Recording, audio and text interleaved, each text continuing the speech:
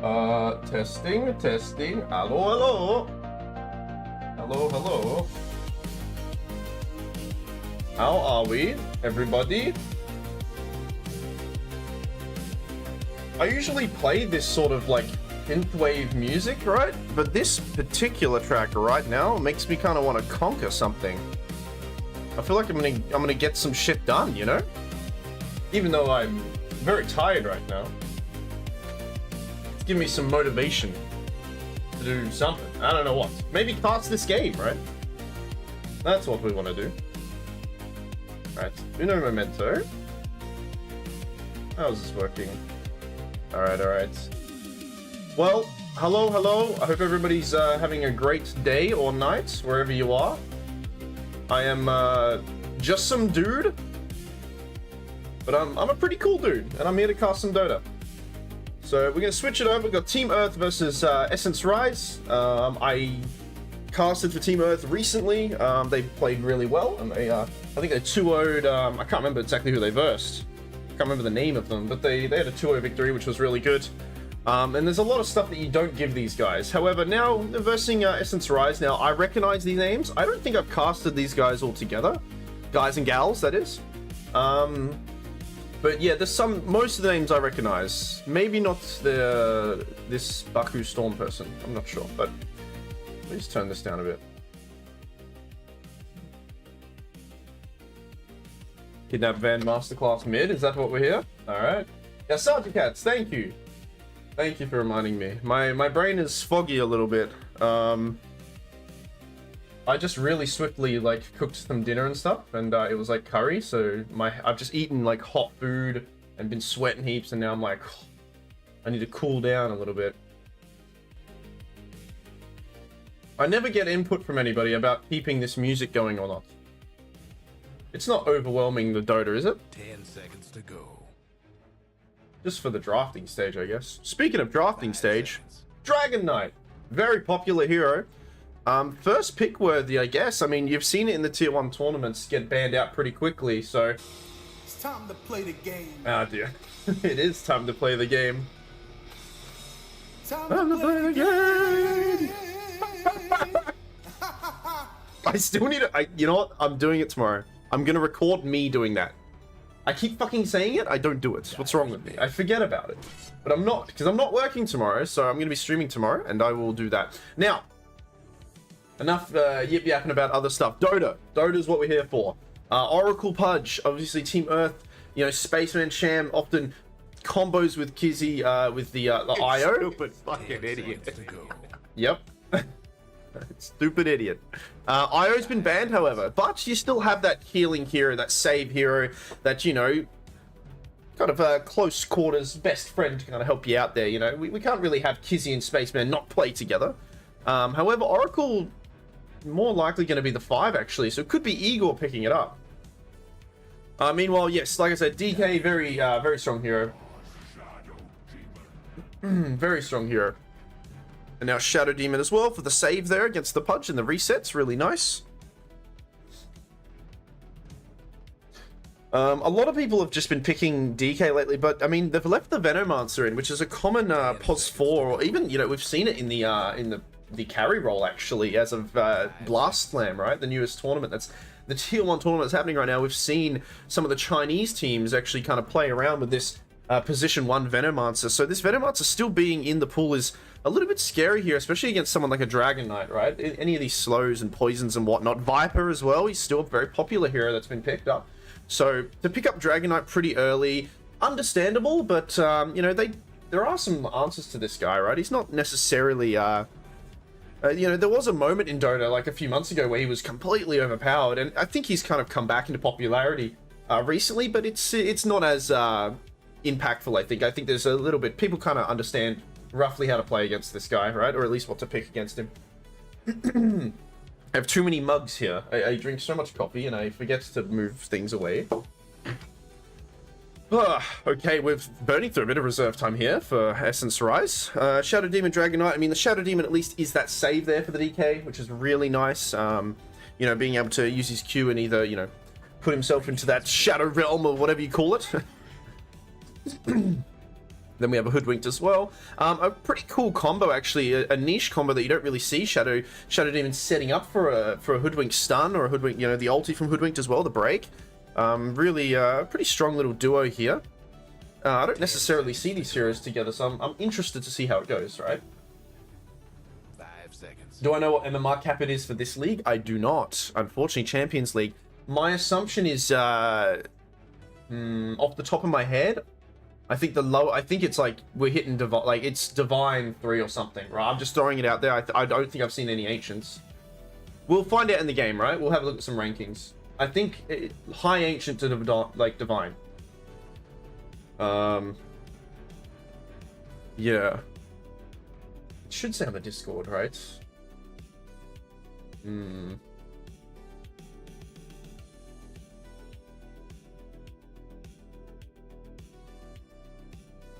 Does it say the MMR range here? No, it does not. Account name. You working Thursday? I am working Thursday. Yes. I'm not working tomorrow, but I'm working. And look, they pick up the Venom answer, right? Why not? Yeah, they've left it in. 10 seconds to go. Team is allowed 1 player, 5.5k, I think. 5 seconds. Does that mean, what does that mean? Like, as long as one, oh, is that like the cap? Is that what you're saying? Dyer's pick. But everyone else has to be below that? Juggernaut. Okay, Juggernaut's pretty good against Dragonite in lane. They might have to move him to the mid lane here. I mean, I think Team Earth are drafting really well. They're quite impactful heroes. They're good against the DK. The Sladar's not too bad. Just thinking how the laning's going to go. They can't... I mean, DK against Jug is a little bit rough. 10 seconds to go. And the Hoodwinked can't really provide much support, right? 5 seconds. I'm worried about this this lane for this DK wherever he goes. He could, I think they might throw him mid. But that means Team Earth get last pick here. What's my MMR? What am I allowed to do this? Am I allowed to play? What's my MMR? I've lost a few games because of awesome reasons. Now, that abandoned was because of internet reasons, alright? Don't even... I have not abandoned in many years, but I'm having internet issues lately. To the point where I just got a VPN and it's not helping. I don't know how to fix it with Southeast Asia. Okay, 5-7, okay. Alright. What the fuck? You're immortal? I am immortal. I cannot die. It's true. I recently became immortal, right? We have it on my profile.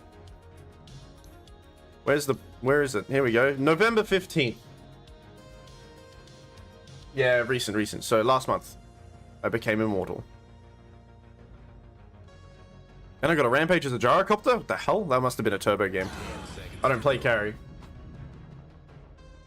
You know what? Actually, a really good way for you to do a little times thing is I came back to Australia from my little hiatus, right? I left the country for about a year. I came back to Australia about this time last year, and I recalibrated a Legend 3. So at this time last year, I was Legend 3. And then I jumped up a little bit after a few months, and then I was fluctuating between Ancient 4 to Divine 2, and now here I am. Yeah. 10 seconds. But, I mean, okay. What's happening here? What are we looking at? We haven't got any more picks. We've gone through the second banning stage. What do we think, guys? I mean, I'm a little bit worried this DK... They'll have to lane him. They can't have him lane against Jug. Radiant's pick. Okay, Puck, that's pretty good. The one thing that they do lack on Team Earth is a little bit of reliable lockdown. A lot of it is, like...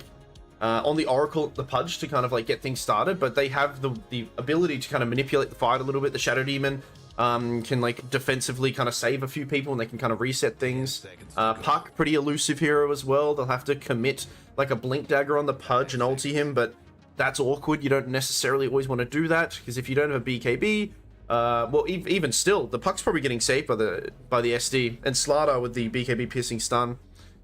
That's a really good Puck pick. So they are going to run the DK safe lane, I believe.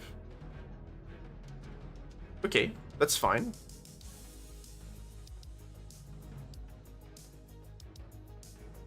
As long as it's not the off lane, it's fine. When I last played Dota, I was gonna say, how long has it been? Whoa, you're not playing anymore? Or do you like play like not like turbos and stuff, like not? Who's it gonna be? Like you play casually is what I mean. Earthshaker, okay, that's a little bit more lockdown. I do like it. It's pretty good against Puck mid because he can secure last hits and harass the Puck. Puck can dodge out some of this damage, but you don't necessarily want to get many levels into your third skill, into the E, to dodge this sort of stuff.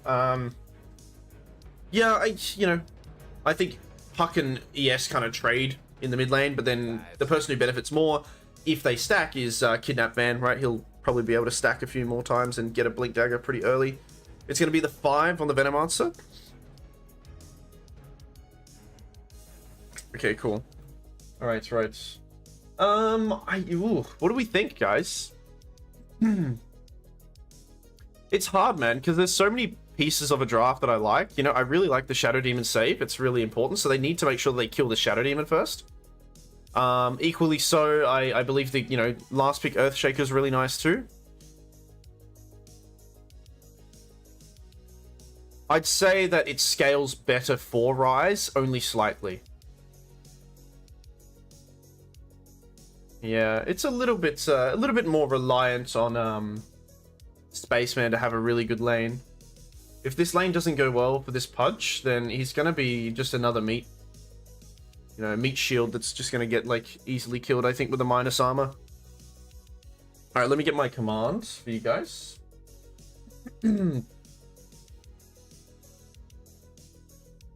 Town center. Go to my Discord, which has a total of 2 people in it, me and my robot that I have. Alright.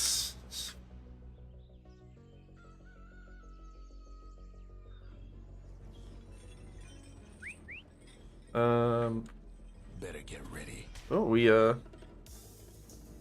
moving, we doing the thing. That's right. Oh, I need to put the Dota 2LA stuff up, don't I?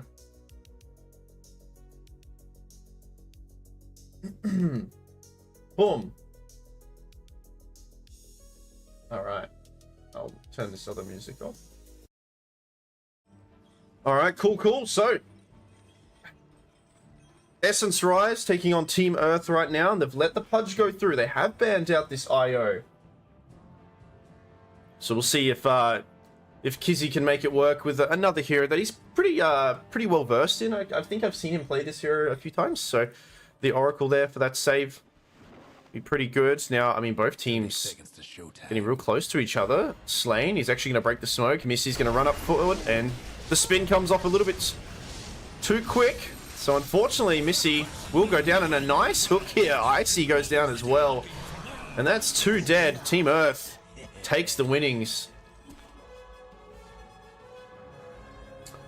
Yeah, I think a bit of a stronger team at level 1, especially on the high ground too. That vision there helping them out. So a good start for them. Oh, the hook, he actually lands it. He will get out of the situation though. A little bit hard.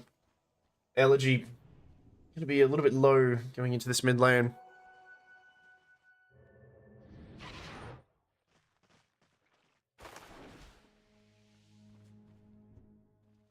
Alright, we will look at some MMR, huh? Divine 2. Immortal. Wow, very cool. Divine 5. Okay, so like High Ancients and Divine, right? That's kind of what we're looking at here. Cool. Alright, so what lane do we want to watch, guys? I mean, obviously I'm going to be jumping between all lanes. I'm just thinking like what lane's going to be the more exciting one.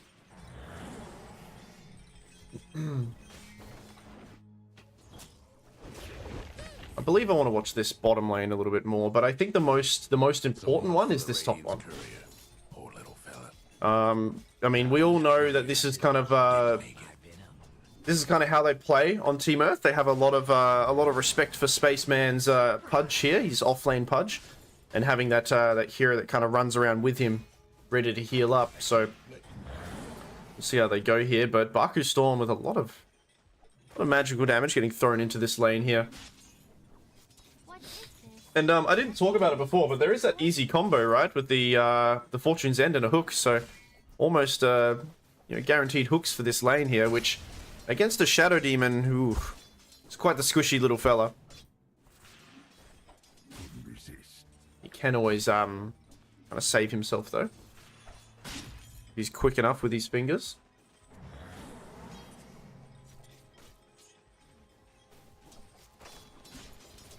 Ten for 7. 7 denies on Juggernaut here. Slain doing pretty well.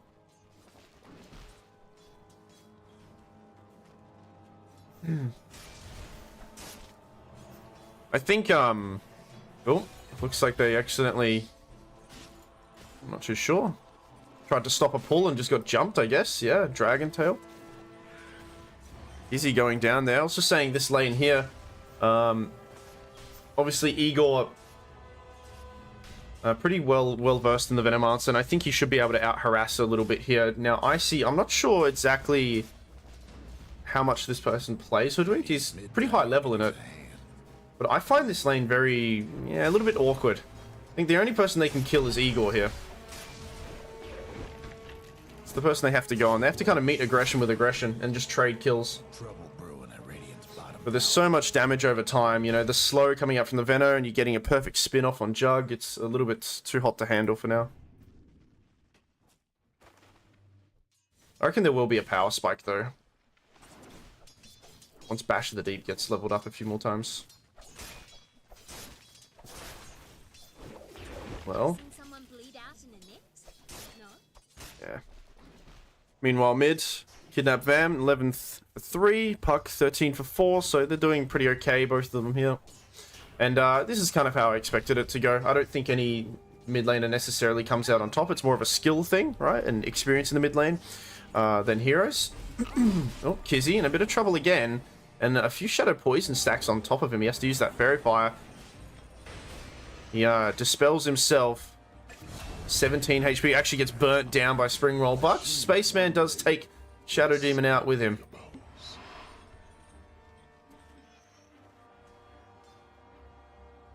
And now, understanding that all they have to do is spit and spin, the double S combo, and it looks like Icy wants to try to pinch these creeps, but I don't know. I mean, he doesn't have any further movement. The Scurry's not leveled either.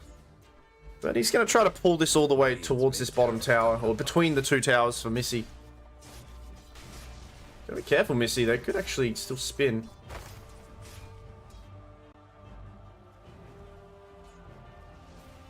Okay, so Icy here.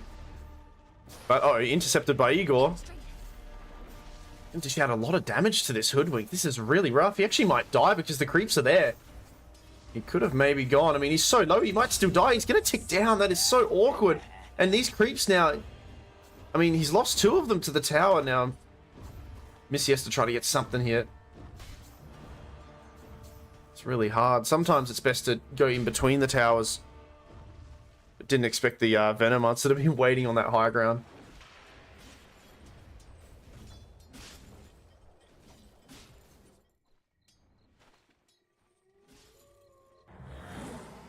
Oh, Kizzy went to go see what was going on for that pull, and I mean, as soon as you walk a little bit too far, and these are not dispellable, by the way, so you can't use that.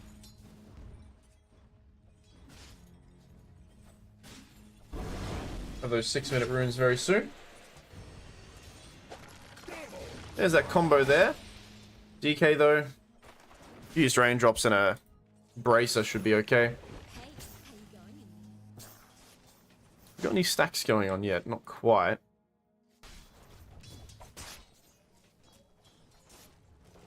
6-minute rune for both mid laners. Pretty important, seeming as they're both picking up the bottle.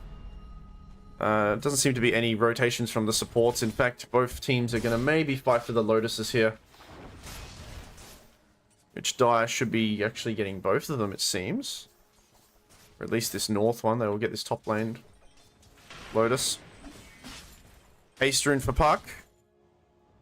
Maybe wanting to get a really quick and early rotation because of it. Has level 6 as well, so Izzy and Spaceman need to be a little bit careful. It looks like Spring Roll will try to pique their interest here, and it does work. He does kind of bait them into this situation. Elegy only caps 1 with the with the ulti, but Pudge actually brings Spring Roll underneath the tower. Kizzy does go down.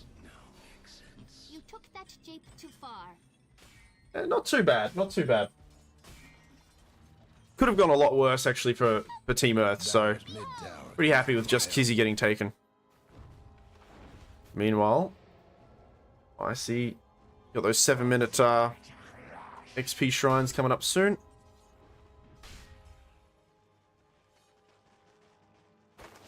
Missy's had a bit of a rough time here in this this bottom lane.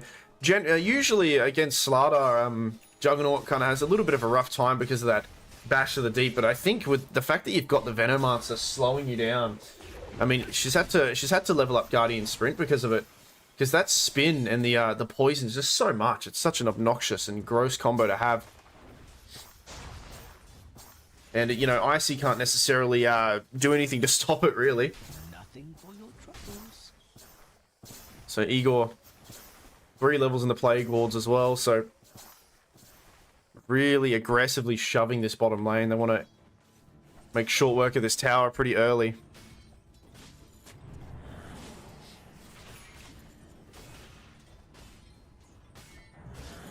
Those 8-minute runes coming up soon. Icy has rotated mid here. Puck, ulti available. Kidnap Van. Stunned up 1 time. Silenced. He's got a bit of health to play around with though, so shouldn't be too threatened. But the illusion rune is safely secured for the Puck.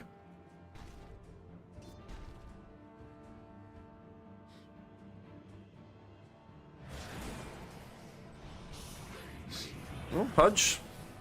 Ulti is available, and yeah, since he already used that disruption, he can get it off for most of its duration, healing up a lot, but there's actually a lack of damage from both sides here. Both of them do a lot of damage over time, but the self-sustain is a lot.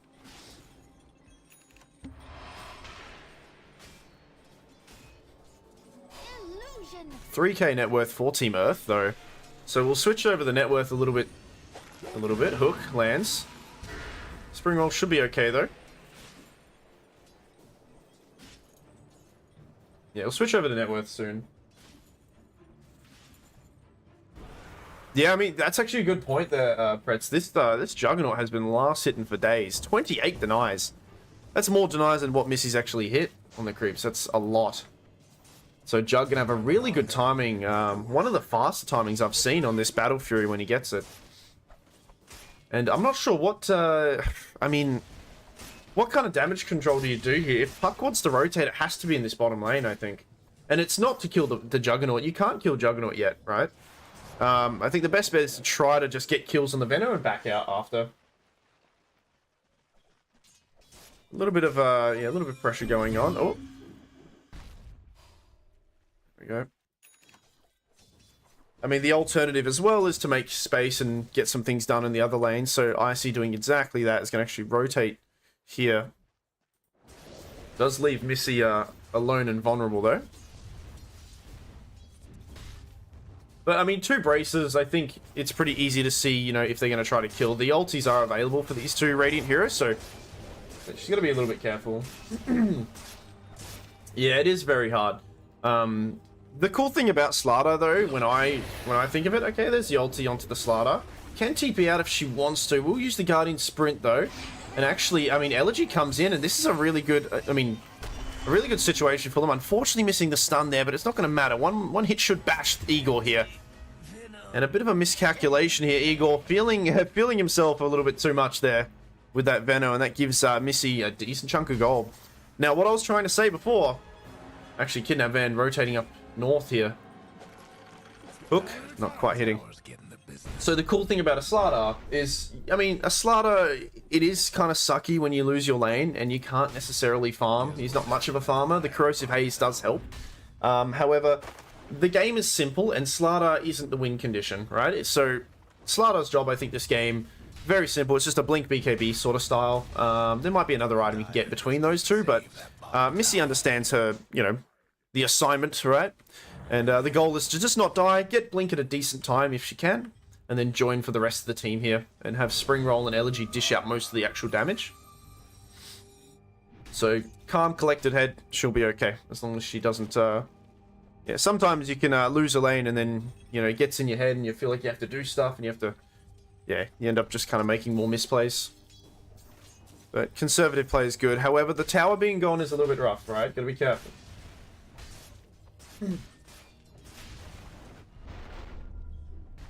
4K net worth. It's a pretty low scoring game right now. We're going to have a switch over to the net worth here.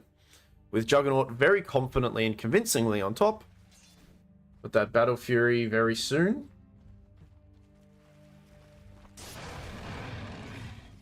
Yeah, that's true. Regeneration. Dire's mid tower won't last much longer. Gonna start pressuring this mid lane here. Igor denying his ward as well. Very annoying.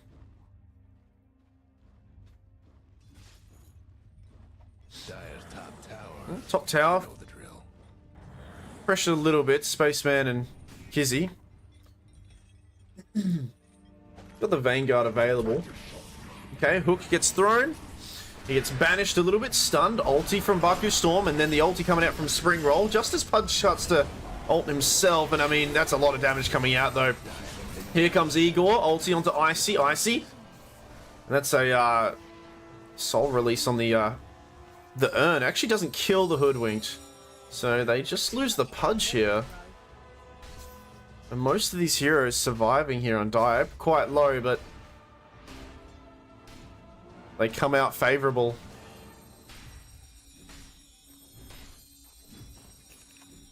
And Missy joining as well, knowing, you know, there's no real point trying to lane against the Jug now. One ulti from the Jug and a spin and just probably going to die. Could use a little help. So we'll be up here in this north lane.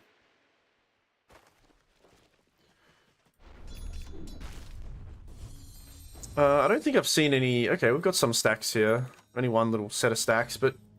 Oh, there's another one here. Despite there not being that many stacks, it's still going to be a pretty okay timing on this Blink Dagger for the ES. We're about to hit those 14-minute second set of XP shrines. The Dire might want to mine their top tower. So we get a smoke from Essence Rise here. I'm not sure if it was seen by this ward. Dire's top tower's getting beat down. They're going to move up top. Got me scrod. Pudge and the two supports here pressuring this tower. There's a TP out from the Oracle, and it looks like because Kidnap Van has been found mid, it looks like he ran into the smoked heroes, unfortunately. So he'll lose his life there.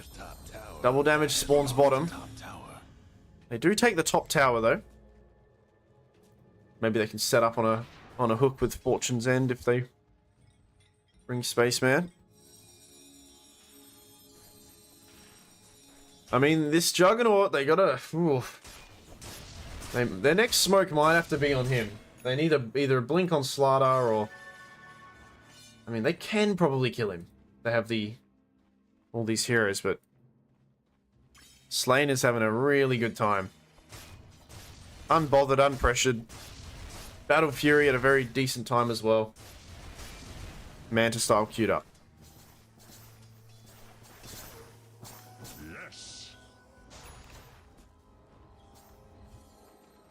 Set of stacks here. I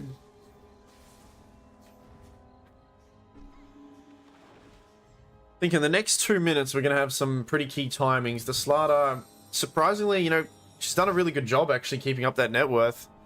Despite, you know, being really, really heavily pressured in that lane, not able to get many last hits. So she'll still be able to get this this Blink Dagger soon, but one person who has it already is Kidnap Van. And they will smoke 3 heroes and just swiftly go past Icy here. And they want to find a juicier target. Baku Storm is available, but ideally it'd be someone else. However, they will reveal the Blink here. Stun. He's going to banish. TP's coming in. Elegy with a triple ulti, but I mean, instantly Kidnap Van just throws down the Echo Slam. And Puck just really quickly regrets that decision. The Echo did so much damage just taking out this Puck. 1000 HP is not a lot to have right now. And they've turned it into 2 kills, and now a pressured push here onto this top tier 2 tower. They have the siege creep still as well. So Team Earth feeling pretty good. 5k net worth ahead. And all whilst Juggernaut's farming, by the way. They're doing this with 4 heroes. Dire might be pressured to get something else done. Looks like Jug's actually going to head towards mid. They'll smoke again. Alright. They're going to give it another go. Stun onto Igor, but Igor, the ulti comes out from Kizzy, so he'll instantly get saved, and now Missy will go down. The Venomancer ulti's pretty big as well. It lands onto a few heroes. Kidnap Van does lose his life. Break onto Spaceman. The rest of the heroes of Dire are dishing out enough damage to take out some of these heroes. They've taken 2. Now it's just the 2 supports here. Icy bites the dust. He goes down. So they'll take 3 heroes. It cost them a bit though. Ultimately, a nice chunk of gold for most of these Dire heroes here. The Venomancer ulti is just so annoying. The slows are very obnoxious. You don't really have many basic dispels coming out, right? Unless you get BKBs on the cores. So. Guess what's happening to Dire? Oh, Spaceman. He's hungry for something. Blind hook doesn't land though.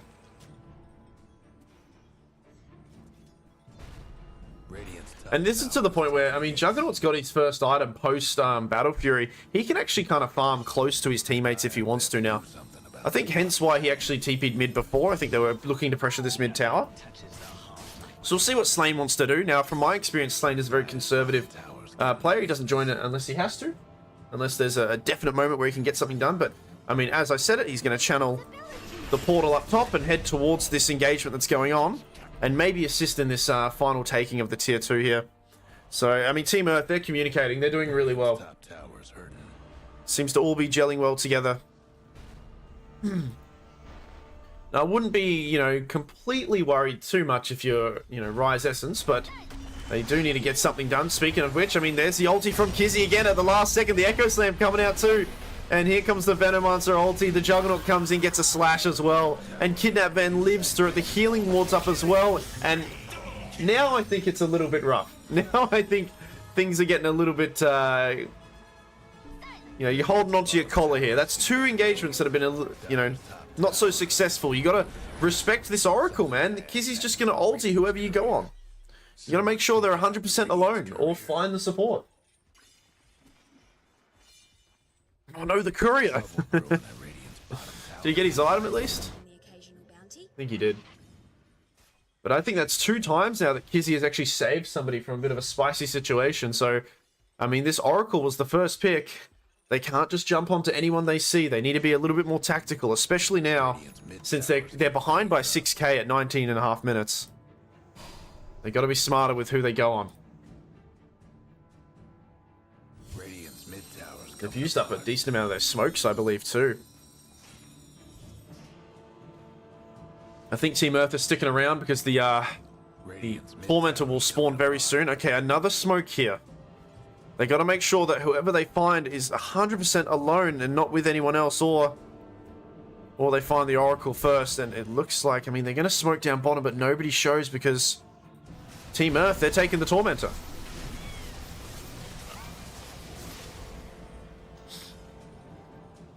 Shard going to Veno. Oh dear, this is... Oh no, they're going to smoke themselves as well and come through here. I don't think either team knows where each other are. Kidnap Van, he's going to break his smoke. Missy sees him. Stun doesn't quite land, unfortunately, but the ulti coming out from the puck is there. Silence as well. Do they have enough damage? There it is.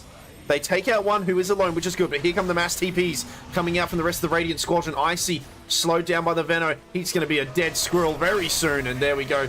They pull the plug on the rest of the Die heroes. That's okay.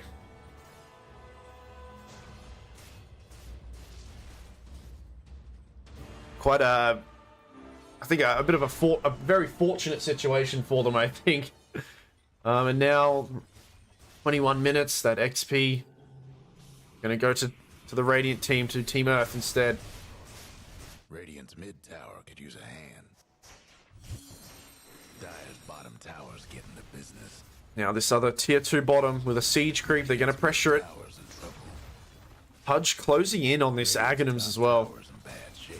which is huge against heroes like DK. Something about that bottom tower. He's finishing off a blink. Does have a queued up BKB just in case. Blown to bits. No breaking down the radiant structures like this.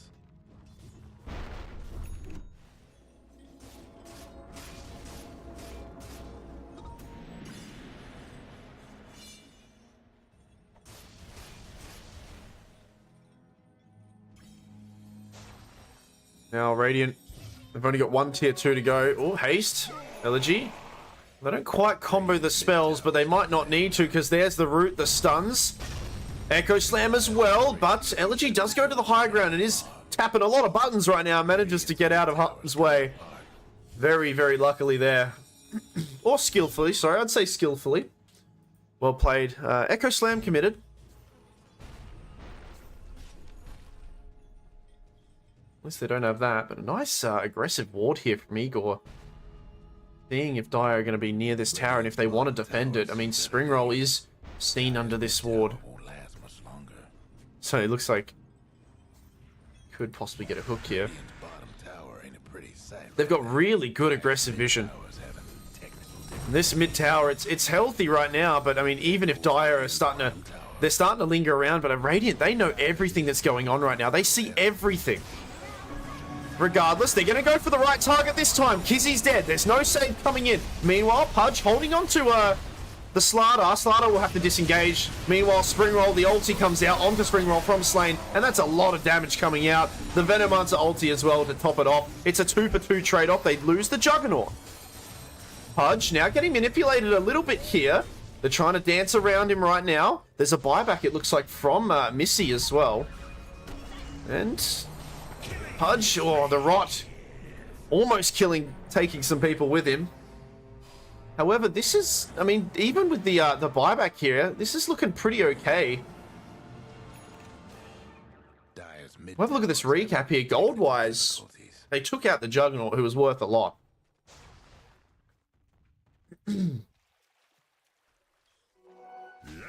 So that was, I mean, even still, they took out the Oracle first, right? They had to do that, which was really well calculated. They obviously communicated since the last few fights. Take out the Oracle first. That's the save. You got to go for it.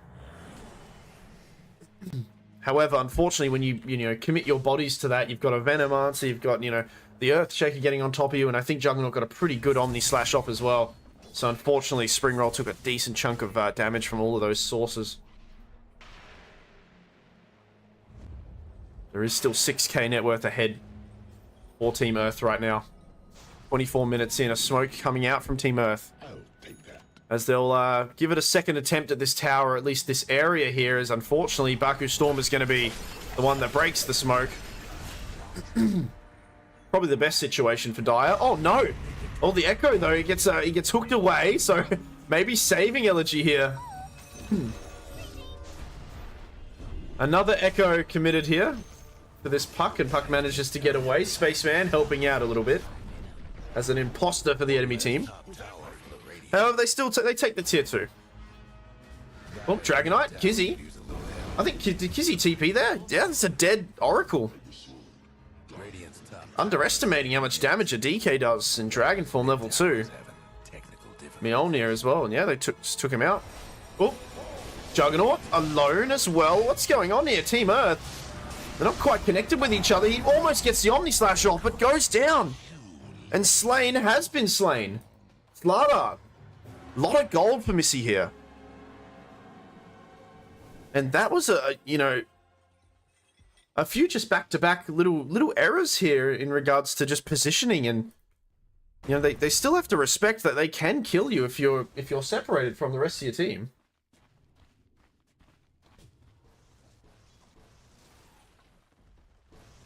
Although they have lost all the towers right now, and it's certainly not out of this they're not out of this game yet. It's only 2k, and the kills are only one. There's only one death between, difference between these two teams. And now, Kidnap Van, his net worth's dropped below the 2 Dire cores. Illusion. This Puck, Parasma completed. Slardar gonna go for the Ags. And now it seems like it's Dire's turn to put their foot on the gas in an aggressive posture here, as they've got some pretty good deep vision into the south side here and into the jungle of Radiant. Roshan top for 3.5 minutes. Not sure if they're waiting on a certain item from somebody. I thought DK was close to getting the BKB, but he's actually gone for a Shadow Blade on Spring Roll. Not necessarily something you see a lot, but I don't mind it actually. Just being able to really get that extra vision and be able to see the hero that they need to pick off, which is this Oracle. However, I mean, they're going to have to do something soon. There's a scan that comes out, so they know they're doing it. Kizzy going to hold up onto the high ground here. Baku. They do see him. They got to go for him, though, but it looks like, oh, the Echo Slam intercepts the entire engagement here, and they're going to lose 2 heroes very quickly. It's way too late. Spring Roll, the Omni Slash is huge. The hook comes in, and they just reacted way quicker. Kidnap Van with a nice Echo Slam onto 2. They were looking to see to take out Kizzy, but I mean, Pudge blinked in as well, and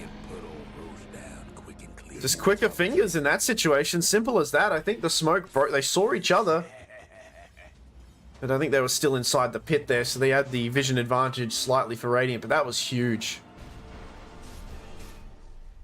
A lot of damage from these heroes, and the Omni Slash to finish it off too. 7k net worth. Juggernaut has that Aegis now. Butterfly completed, and they'll start knocking on the front door of Essence Rise. So they might have to let this Rax go. Dire's mid tower won't last. Them Dire buildings are tough as nails for now. Guardian Greaves as well on the Venomancer, just the aura build there. Mid tower's having technical difficulties. He could still blink onto some heroes. They gotta be careful. A moment of silence. Even they killed the courier. No. Dire's mid ranks. It's gone. All right, mid Rax is gonna go down. Getting swamped. Pudge. Oh, jumps straight in onto Icy. Icy melts down eventually. Missy does come in as well, but she has to disengage too. That rot with the Aghanims is just too much here.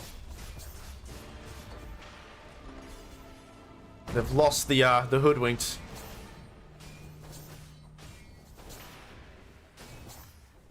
"30 seconds without Icy."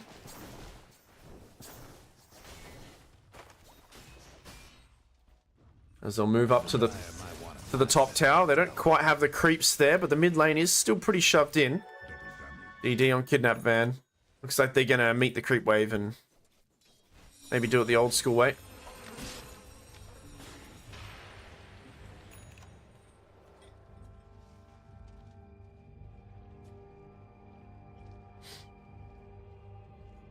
I mean, despite that last fight as well, I'm pretty impressed by Elegy and Springroll for being above these other cores on Radiant right now. I mean, their scores are not too bad. They just need a little bit more time. I think the BKBs are really, really big. Now, obviously, they have BKB piercing spells of the ulti from the Pudge. The Juggernaut Omni Slash is really strong too, but most of this other magical damage, it's kind of like damage over time, it's going to be negated a bit from these BKBs. Speaking of which, though, I mean, we don't have one on DK yet because of that Shadow Blade pickup. Slardar still a little bit away as well. Well, oh my god, Spaceman, he blinks in to dangerous territory. I mean, Missy says, no, not this time, I'm not going to try, but, I mean, the Dragon goes in too. The Omni Slash onto these two heroes. They're strength-based heroes, they've got health, but that sword will slash through it anyway. The net worth difference is too big. Level 20 here on the Jug. They decide to fight even though they lost that Shadow Demon. That is rough. Echo Slam, why not? Elegy in a bit of trouble. One more hit. There we go. Slain slays the dragon. Or the fairy, I guess you could say. The fairy dragon. And yeah, I mean, Megas are definitely confirmed here, if not the actual game.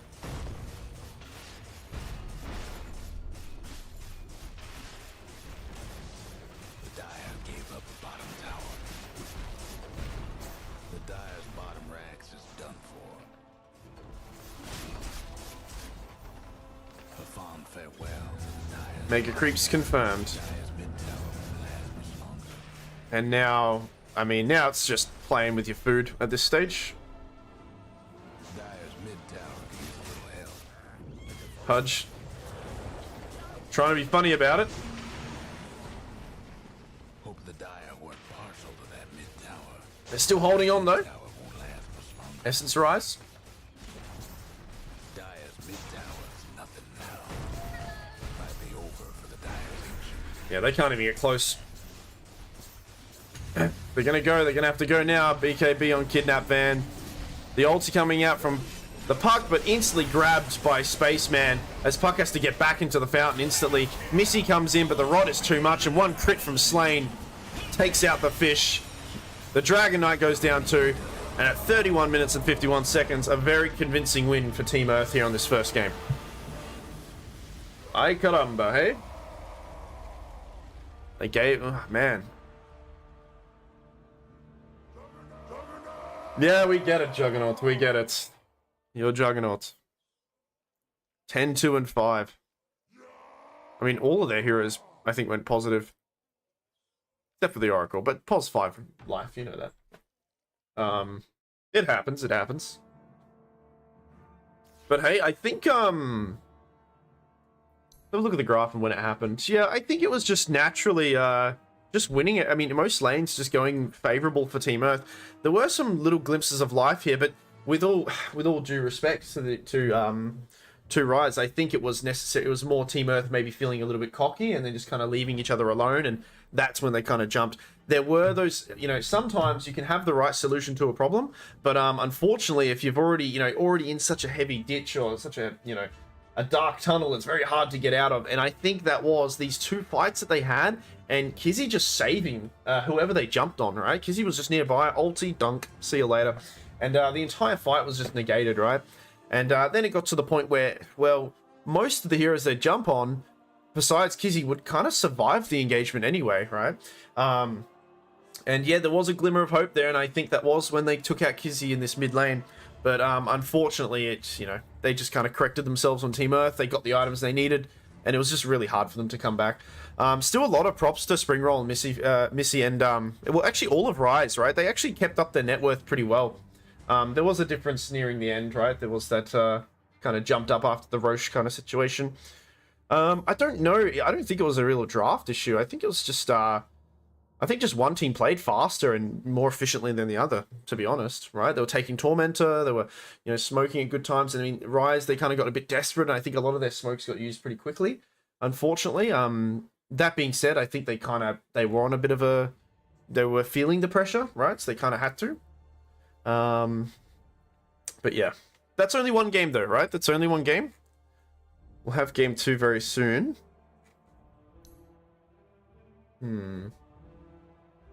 Yeah, hard game, right? And like I said, the Veno pick, man, it's so rough. They picked a DK first, right? And Veno just, yeah, Veno gets picked up. And then, like, even the Juggernauts, they couldn't really run him off lane if they wanted to. I don't think they were going to. I don't think it was ever the thing, but they didn't even, yeah. This Veno pick, man, it's just so good, this hero. He's just so popular lately. I'm not sure why they didn't consider him against these two cores. They just kind of get bullied in lane against him. Unless they have a very, I don't know, like, who counters Veno in lane, like, as a support? It's kind of hard to, like, name a hero these days. I play support as well, and I'm trying to think. I don't think there's many heroes. He's just really gross. I played a Jakira the other day, and I thought that I could keep up with a Veno, but I couldn't. It's really hard. I think they made it, yeah. Maybe needed to swap things around. Anyway, whatever. Yip yapping done. Who cares, right? Game 1 out of the, you know, it's in the past. It doesn't matter. Game 2 coming up very soon. I'm just gonna have a bit of water, okay? And we'll come back very soon for game 2 of Team Earth versus Essence Rise, okay, guys? So just be right back.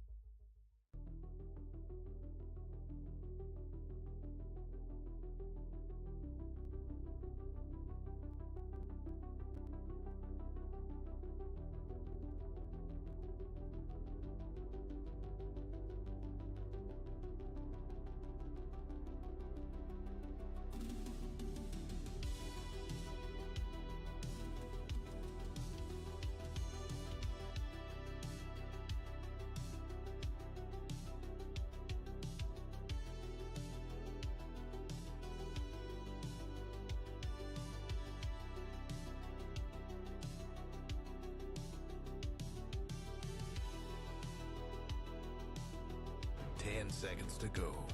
Radiant's banned.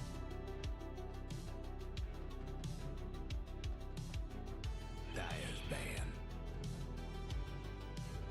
Dire's banned.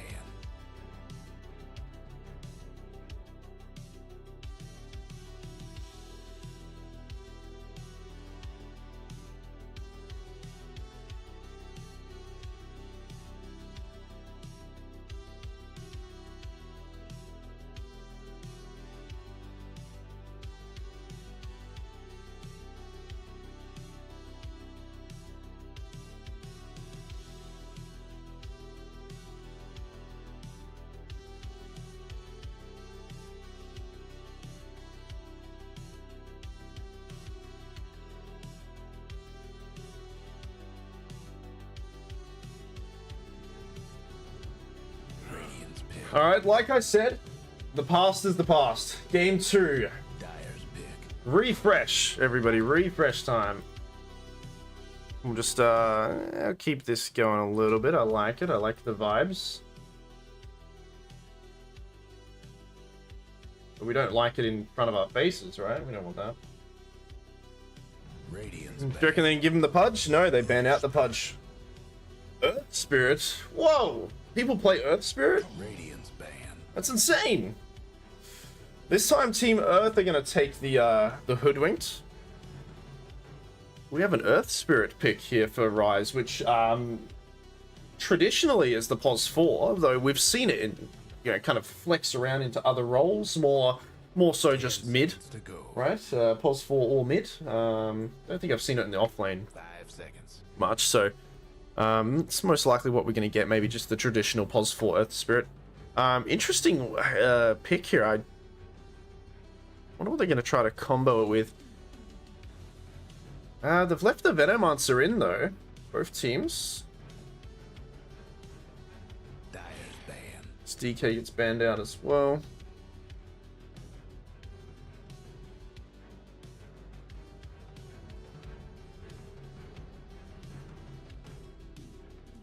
See what kind of approach they go for. They've kept the same side, so both teams To go. remaining in their areas that they were battling, right? Team Earth on the Radiance, and we'll have Dire occupied by Rise. What are we gonna do, boys? What are we gonna do? Dire's pick. Oracle ban out. So a few respect bans here, right? 3 of the heroes from last game are banned out, right? From Rise. Towards, sorry, Team Earth. So technically from Team Earth.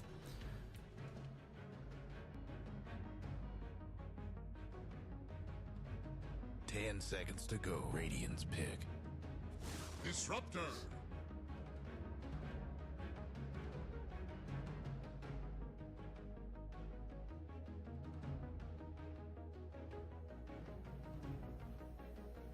Go for a Disruptor as well. 10 seconds to go. Disruptor, pretty popular hero. Not too bad against the Hoodwinked to give that vision out with his kinetic field. Seeing the tree lines.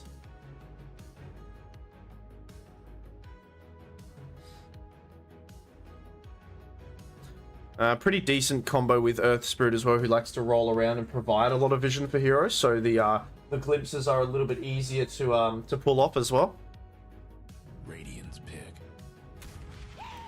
Snapfire.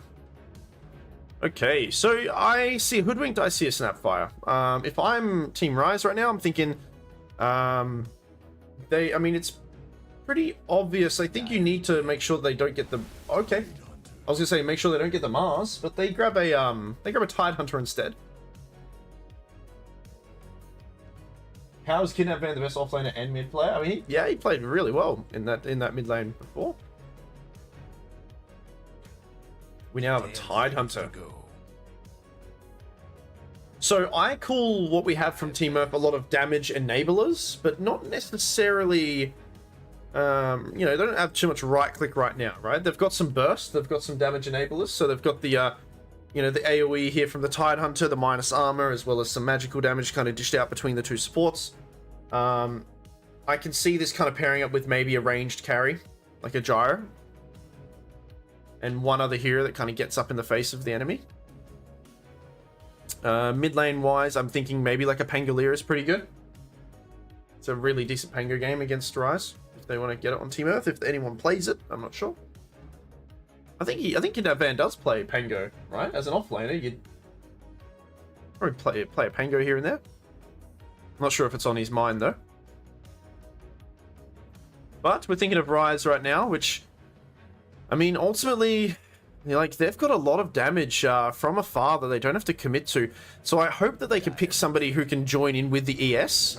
Or, okay, that's fine as well, yeah. So I was going to say, someone who can join in with the ES or help kind of disrupt a lot of these spells coming out for a little bit of time. They'd go with Silencer. The Silencer's fine. However, they are lacking a lot of damage right now. There's a lot of nothing going on in regards to the damage department from Team Ryze.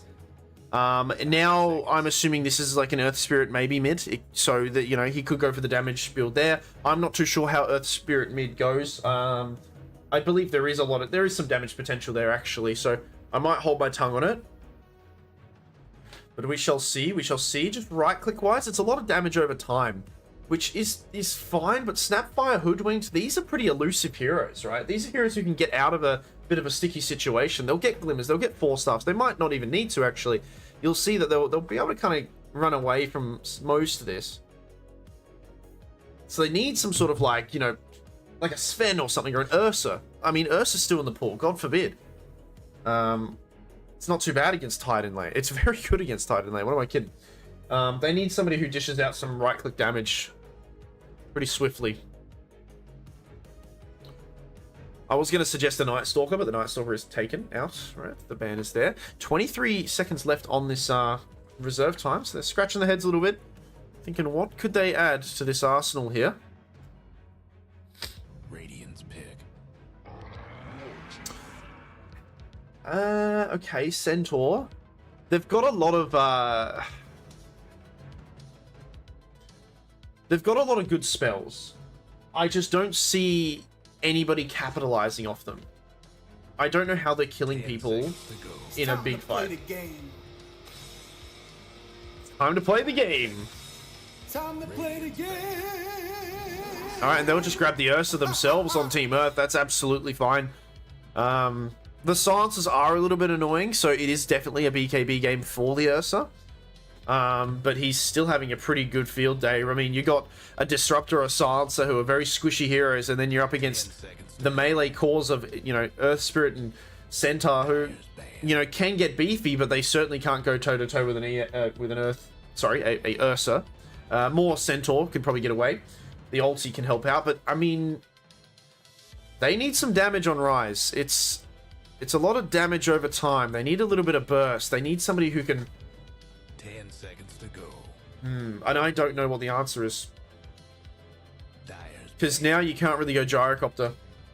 Because Gyro sucks against Ursa, or is not so good against Ursa. Maybe a Drow, but even still, you know, you've got the saves for the Drow. It's actually not too bad. It's not too bad. They could go Drow. 10 seconds to go. If the Centaur gets the Aghanims and saves the Drow, it's not terrible. They ban out a Visage. Radiant's pick. Meanwhile, I mean, Team Earth, it's pretty obvious that it is the Earth Spirit mid, I believe, right? With this pick.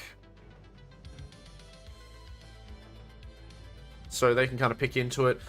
They could pick somebody who can just connect well with heroes. I mean, if Quap is still in the pool, I'd suggest Quap. I mean, seconds to go. like, sure, the Global Silence is a little bit obnoxious, 5 seconds. but she get BKB too. Even OD to stop someone from getting glimpsed back, right? Does that work like that?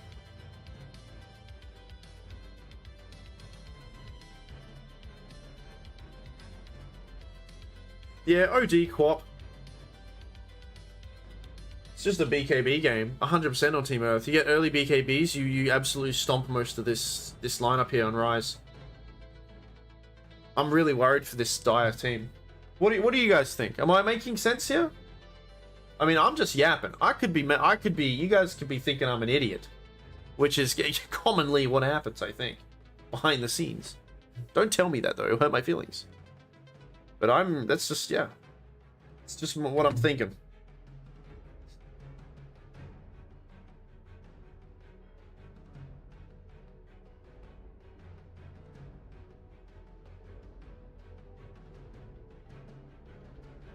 Bit of time to ponder on it. Yeah, I mean, I still think, like, regardless of the silences that they have, I think Quap is fine, OD's fine. Witch Doctor, what? Okay, they're going snap mid? That's fine, that's really good. Actually, I hope they do that. I kind of hope they make this a Snapfire mid. Unless this is a Witch Doctor mid, which is kind of wild. 10 seconds to go. But Snap mid against ES, I think Snap comes out favorable 100%. They already know that it's the ES mid, most likely, right? Meanwhile, these guys, they need some damage, dude. They need some sort of... They need a right-click damager. Muerta, okay. Okay, I didn't think of this hero. Drow was good. Muerta's pretty good too. Yeah. That's probably... I think I'd still rather Drow. Oh, okay, hold on. Spaceman. Oh, it's an offlane hoodwinked. Huh.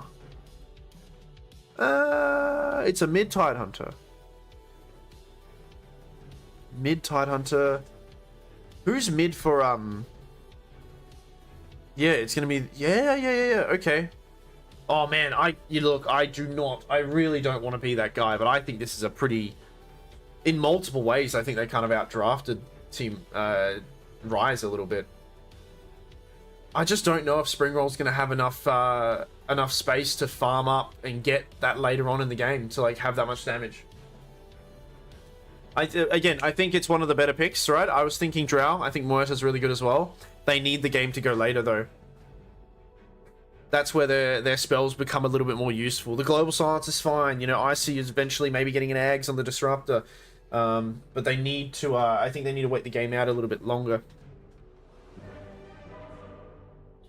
I guess they could run at them early, right? Unless, you know, obviously you have your preference of when you should be strongest. But I mean, if you win every lane, you dumpster them and you keep going.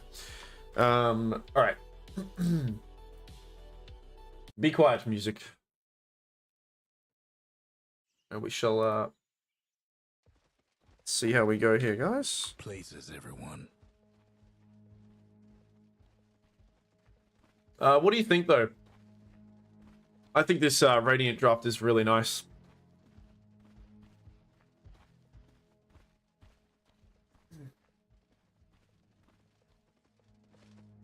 But now we have an offlane hoodwinked, which is a little, you know, still build he goes for. Gonna be up against the Muerta, which the problem that I have sometimes with, well, not sometimes, all the time with offlane hoodwinked is obviously, you know, Spaceman, he plays the hero, he knows it well, but this hero really does not deal well with like a pos 5 getting how do I explain this? Like confirmed spells on them. There's another way to say it, but what I mean by that is Disruptor is getting his Q onto this this hoodwinked. It's not avoidable.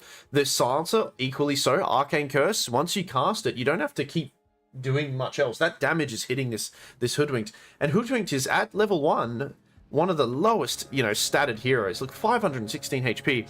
She's got to be careful not to, you know, cop a few of these spells. Another one equally so, dead shot, right? Enough dead shots and enough hits from the Disruptor on this Thunderstrike. It looks like the Disruptor is going to be in the off lane though. Speaking of Disruptor, Icy, unfortunately, will go down. But I mean, Baku Storm as well as, is it Baku? Yeah, Baku Storm and Springroll, they can, I think they can just keep the mana up and just keep harassing this this hoodwinked. I don't know if Snap can really discourage it, because you don't have to commit so much.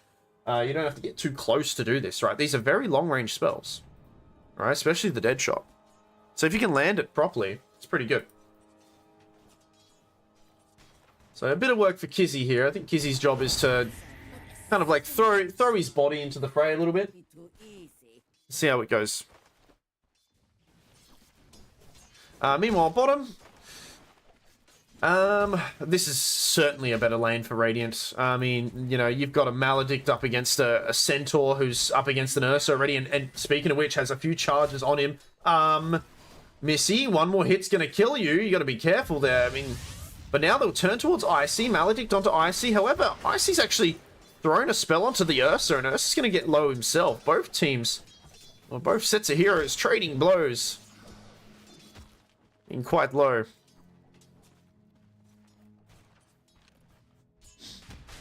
Meanwhile, we have the very, the first pick on Elegy going for the Earth Spirit, and now Kidnap Van with the mid Tide Hunter. I don't know how this goes. My assumption is Tide Hunter has a bit more of a fun time. Yeah. This is game 2, Zach. Game 2. Between Essence Rise and Team Earth. Team Earth taking the first game. What is that, Courier? Huh. It's awesome. I love doing a little bit of Courier reviews, you know? Got the seal. What else we got? I don't want to miss any kills. The tree with a treasure chest on it. The little faceless void Rex. A dragon looking thing. And like a gremlin guy riding something. A crab? It's awesome. Yeah, we love looking at the couriers. They're great. Good to hear from you, Zach. Hope you're doing A-OK, brother.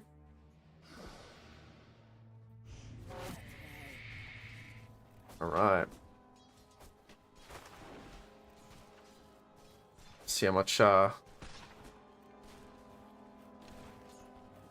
we lost. It's 10 to the 7. Yeah, this is a little hard. I think this is worth getting oh, actually. Oh, nice early rotation from Icy. Takes out the Kidnap Van in this mid lane. Oh, Kizzy wants to go for the courier, but might trade away their life for this. Getting a little bit greedy there, and one more hit should do it. It looks like Spaceman just finishes it off anyway, but he takes his own courier. So a courier for a courier, as they'll trade them off. Just as we were highlighting and loving them, they both die.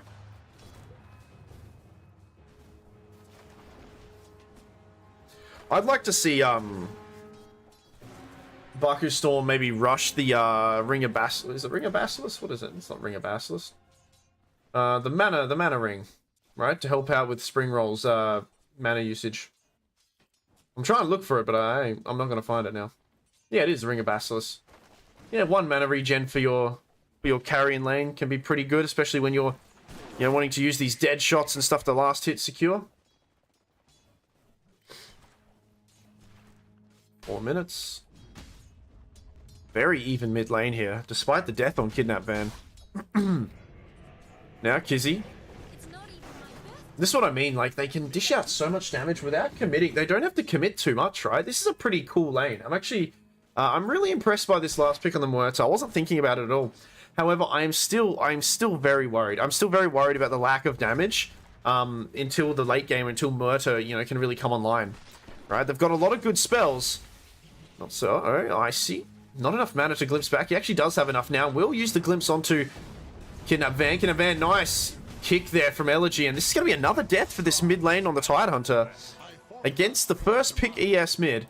Now, a lot of that is because of Icy's rotations. And I think this is absolutely the best thing that you can do. There's not much winning this bottom lane here. You're up against, Witch, like I said, Maledict and Ursa against Centaur. They're Centaur's two, worst enemy, right? these two heroes. So Missy just playing it pretty safe, similar to last game, right? And giving some space for Icy to kind of rotate pretty early. And speaking of rotations, we do have Elegy comes in onto Kizzy, half HP, and that's a lot of damage coming out from the ES pretty early with that first ulti there. Baku Storm gets the last hit. Now, I was saying before that, I was a little bit worried about their damage, but I mean, the mid-Earth Earth Spirit is something quite interesting and fun to watch in that department. It's a lot of magical damage, at least, coming out, and Spaceman's going to lose his life as well.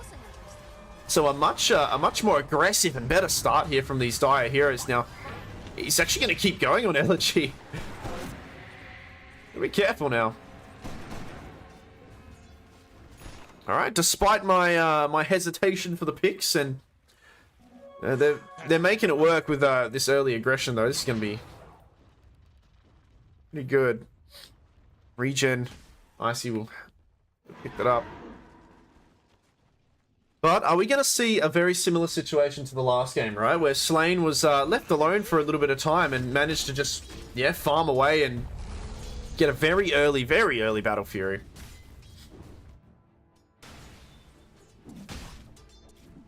Seven minutes, the XP shrines soon to spawn. And this is going exactly how I thought it's going. I mean, actually, Spaceman's doing perfectly of keeping up with the last hits, but eventually, these dead shots, as well as the Silencer's curse, it's going to be too much for this little squirrel to handle. It's going to be way too much. So we'll see if there's any stacks getting done or anything. Will be the 7-minute shrine. Each team going to respectfully grab their own shrine there. Give some XP to the supports. Earth Spirit has moved down south and the creep wave will spot him. Okay, I mean, Igor gonna throw the Maledict on him anyway. I mean, they can wait it out all the Tidehunter. He's got his ulti and it actually lands on the two heroes, and that Maledict is gonna burn down. Actually, Slain gets the last right click here. Not expecting that that TP in from the Tidehunter in the tree lines, and yeah, that's a death on the mid lane Earth Spirit.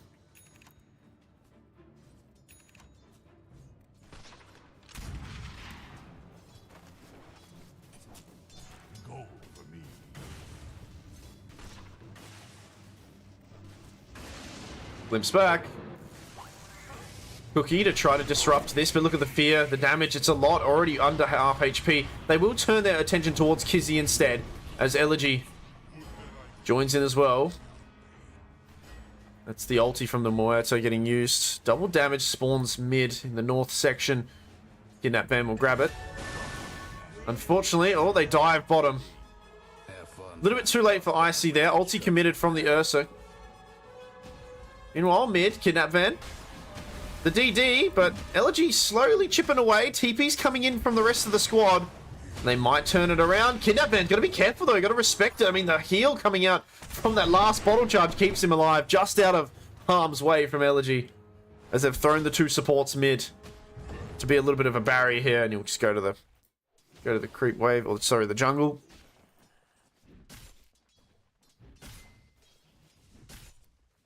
$1K for Team Earth.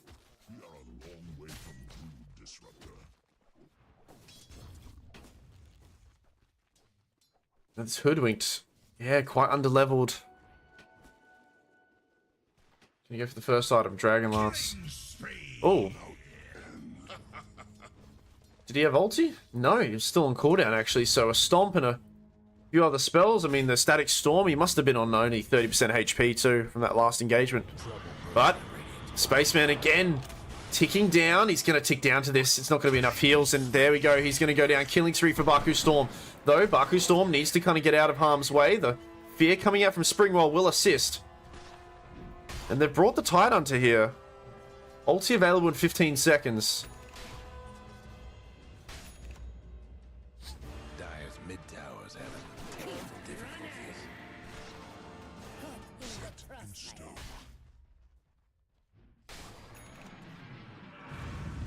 Well, Centaur has to ulti out of harm's way. Ursa has used his ult again. The Glimpse is ready, level 3. No TPs from Radiant, so Slain can get Glimpse back, but they need a bit more backup here. These heroes might not be enough to kill him, especially with the Centaur being so low. However, Spring Roll does come in. There's the Glimpse there, and can they kill this Ursa in time? The silence, the dead shot, it lands. A few more right clicks should do it. There we go. Igor comes in, too late though. The cast wasn't quite enough to discourage that. As that's a nice kill onto this this Ursa again. Meanwhile, Elegy caught out. They use the Ravage for him.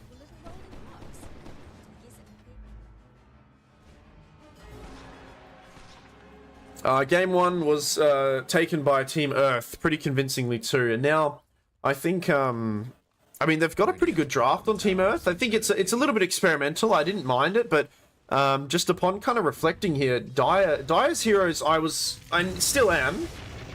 Silence used, Eagle down here. Yep. Dire's heroes, I was going to say, lack a little bit of right-click damage, but with the Spring Roll picking up the Muerto at the last minute, it kind of has neatly tied things together. And actually, in regards to just like killing people, they've been really just in the face of these Team Earth heroes.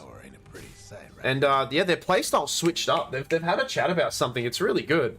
It's really cool to see. You know, the mid to late game is, you know, more so mid game. I think mid game is a little bit hard, but what they needed to do on this Dire team is just not crumble under the pressure in these lanes, right, during the laning stage. And they've not done that. They've done the opposite. They've actually just completely, yeah, I don't know. They've had a weird pep talk or something. They're playing a lot better right now. It's really cool to see. Obviously, they've got some pretty good poke at you heroes. I did highlight this north lane, you know, hoodwinked up against a Muerta with these dead shots as well as the silencer. She's not going to win it. Missy, ulti, used, they use every bit of restraint to hold this centaur down. And they will kill him. 5 for 9. Dire's top tower, you know the drill. They'll move towards the top, but the trade is better for the mid lane, at least, you know, if you're Dire. The Dire might want to mine their top tower. Dire's structure's looking fortified. Switch it over the net worth now, actually. Dire's top tower. So Muert's at the top, but the rest of Radiant are up there too. Dire's got one last top tower. Radiant's mid tower's getting the what for? Smoke? Oh, I'm not sure if it was seen. I don't think it was. Radiant's mid tower's getting back. As we have a global silence ready to be used. And now that they've seen Kidnap Van did TP mid, they can absolutely take an engagement here in this top lane. And I mean, Spaceman's had such a rough time. He's died a few times, so he's got to be careful of his splash damage. Kizzy will tank most of it though. And the glimpse back, he does land it on him, so Spaceman also trying to scurry away. The blood grenade thrown as well. The vessel, but stays alive. Turns around with an ult. Oh, wow. It's a lot of damage, actually, onto Baku. Actually holds onto Global Silence, though, as well. It's pretty nice. They can keep going if they want.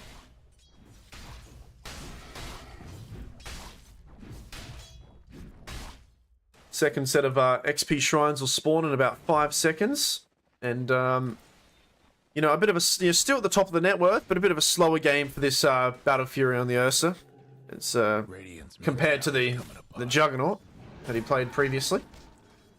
Speaking of Ursa, though... He knows that they're coming, though, because there's a ward up in this top area. They must have seen the rotations coming through. And as a result... Actually...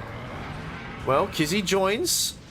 Elegy, Shield Rune, they're going to kind of split up their targets for now, and unfortunately, I mean, Icy gets a nice silence and throws Slane back and takes him out pretty low, but I mean, they're too busy chasing onto Kizzy right now. They will take Kizzy out. Kidnap Van, ulti is available. Shield Rune on Elegy is going to run out soon. They actually halt. They halt the roll, the Global Silence, to try to stop this potential Ravage from coming out. Stomp doesn't quite land on anyone, unfortunately, and now Kidnap Van, he's in a bit of problems. Bit of miscomms. The Ravage might have to be used, and he certainly will be used. It does land onto 4 heroes. Witch Doctor ulti finishes off Elegy. Not before Kidnap Van goes down as well. And a very, I won't call it sloppy, but a very discombobulated fight from both teams there. Radiant's top tower's in bad shape. Everything happening everywhere. Ursa quite lucky to get out of that situation, as it looks like they chased the Snapfire, but he got a really nice glimpse back on the Ursa.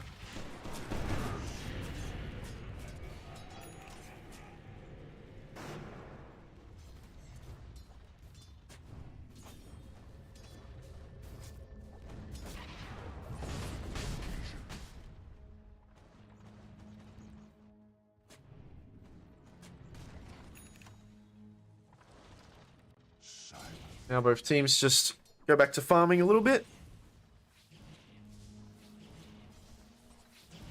Might have a Blink Dagger on Disruptor soon. It's not queued up. He's actually queued up a second wand or another magic stick. One for each hand, you know? Pretty cool. Drumsticks. Dire's top tower's getting Meanwhile, Blink Dagger's still a little bit away from the Centaur. Force Staff with the Silencer. Muerta farming up pretty well. Gonna go for the first item of the Hurricane Pike, which I don't know. I mean, Hurricane Pike is a very essential item for Murta. I think there's going to be, I mean, as a result, there's going to be a pocket where she is going to lack a little bit of damage. I'd like to see maybe finish off the Maelstrom first, or at least get something else. But we'll see how it goes. ES has his Blade Mail finished. Ursa with the Battle Fury, soon to be Blink as well. Queued up on Tidehunter. Oh, they'll find Icy. Global Silence actually committed to this to try to save Icy, I think, or at least. But I mean, unfortunately, yeah, they're just going to lose both their supports. Global Silence down as well. They lose nobody in return, and this is a good window for Team Earth to potentially pressure this this mid tower here.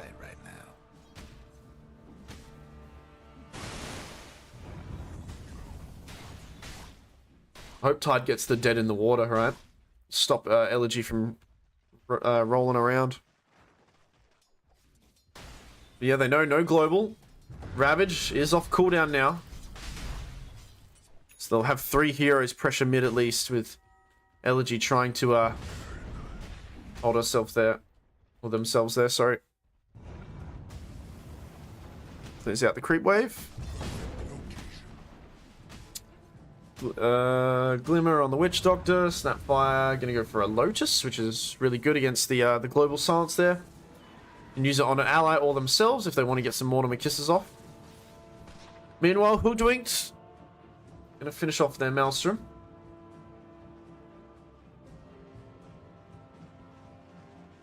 Very close net worth. 18 minutes in, 8 to 12.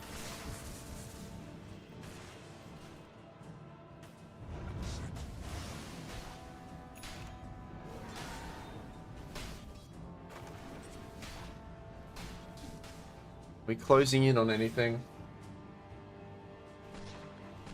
Few Blink Daggers coming. I mean, Ursa has his. Same with the Centaur. Global Silence is going to come off cooldown in about 14 seconds. So, I mean, Radiant, they used. It looks like they used this opportunity just to farm up a little bit whilst Global's on cooldown.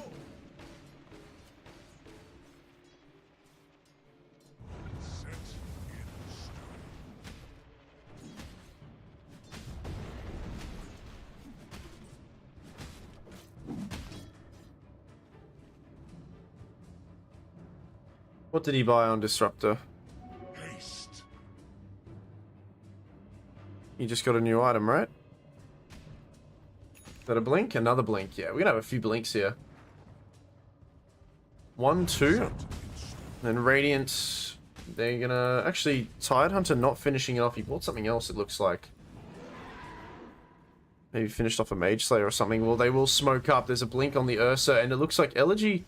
Haste Rune does run out. This is not really good. Can you get in front of him before he can push off? Yeah, I mean, there's the... Yeah. Didn't get the blink because he went ahead and got the shard instead. Really counters this this mid ES. The whole game... the whole way that ES plays now is completely kind of negated almost. It's a very difficult way to, you know, game to play now. Hang on to that mid tower.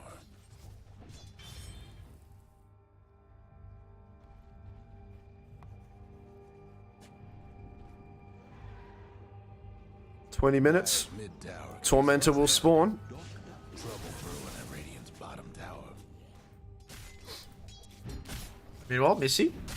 Gonna be cutting the wave. Tower ain't a pretty sight right now. Has the ulti and the blink to use if in a bit of a hairy situation. Both supports also gonna just start right-clicking the tower. Better days. They gotta, I don't think they're showing enough respect here. Radiant could mass TP in and kill some of these guys. And it looks like they're gonna do that exactly. As Missy a little bit... Oh, blinks forward. It's a little bit awkward, the ulti, but you can't run away. You've got an anchor on you, sir. And now the break, Maledict. And that's a dead Centaur. However, they find Kizzy. Can Elegy get out of this, though? Oh, the stuns. Wants to roll away, but they hold on to it. Nice ulti from Icy, actually keeping Elegy alive. And Elegy manages to roll out of this. However, the bear is there. And he is a scary bear. He actually took out the silencer whilst this was happening. Ulti from Tide only lands onto one, but here comes Muerta. Muerta, one right click should finish them off there. Ulti available, so now fights Ursa. Ursa, ulti committed. Can they manipulate and kind of toy around with this bear long enough to kill him? They certainly can. It's a double kill for Spring Roll. Then another dead in the water used, but Spring Roll actually find this, and Missy TP's in, spawns in time, and they come out favorable in this fight despite it not looking so good at the start. It's gone long enough for Muerta to join in and actually clean up a lot of heroes here. Spring Roll on a killing spree. Yeah, the only hero to not die in this game so far. And I think a lot of that is a lot of courtesy to Disruptor here for Icy to, despite it did look like Elegy was going to die there, but he blinks in, gets an ulti onto two, and holds them there for quite some time. Gives Elegy a little bit of window to back out and then eventually re-engage. As now, Shard's going to go to them. They might trade away a life for it though. No, not the best shard to have, but still a bit of net worth for you guys.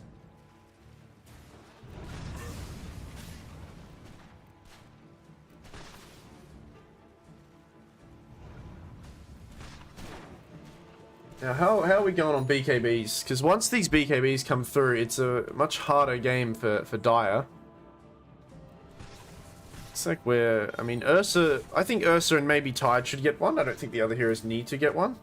Tide would be a little bit more arguable, like, to not get one either. Dire's mid tower won't last much longer. But unfortunately, yeah, I didn't expect this game to be going this way. I think really good comfort hero pick on Earth Spirit, despite getting ganked a little bit in this mid lane as well. A few times, but Icy kind of evened it out with the first attempt of pressuring the mid lane for Tidehunter.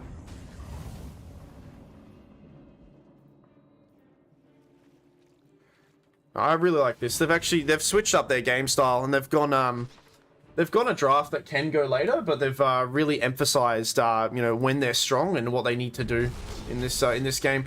Speaking of which, they'll smoke up and head south. 2k net worth ahead for them, 12 to 17, as they're trying to hunt somewhere. If you go out in the woods today, you're sure for a big surprise, and that is the bear. Uh-oh, I see, uh-oh. Oh no. Throws the ulti as well. Gets a ward down, but it will most likely get dewarded. Dire, they gotta pull the plug now. Uh-oh. Spring Roll. Did shoot off the dead in the water. Has to kind of get themselves out. BKB fresh on Muerta too.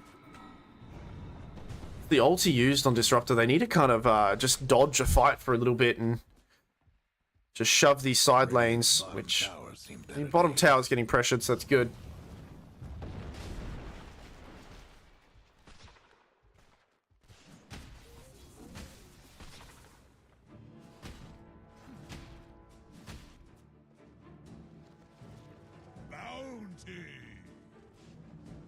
On the Crimson Guard as well on Centaur, I think that's fine. Gets the right clicks from the Ursa.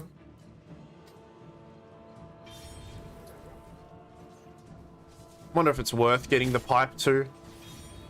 Could just be the aura builder. These two Dire heroes are in a very awkward spot, and Baku would just get killed very quickly. There's the anchor as well, holding the Earth Spirit in place, and that's two dead. Now it's looking a little bit rough. That net worth has swung in the favor of Team Earth only just now. We've kind of been just been caught in little skirmishes, which is, little skirmishes is not good for this Dire team. They do like the 5v5, right? The global silence, the ulti from the Disruptor, being able to reposition, jump in and out, and having Muerta nearby. They need to have more of these types of fights. But if they're split up a little bit too much, it's a little bit harder.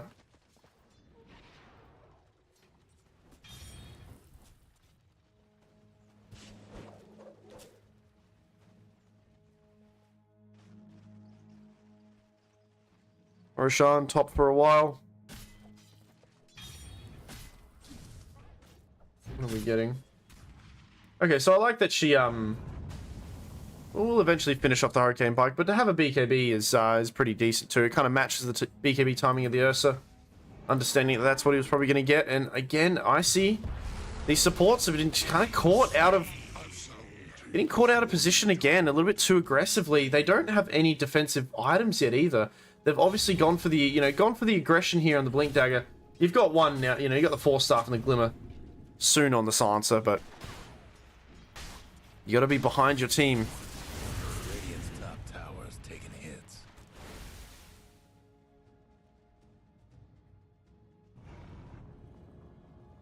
Radiant's top tower is hurting. Still a very even game though. Guess what's happening at the Dire's bottom tower? Dire just couldn't save that bottom tower. Radiant's top tower is in bad shape. Lost the top tower. Guess what's happening at the Dire's bottom tower? Bottom tower minus armor from the Snap Fire, and the Ursa and the rest of the boys are going to start smacking at it. The tier 2 bottom will go down. Something about that bottom tower. I mean, Dire trying their best to keep the other lanes at least Bottom tower. pressured and shoved in. Kind of fixing these lanes. Will cause the Tidehunter to TP. Maybe now's their chance. And it's certainly, I mean, Invis Rune, smoke from the rest. They have no Tidehunter. This is probably the best opportunity for Rise here to pick up anybody, but Radiant, they're kind of hugging each other and they'll head off to the sidelines. And oh no, they're going to find Icy first. Unfortunately, the supports again caught out. Does get the ulti off, actually lives through it. The Global is available. They're going to hold on to it for a little bit. Spring Roll joins as well. Global still not going to use it for now on him, but he does finally get it off. And Spring Roll dominating here, getting another kill after kill. And finally, I mean, the Ursa comes in as well. Ulti committed from Missy to try to find this bear in the tree lines. Blink Dagger not available for a little bit, and they're probably going to kill this Ursa. BKB TP out, why not? And that should have gone, I think, better for Radiant. I understand that they were in two pockets of thing there, but I don't know, they didn't really commit too much to this Disruptor kill. They just thought he was going to die, just going to take it laying down, but he got all these spells off and lived for a little bit longer. And as a result, they huge net worth jump for them. Roshan, 1 minute. I mean, I think they could do it. Ursa, no BKB. The rest of the team will come back though, so might want to wait. Radiant's mid tower's getting banged up.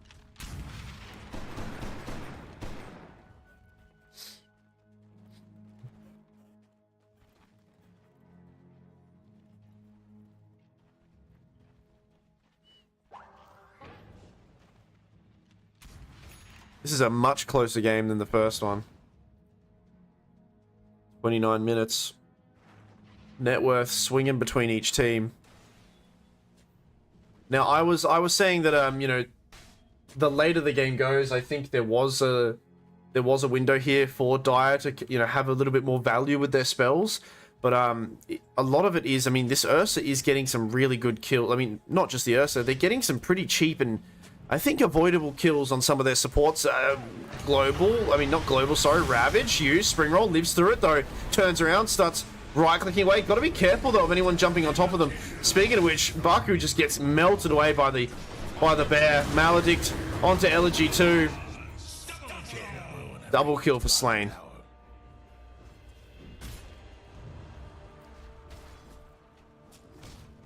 Dire's top tower, you know the drill. Top tower dead. Top tower's gone. They're gonna TP onto Icy. Icy with a blink away, TP away as well. Very lucky there. Buying a bit of time. Missy as well. Pressuring the mid lane. Coming apart. Double damage. Bottom. Roshan has also moved down south. Just when I thought there was, you know, a little moment for Rise, they just unfortunately lose an engagement there. Double damage Ursa is going to make short work of this Roshan here. They've even got the vision here to defend themselves. I'm pretty sure Dire, they must be aware of something going on. They'll find a consolation kill on Igor. But they're absolutely happy with this because Roshan's going to go down. It looks like Dire might want to fight them anyway. Yeah, Elegy jumping forward. Silence, slow as well. They're all a little bit joined together. I mean, Disruptor could get a really nice ult if he wants to, but he can't blink now because of that Lotus Orb. Cancelling here's the global silence as well. Missy wants to get the Stampede off. Finally gets it off. One hit before the Ursa finishes her.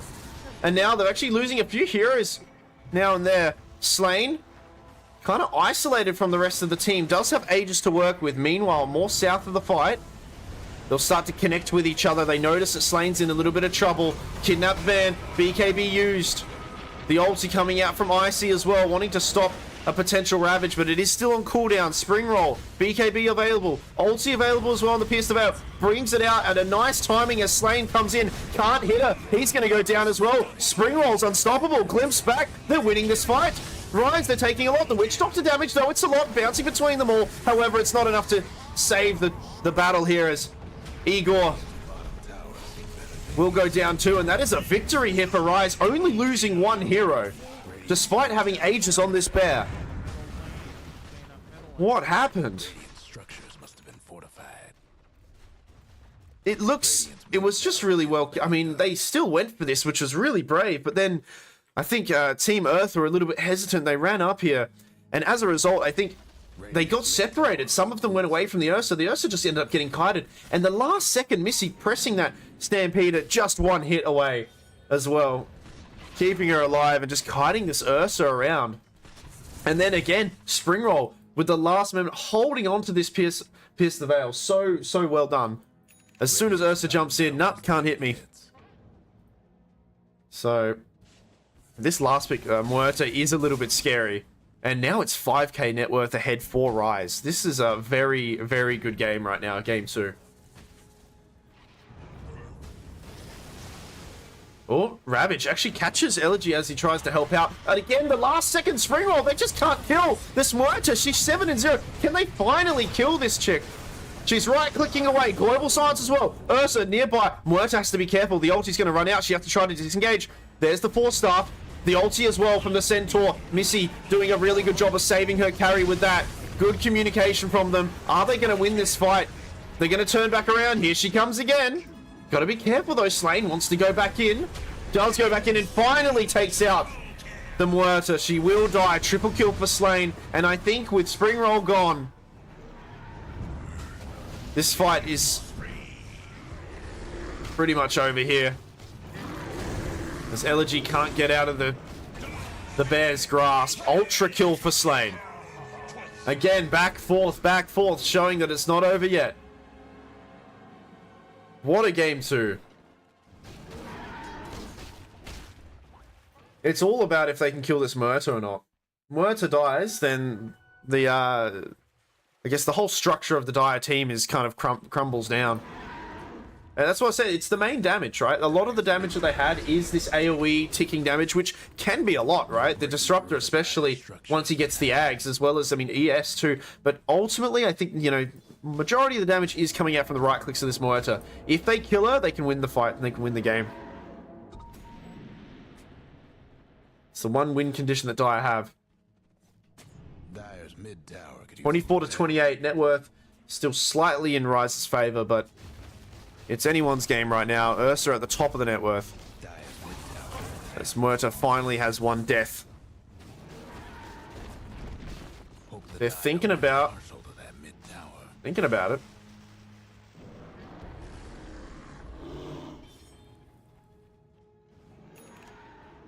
Aghanim's on Witch Doctor. It's really big.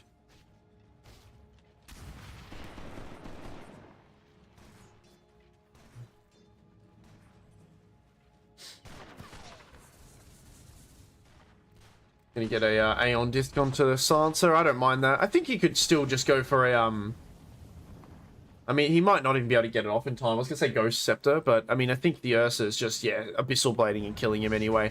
The Aeon disc is fine. Well, they'll smoke on a few of these heroes here. Missy breaks her smoke to kill a courier. So now, I mean, Radiant, I think they're well aware that... Yeah, they're aware that they're nearby.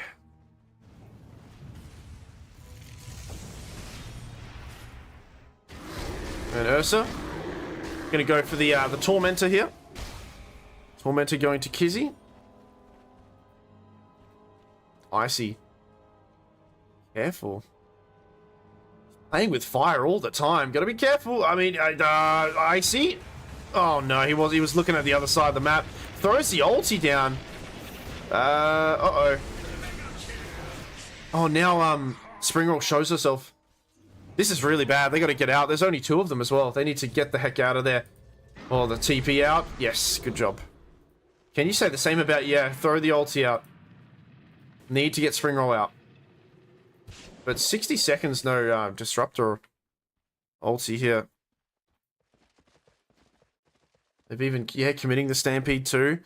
Radiant can maybe pressure their axe here with that. They still have a few tools, but I mean, it's a decent amount of time that they could just get a few right clicks onto the tower. I mean, Hoodwinked with the attack range, able to do so. Oh, actually, oh, Missy gets found in the mid lane. I got the nullifier now, finally. This Ursa.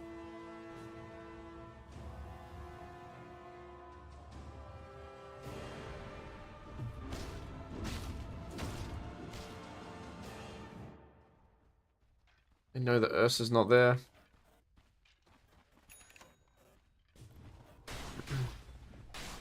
Haste rune top. 3k net worth still for Team Earth here. As Roshan still dead for a little bit of time. I'll take that. I mean, late game it can be anyone's game. I think it's just the value of the spells are just more favoring Dire, right? Especially when Icy is about to finish off an Aghanim Scepter. It's going to be really big. Unable to use items for anyone who's in that Static Storm.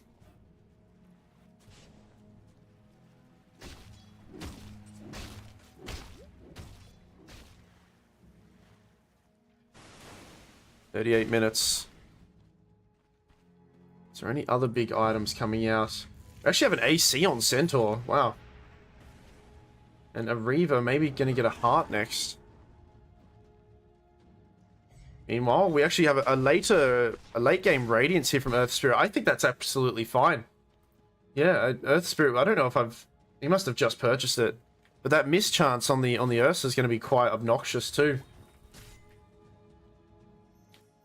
Meanwhile, Tide going to get an Ags themselves. That ranged spells.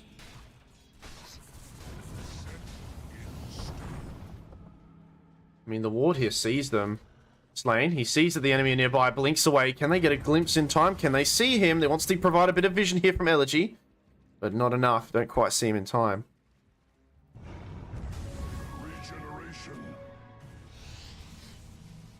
Roshan guaranteed to respawn in 35 seconds.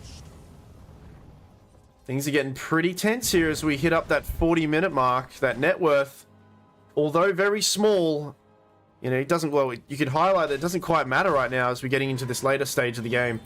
Oh no, Missy again found by the Ursa. However, pretty tanky. I mean, oh no, he's not going to cancel the TP. Oh my god, I don't think she knew. The creep died by trying to right-click Missy here, but hold that thought. Ulti committed from Missy. BKB kidnap van. Needs to get out of there. That's a big Tidehunter. Missy might have died there if that creep didn't die. So, Stampede used. BKB on the Tidehunter used as well. Roshan is bottom for 4.5 minutes.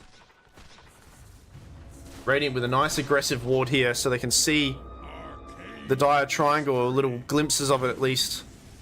Smoke. Tidehunter. They got a burst spring roll. That is the hero to kill.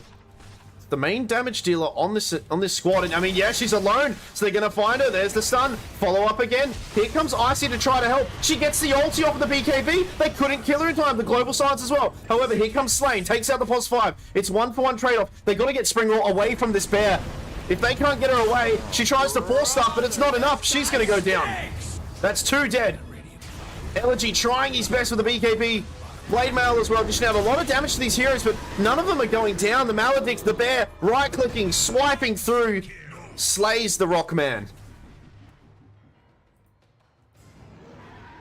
As the use of the Nullifier stops Spring Roll from repositioning. And that's how they win the game. They got to kill this Muerta, and they certainly did that time. Mid tower's having technical difficulties. 10k. Oh, hold that thought. Missy is bottom. Double Siege Creeper. Yes, someone's going to have to come back to this. Spaceman, it will be Spaceman, but Spaceman just going to almost kill himself to these right clicks. You need another hero to help. What do you do if you're Radiant? This is a little bit awkward. They are going to bring the bear back. And a really nice calculated play and a little bit of a cheeky play from Missy here. Actually, Ursa cancelled his PP. Manages to kill Icy though, but I mean Missy's just going to take the racks because of this. Break doesn't quite matter. I mean, is the Snapfire enough? Enough to get Missy to run away. Ursa wants to join in. He's going to head down as well. The creep doesn't quite land. There's a lot of space being made here by Missy. A lot of space. And actually, Kizzy with an Aghanim saving the Hoodwinked. Here comes the bear. The anchor as well, and they will take out the Centaur. However, I think this play saved them the racks.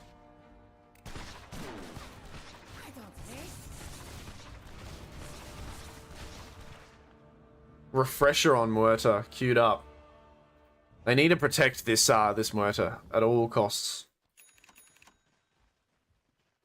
Blink on Snap. Hoodwinked with a Scardy as well, so a bit of damage coming out from this little Hoodwinked as well now.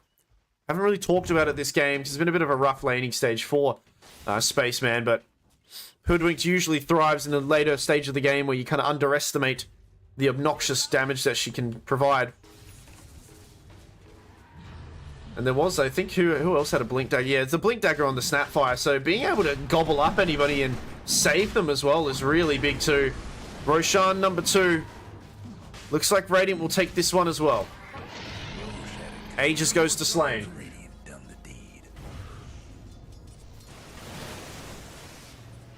As this Aghanims as well from Tidehunter, so annoying. Oh, Hoodwinked. Almost. Oh, God. The Baku Storm's going to be careful. It's a lot of damage. I mean, these spells, I mean... Uh-oh. Spring Roll. They commit the global for it. The ulti coming out from Icy doesn't quite grab anybody completely. He glimpses back himself, unfortunately, because of the Lotus. BKB from Ursa. Elegy, tanking a lot of damage, is trying to manipulate this fight. And, I mean, they're using a lot on Elegy here. But, I mean, Spring Roll's had to go back to base. Buyback as well. Glimpse. Can't glimpse because of the Lotus. And now 16k net worth. They gotta stay up. Uh-oh. Spring. Oh, Missy. Stunned up. Leashed as well. Maledict, and this is probably going to be a dead Centaur. Doesn't matter if you got a heart. This is a lot of damage to get through. The heals coming out. Actually saving. No, the burst damage is so much. 88 seconds without Missy.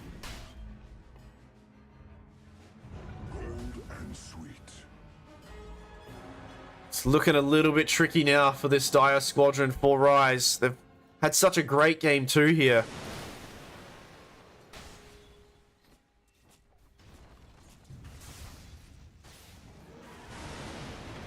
This damages so much. Spring Roll. Ulti for 13. Looks like Slain. Trying to look for somebody. Eagle. His hero's got to be careful. There it is. Stun 1, stun 2, and she's gone. Buyback instantly from 2 heroes. Spits the Tidehunter into some dangerous territory here. I think Kidnapped Man feeling like he got kidnapped himself and now is very much regretting. I mean, Kizzy, unfortunately, gets his friend killed, but that is a dieback on Elegy, though. Ursa still has the Aegis. Roshan's banner keeping the siege creeps alive, so they are taking out this mid-Rax. Glimpse back. Icy ulti available. Doesn't get it off in time. No, certainly does. There we go. Can they kill Slain 2 times, though? That's 1 death. There's a buyback from Snapfire. Joins the team as well. Ready to kind of save with a gobble up, it looks like. as Spring Roll. Oh no. The ulti not available yet. It's available very soon. In a few seconds, the Global Silence. They just have to kind of kite it out. And kite it out, it looks like they will. But Missy. Stampede. Stun. Nice dodge here. Coming out from Igor. Igor, one more right click should do it. The stage actually from Kizzy. Spring Roll very low. Gets sniped. Spaceman with a really good snipe there on this Hoodwinked. And that's 115 seconds without your main damage dealer. Can two people save this? I don't think so. Game 2 looks like it's also going to go into Team Earth.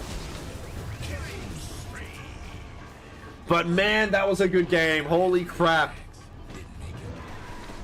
They will come out on top just, but man, look, I don't know.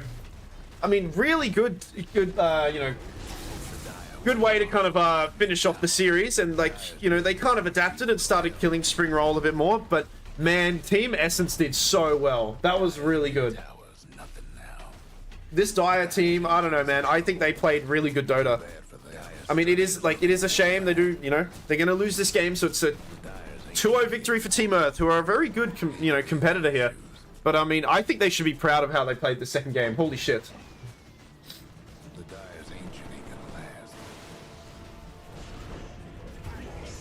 47 minutes, 35 seconds.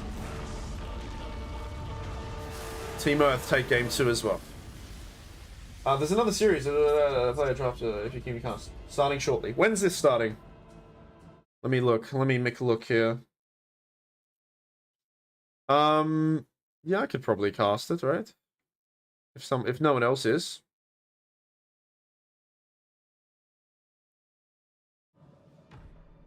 Oh, I mean, look, I've been yapping a lot, so I won't repeat myself too much. For those who are playing or something who come in, but like that was a really good game too. That was one of the best games. That was a really good game of Dota. Holy shit, that was one of the better ones I've casted for a while. This graph, look at that. Look how even it was throughout a lot of this game, man. And then like, you know, there was a few hiccups here and there, but I mean, Team Earth, you know, ultimately, coming out pretty well here with their showing. But I think Team Rise, they played really good. It was really fun to see. It was really good to see. There was a moment where Spring Roll was a little bit spooky, right? She was starting to pow, pow, pow, pow, take everyone out. But they managed to kill her in like 2 of these fights. Too much damage. That's received. Yeah, 45,000, 51 per slain. Well played by him. Everybody played really good. Yeah, I just was, I guess, was I correct with what I said? I think they were lacking a bit of damage, right, on Rise. They had really good spells and stuff, but I'm like, oh, there's so much pressure on Spring Roll to be the right clicker. I thought Drow was a good pick, but I believe this was an even better pick, actually. I think they picked probably the best hero there. But it was just a little bit, I mean, Elegy did some really good, like, AoE splash damage too on this Earth Spirit mid. I don't really see Earth Spirit mid often, right? It's kind of it's pretty niche kind of avenue, so I was a bit hesitant on it. But Elegy did their best, right? They just soaked up a lot of damage. The late game Radiance 2 was actually really smart. I think it was very nice too. But yeah, I think just unfortunately Spring Roll, yeah, just got caught off guard in that last moment down in that mid lane, and that kind of opened up things a little bit there for the Roshan. And then it just, yeah, the fights became a little bit unwinnable there. All right. All right, should we? Okay, wait. So there's another series, right? I could cast another series. Is Staria doing it, or am I doing it? Is it starting now? And is it ticketed? Because if it's not ticketed, I don't think I can see it. Is it ticketed? Do we know? We'll have to...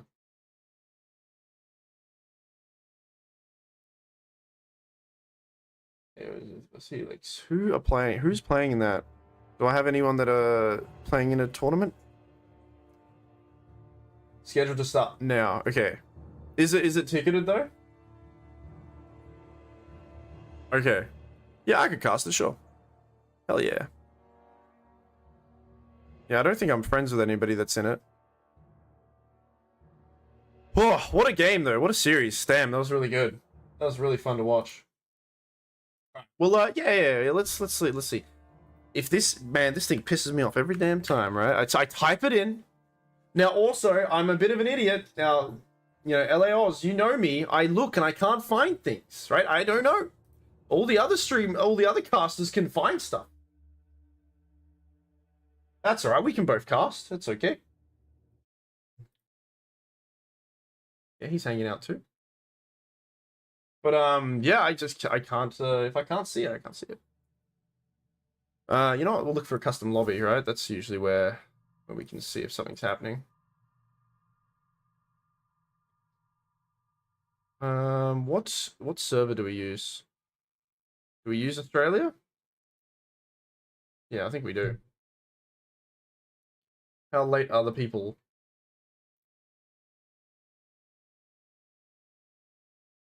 One protect 4 versus retirement.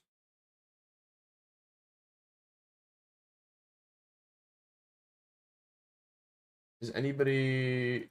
Yeah, I don't know. I mean, if I can see it, I'll cast it for sure.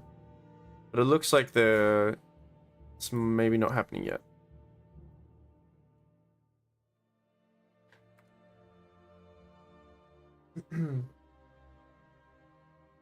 All right.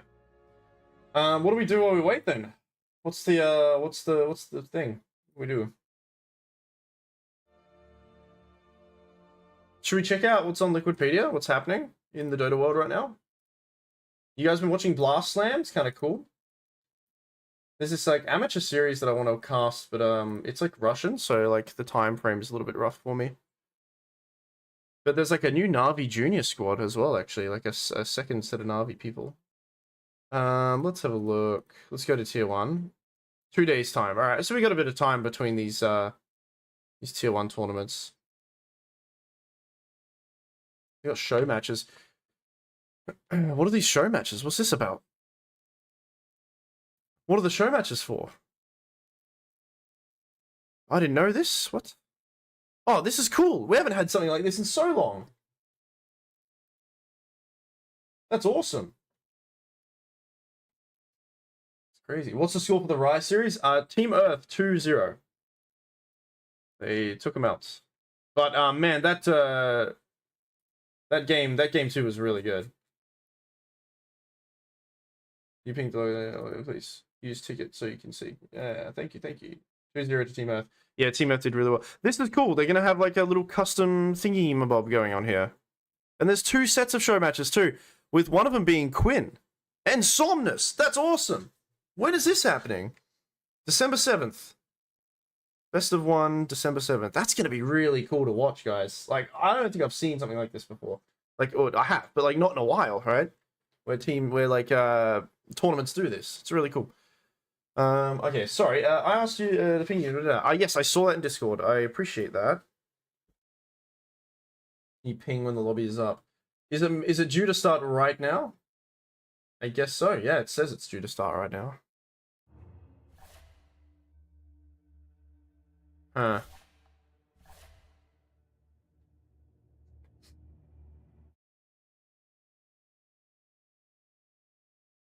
I'll rename my stream though.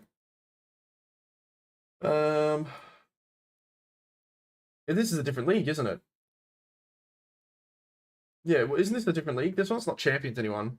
Is it? No, it's still Champions. No, it's just Season 3. Yeah, I gotta make sure not to confuse those two. LA League Season 3 tournament. Okay, let's rename. Let's rename. Yeah. There's that many of them, I can't remember what and who. D2LA League Season 3. Is this a best of 2? I'd assume so. 1 Protect 4 versus Retirement Home. Yeah.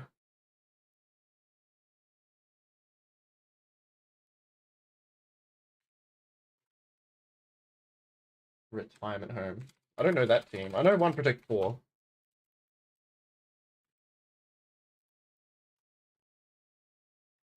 Yeah, best of 2. Okay, awesome. Yeah, I'll cast it, sure. I'm getting all hot though. But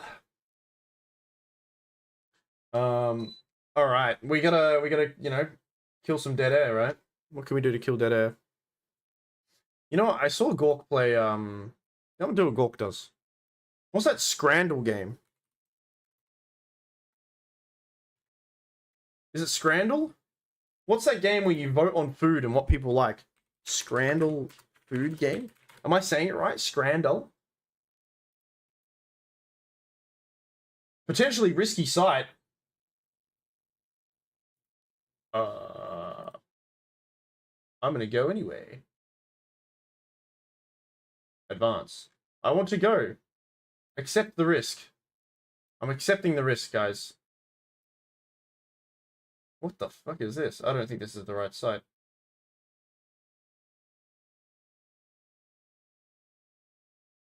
Food comparison. Connection to Scrandle has server has failed.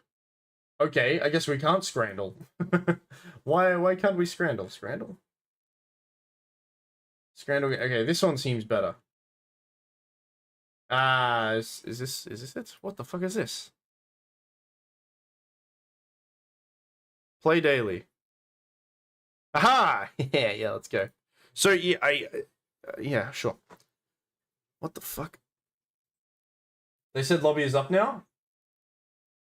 All right, nice. All right, we will look. Now I'm not joining the lobby. Are you sure lobby's up? Is it Australia?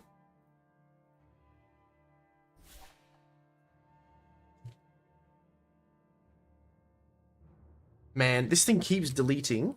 It's so frustrating when it does this. It started. What? Where is it? This is what I mean. I can't see. I can't find it. Season 3. Seasons 3, 2? Is this it? Probably 5 minute delay. Yeah, but even with a 5 minute delay, it will have me on the loading screen for 5 minutes, right? I should be able to see the thing if they ticketed it.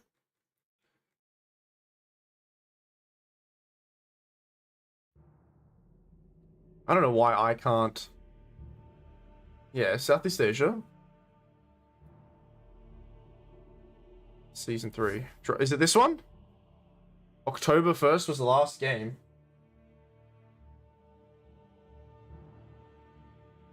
Did they ticket it or did they forget? Uh-oh. Did we forget?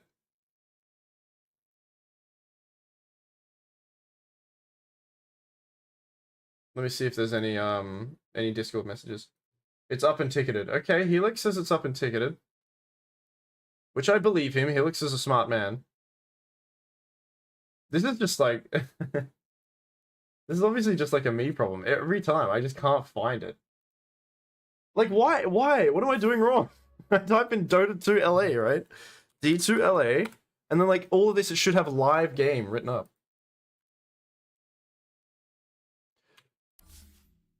It just doesn't show anything.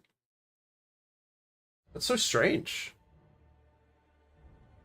Can anyone else give me a hand and just try to find it as well and see if you guys can find it? Is it in professional instead?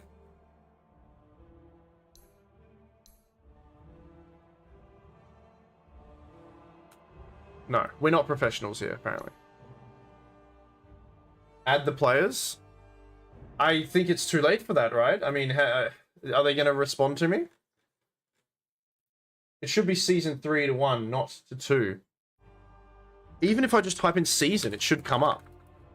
Right? Like, that's the problem, right? D2... I mean, even D2LA is enough. Like, it should be enough. Like, this system is really... oh, it's so frustrating. I mean... DLA season 3, 2... 3 to 1. 3, 1. Yeah, no. Like...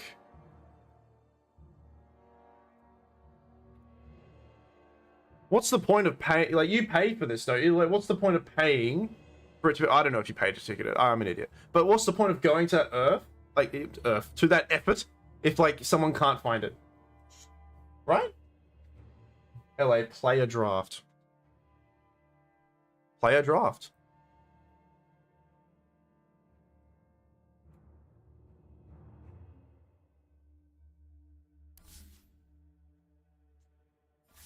Like, what's the point of talking to these guys and getting it up here ticketed if like everyday Joes can't like go in and watch it?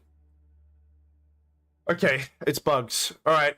Is there anyone on their team? Can like an admin message them in the can someone just like highlight please to them that I need to add somebody?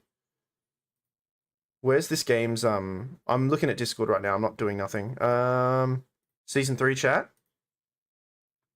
No, that doesn't seem right. League register. No, season 3, yeah, lounge. Okay. I'm just gonna at the teams. Or protect 1 at what's the other team name? Retirement. And then I'll put my Steam. Oh, okay. Thank you. Thank you for the oh, you guys are so cool. I appreciate that. I get all like like I'm trying, I want to cast this for you guys. I don't want to like have a shit have nothing happen. I think I played with this guy the other day. I played with Africa the other day. Thank you. Please let me watch it. Does it let me watch it? Oh no, it doesn't. Should I close Dota? Let's close Dota because I've added him. But not season 3 to 1. Yeah, maybe they used the wrong ticket, dude. Do you reckon they might have used the wrong ticket? Is that a possibility? I think, look, actually, I'm not gonna... maybe I will say this. I think the names of the tournaments just it confuse me, at least. They confuse me. There's just, like, there's so many of them, so, like, it's hard to, like, identify. So I can see people maybe putting it in the wrong ticket, even. Oh, okay, right. That's why it's... Okay. When did you play with Africa? I don't know, I recognize his picture and the name. I recognize it. I mean, I'm immortal as well. Well, actually, Africa's probably way better than me at this game. But I recognize his picture. I can't watch it, guys. I can't watch it. Why not?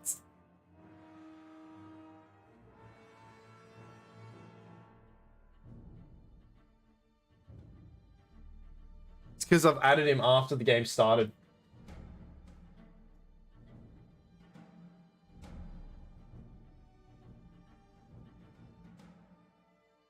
I think I can't watch because I wasn't friends with him when it started. Sure, it says playing in a tournament though.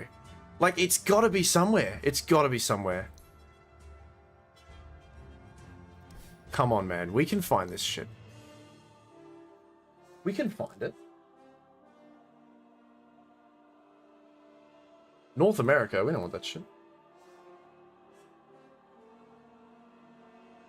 It's gotta be here. I mean, if it says he's playing in a tournament.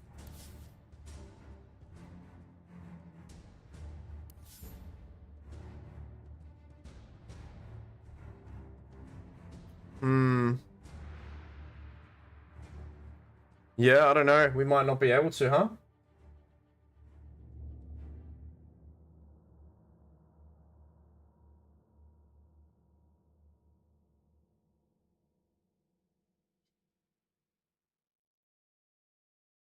Yeah, we might not be able to. Maybe, is there a way I can watch like a live? Nah, it's not gonna work.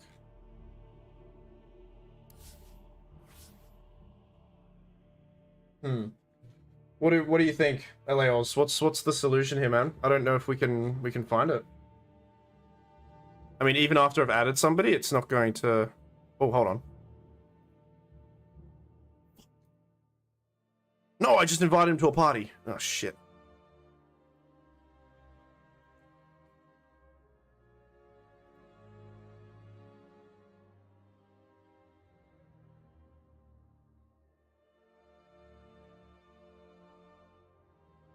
Yeah, I can't watch it.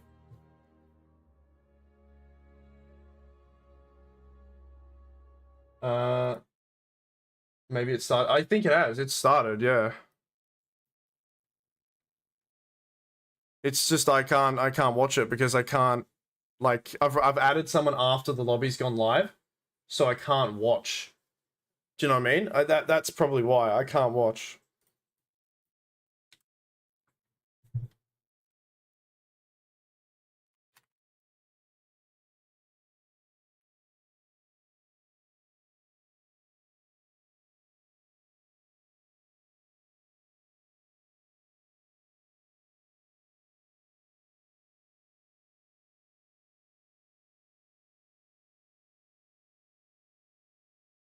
Yeah. I think it's because I've added him after. I mean, I've added him after it started, so unfortunately we cannot really watch it. Even if I go watch friend live. But yeah, I mean, tournament, it's highlighted as a tournament, which means somewhere a ticket has been used. Yeah, it must be that. Yeah. Hold on. Okay, this is gonna be wild. Can you watch? Can I add you, Slane, as a friend, go into a party, and then you watch the game? Does that make sense? Will that bypass what we're trying to... Will that fix things? That's like a cool idea, isn't it? Where's my friend code? Do you know what I mean? Yeah. I think I've had this problem before, and this is... Look, I don't care. I'm doxing. Everybody add me. I don't care. But if I add someone else, they watch the game, I can watch it with them, and then I can spectate around. Boom. Bro, oh, Killer's already doing it? What's this? What the hell is this? I got Gubala Smurf. I don't want to be... Gubala, I don't want to be a part of the... Hold on. Shit. Wait, maybe I'll watch it off... I can't watch it off of you, Killer. Alright, let me add... Let me accept friend request. Hello, friends. Oh my god, everybody loves me. Look at this. Let's see if we can do this. Let's see if we can do this, right? Slane? You'll have to jump out and allow me to... Oh, it's my party though, right? Does it have to be your party? Kick from party, set as party leader. I'll set you as party leader. And now, can you watch that game?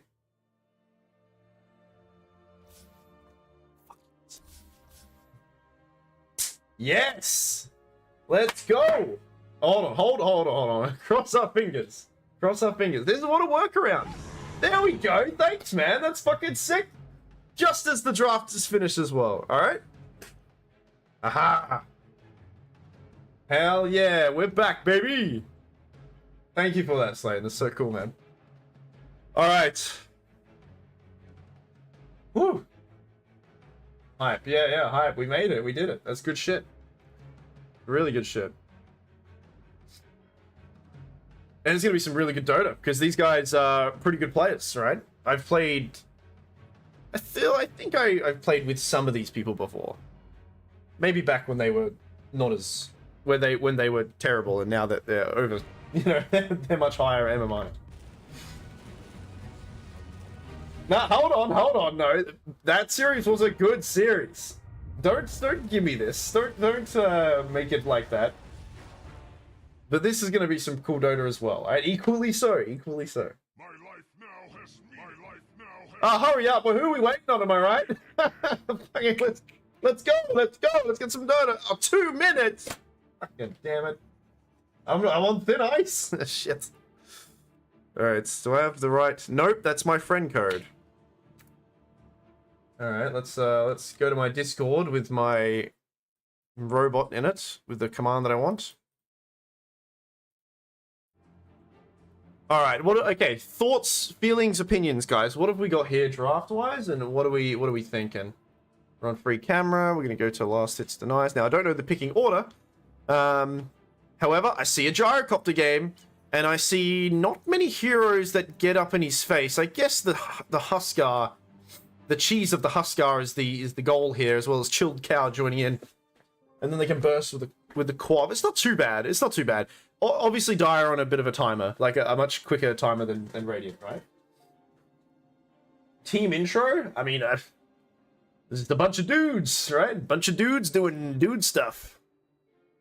Let's look at some MMRs here. So we'll just, okay, there we go. 638. We have Degree. I recognize him. We have Africa. I don't really recognize these guys. I know Illadine, everybody, and Chilled Cow. I know these guys.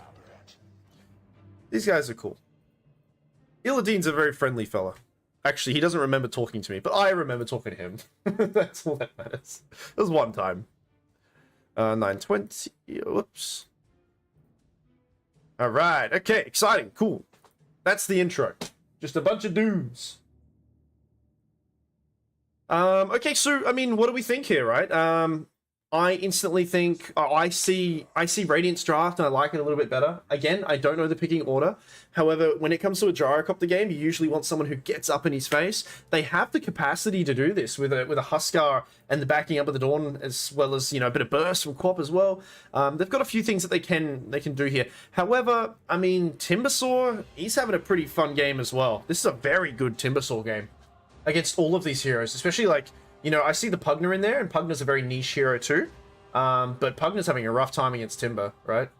Can't really stand still and withstand a lot of that damage coming out. So yeah, I think Dire, they're on a bit of a timer, right? They need to snowball from the laning stage and kind of start taking towers and objectives very early. Meanwhile, Radiant, they have to just play, I guess, like, ideally, you could just run around with the Timber as well, you know, see his timing, but just give enough space for this Gyro to farm up a bit of a storm here, and, yeah, be able to carry and finish off, you know, finish off this game there, so... There we go, Trax.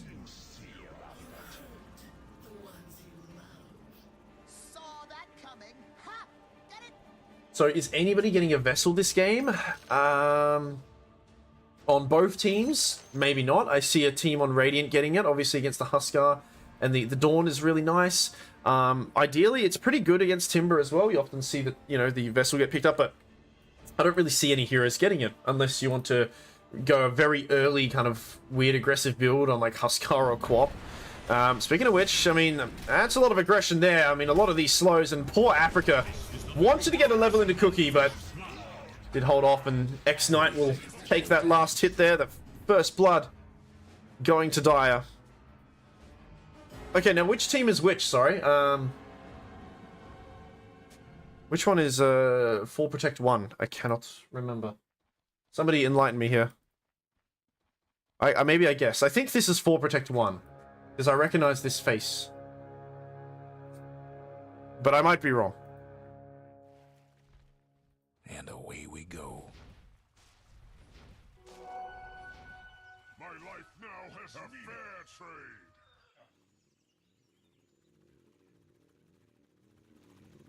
All right. Is there any craziness going on? No, it's definitely a pos 4 Nynx. It's definitely a Orange Kuro. Huskar mid against Ember Spirit. I wonder if Ember's going to get, yeah, levels in the Flame Guard. And yeah, a bit of early aggression here against Huskar. Africa going to be quite the nuisance. I mean, yeah, he's going to be very annoying here. The Dyer's courier took a trip to the old family. It's going to be leaving, leaving Timber alone for a little bit. Something bad's happened to the Radiant's courier. Now, oh dear. I mean, level 2 now, the last. Be careful. TP in from Pugner, and Matthew's quite low. Has to use the Fairy Fire Blood Grenade as well, the burning damage, and yeah, they finish off Matthew. That is a really rough start for, you know, a pretty ambitious plan as well. I can understand having him there for the first wave, but sticking there for a little bit. Africa is just going to stay here. Well, meanwhile, Nynx goes down. Now, I think Timbersaw should be okay here in this top lane. There's not much kill potential. He will get a level in the Timber Chain, so he can reposition himself. And, you know, with the reactive armor too, that's keeping him pretty healthy. But, I mean, hold that thought. It's a lot of ticking damage coming through. Where is Africa will now head down bottom.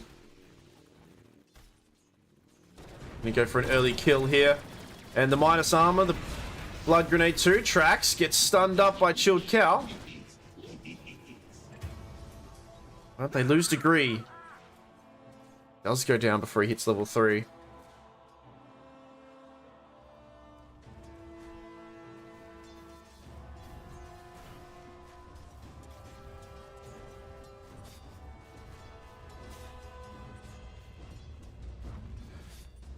Now, you'd kind of, you'd assume that Ember Spirit, right, with the Flame Guard, kind of does a little bit better against Huskar, but I mean, regardless of the damage negation here, it's still... I don't think it's enough to really, like, tip the lane in the favor of the Ember. If anything, I think sometimes it's a bit of a false premise here to, like, think that you're actually safe. But, like, the stacks are still a lot of damage, right? So I think Matthew has to, you know, be a little bit careful of that. But obviously, understandably, he will level up the Flame Guard. And, I mean, we'll see here, but... well, the last also... It's a bit of hits, too. Got the 3-minute Lotuses that have just spawned. As it looks like Trax will pick up that one down south. Degree grabs the one up north. A lot of aggression here still. Oh, okay, Trax does have the Lotus if he wants to use it. Will use it. Does take out the X-Knight there. Shield Cow. Oh no, the right clicks. It's going to be a lot. One more should do it. And Africa pinches that one. Nicely played by these this Radiant duo down bottom.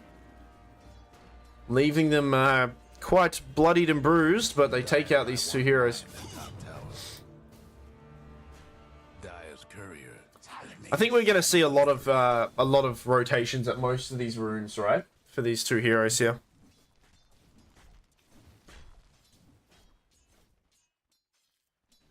The water rune. I mean, Africa will have to grab it there, and you can say the same thing about Kira. Or is it Korea? Korea? You say Kira. Kira. Whatever, whoever they are. Who is this person? Did they have a different name before? Korea. I didn't think about it. I didn't talk about it before, but yeah, carry Quap, by the way. So certainly on an early kind of yeah, an early snowball timed lineup here. You know, complementing it as well with the early pressure on the towers with the Jakiro. I can see what they're trying to do here. You got the Jakiro who can pressure towers. You got the Pugna that can pressure towers. The you know, the heals from the Dawnbreaker as well. And there's going to be a timing where hopefully their mid laner. Oh, damn! That tick is so annoying. Hopefully their mid laner can take out this tower early, and then they just kind of group up as you know, 4 or 5 and start to just yeah, spit at these towers and take them out. Trax is going to be careful, man. This level 2 on the Celestial Hammer, as well as one other spell, could kill him. Can't do nothing. And Dire, they're bringing a few different heroes here. I mean, Africa, it looks like Africa's going to be the one to go down instead. Fairy Fire was used, doesn't matter. And Trax farming near the enemy, and he's going to go down too. Oh no. Trouble brewing at Radiant's bottom tower. As this bottom tower, 6 minutes in, it looks like it's going to go down to the first siege creep. Radiant's bottom tower's seen better days. They've got 2 of the best heroes that can take towers early. Pictures like this. You know, Liquid Fire as well as the Nether Blast.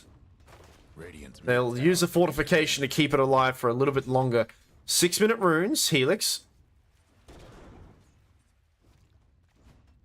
Tries to secure this top one, but it is going to spawn bottom. Matthew. tower's coming apart. Don't know if he can pinch it in time. The Invis.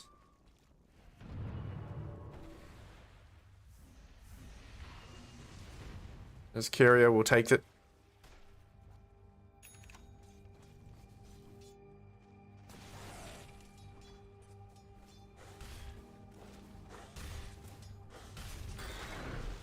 Six minutes 30. We'll have those XP shrines coming up very soon. Radiant's bottom tower ain't a pretty sight. Doesn't look like any team are really looking to contest, though. Africa does move down here. Actually, they are going to contest as Trax. Also going to join Africa.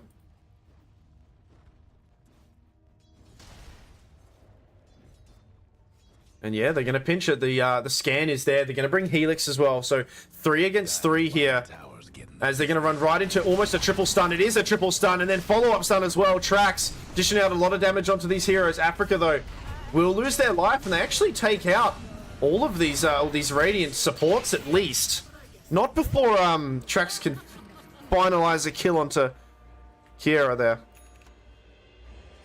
But with that triple stun, it was... I thought that was very much just a victory there for Radiant, but they brought the Quap too. A lot of resources used. Alright. Degree. Degree. That's probably the one hero you don't want to solo or, you know, see in lane as a Huskar. Very low HP.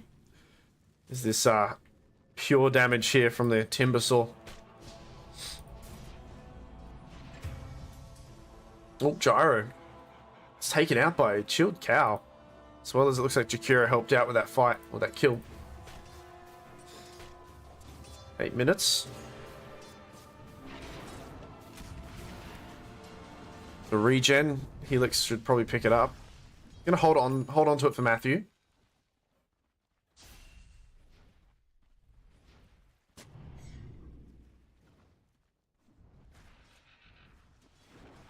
He's got an armlet finished up on Huskar.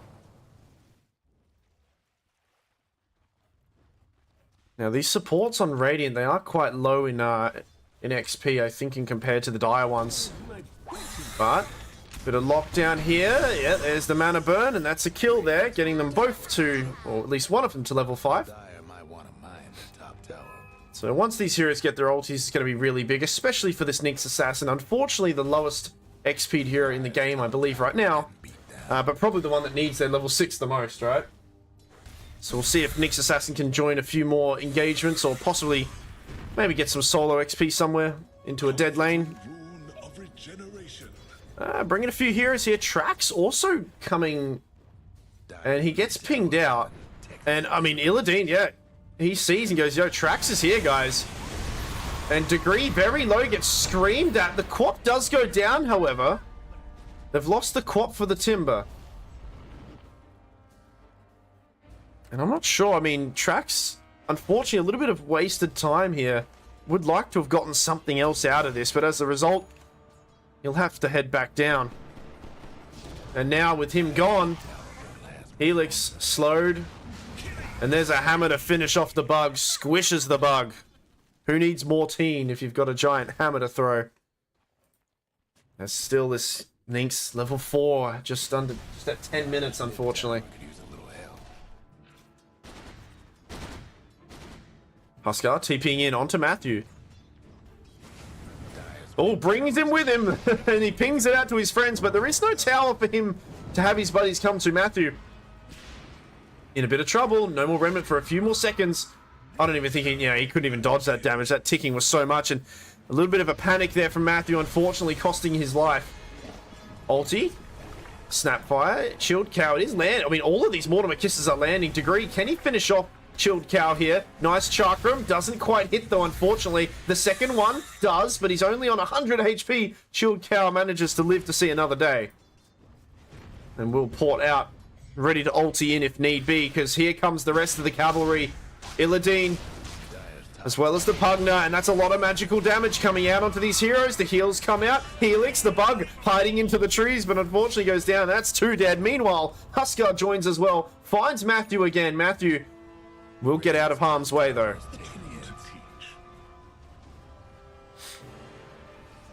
Too easy for Chilled Cow. He's just chilled. Not panicking, not doing nothing. It's fine. He's chill. He's just a Chilled Cow. And now, I mean, as the lineup kind of, was meant to, we're 11 minutes in, 2k net worth up, and they've taken all 3 of the tier 1 towers here.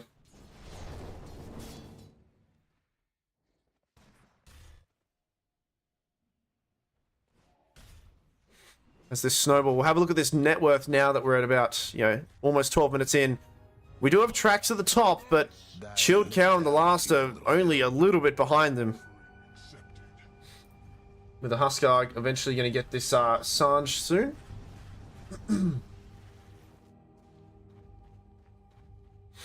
this Nix Assassin desperately needs level 6. A lot of the playmaking is on this Nix Assassin and someone else connecting with him. So we're about 12 minutes in.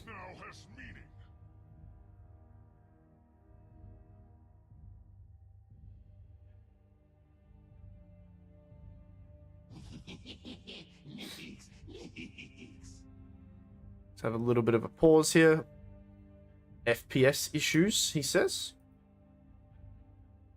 Saw that coming. Ha! Get it? It's gonna be a really good time on this this Ags here from the Dawnbreaker too. Giving so much more heals.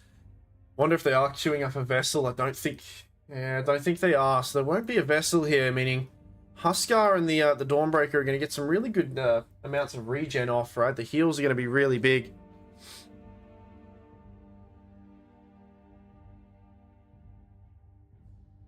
Oh, will be the vessel. Okay, I was going to say, unless it's on the Ember Spirit, and Ember Spirit has queued it up, so a vessel on Ember. So that should help out a little bit.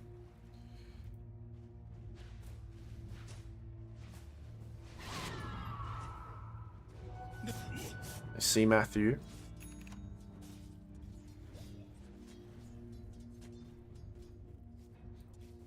Nink's trying to get some solo XP in this mid lane.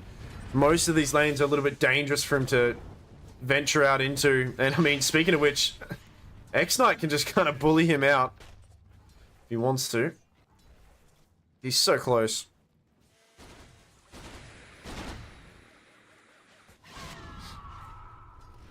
Track's gonna be a little bit cautious here as they're thinking about bringing another hero.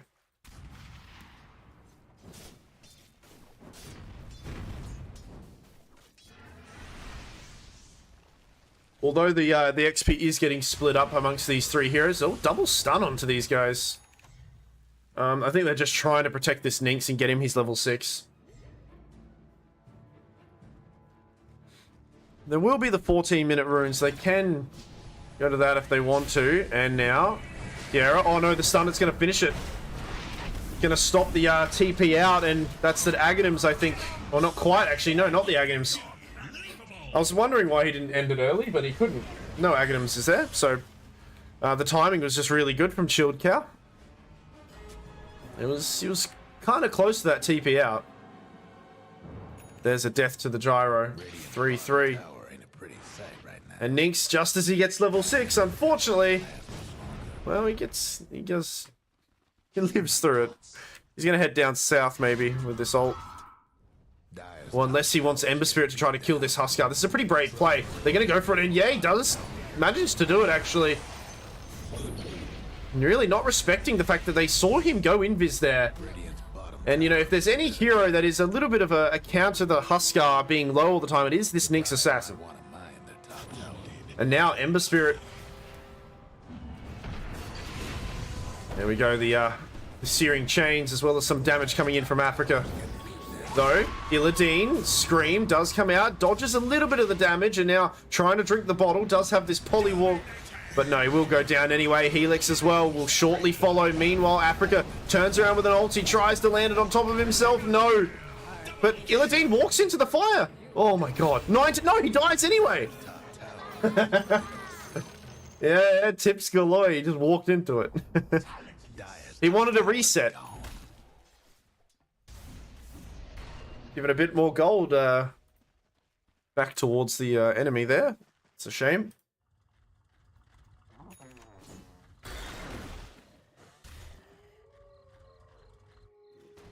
Dire's top tower, you know the drill. Alright, Ags on Dawn. I think ultimately you're pretty happy, Dire. You know, they're pressuring a little bit. There has been a little bit of a halt, right? A little bit of a delay in some of the tier 2 pushing. You know, it is only 15 minutes, right?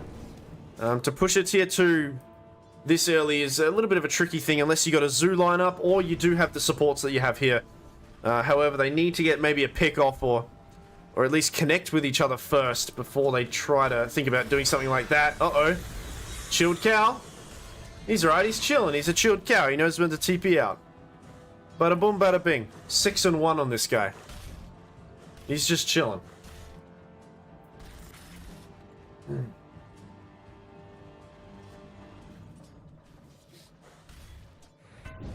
Oh. The root does land. Pugner. Area will turn this around. Huskar jumps in. Ember Spirit puts himself into back into a remnant that I don't think he was trying to put himself to. Crazy. Oh no, so the fire, if you stand in the fire, it will hurt. Right? It's similar to the macro fire, right? The Mortimer Kisses. If you walk into it, it will deal a bit of damage over time. Yeah, damage over burn DPS 60. Shield root on Matthew. There's a nice stun coming out from K Knight, and now the screen lands onto a few people too. I believe the heal was used from the Dawnbreaker as well. Mortimer Kisses. There's the ticking damage that I was talking about. They'll take out 3. Meanwhile, they've also got Trax joining in on the fight. They lose. There's a Degree getting another kill. Chilled Cow goes down, and the final person is Illidan. They do know where he is, but will leap away. As that shield rune proving a lot there for this Ember Spirit. Speaking of which, uh-oh, scans out. Okay, surely not, Matthew. Has to TP out. Dire's top tower's getting beat down. A lot of damage coming out from Timbersaw, especially, actually, here. With that Blade Mail. I think, it's a really good... I actually really like this. Not a lot of heroes, kind of do the typical Kaya into Blink Dagger or something onto the Timbersaw. Now, they might lack a little bit of damage as a result, but I think Blade Mail as well as Pipe is extremely good because this early lineup from Dire, they have a lot of damage that they can't really control who it's landing on. It's kind of, there's a lot of AoE I was talking about before, right? The Huskar, the Pug, I mean, all of these heroes do a lot of AoE damage. So naturally in the chaos of things, the Blade Mail and the Pipe as well, it's going to work wonders for this Timbersaw. So it's a really good pickup here from Degree, and not going to the conventional, Blink Dagger into, Kaya into Blink Dagger, so it's really good. Uh-oh, holding on to it. X-Knight, kind of wishing he took that double damage now. And the attempt of the last was trying to help out, but gets stunned. However, now Matthew, he kind of manipulates the fight a little bit and jumps away, has one final Revenant. Quap, thinking about jumping in on him. Bit hesitant, though.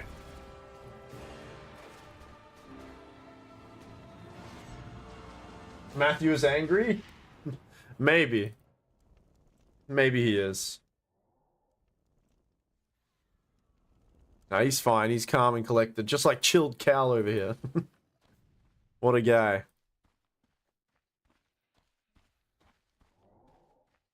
He's got a tree as his damn thing.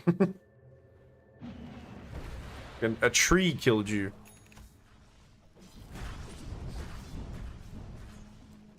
So just to highlight, I think this is, it's kind of, it's a little bit awkward. I think Dire should have been taking a little bit more now, or at least setting up to take a bit more. The fact that they're 3k behind, makes me a little bit worried for them. Oh, and they find a really good target to go on. Chilled Cow is chilling in the graveyard for a little bit. As, yeah, Radiant, they're feeling themselves. They've got the pipe on the Timbersaw, and I think they can connect behind Degree here and just kind of take some towers themselves if they want to. They've got a decent amount of aggression here in the vision department as they're setting up for this south side of the map.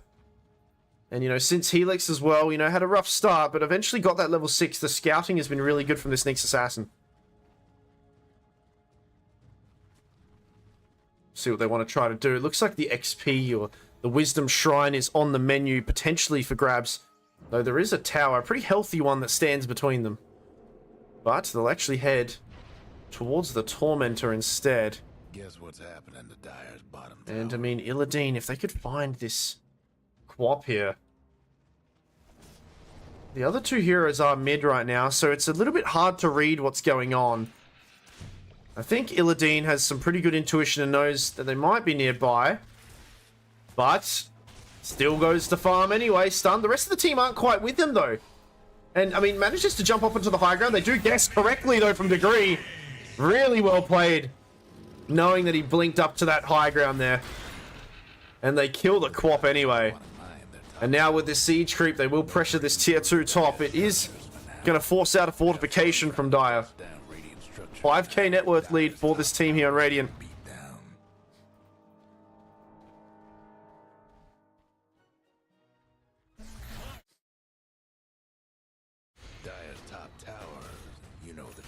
Because, I mean, even though the fort's been used, I'm going to keep going.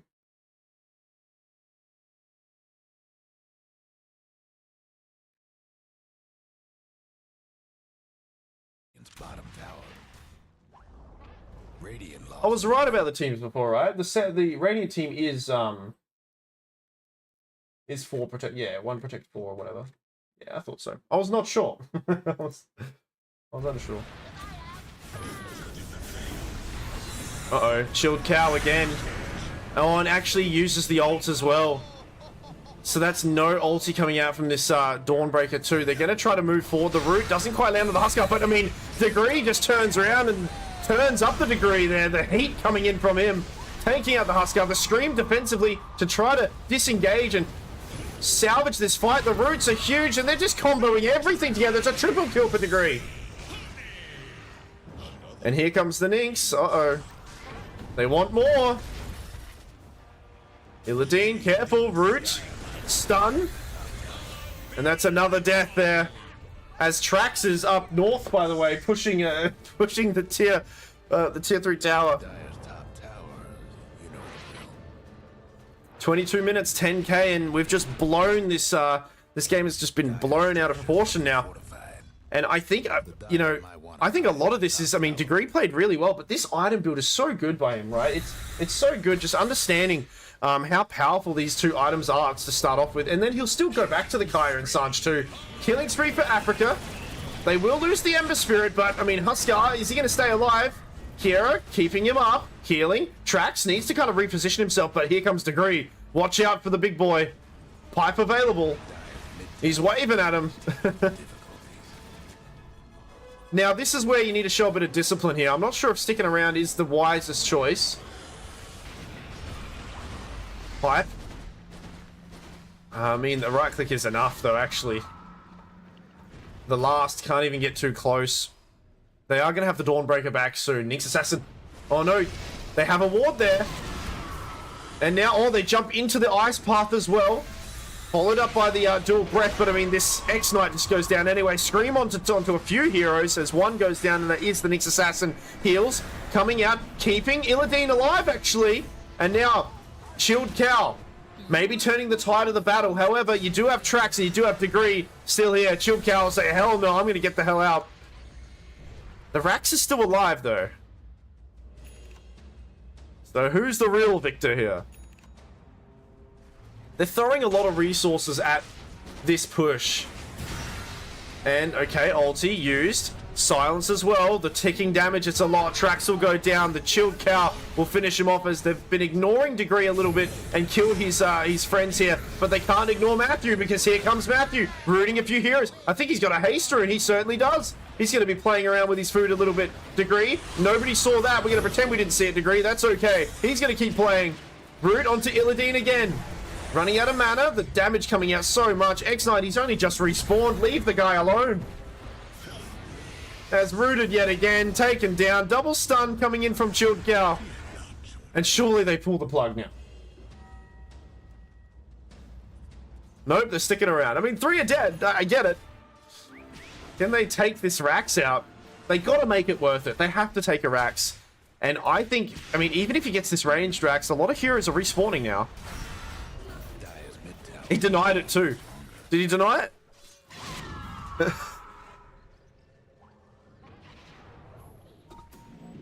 I think he denied it, yeah.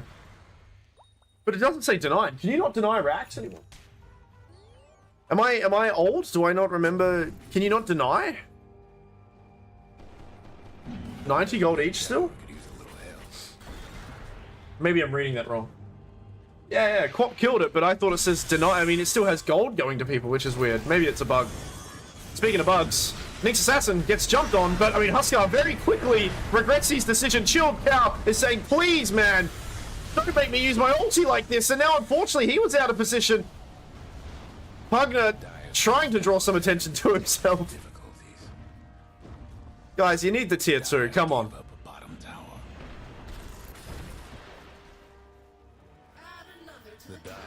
14k net worth ahead.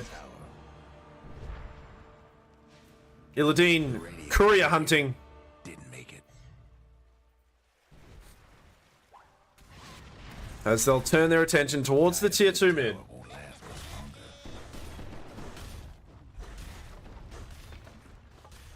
longer. 13k. I mean, it's only 13k, 26 minutes, but it feels like a lot more. Especially if you've got a Huskar on your team. You know, the Huskar, the carry Quap as well. This early game lineup, you know, the pressure that potential that they could have had. I mean, it's been snuffed out, and I think it's a multitude of things, but ultimately, I mean, I'm gonna glazed agree again. This build from this Timbersaw, they can't touch him. They can't do anything to him. Dire's bottom towers. He can just jump between the towers. They do not have the tools to take this guy out yet. Guess what's happening to Dire's bottom tower? Dire just couldn't save that bottom tower.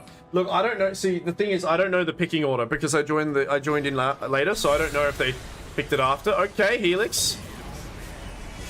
Okay, heals coming out this time from Chilled Cow. It is successful. Heals up a few of his teammates, but they got to get away from Degree. They can't get close to this guy. They got to try to manipulate the fight and turn it around. Dire's mid Move tower could use a little help. away from this this pesky guy. I mean, even still now, it's kind of hard to kill Trax as well. And it looks like the Pugner will go down. The Scream onto all three of them, but the damage coming out from Matthew as well. Just rooting them all up. Matthew feeling himself. Has one more Remnant to play with.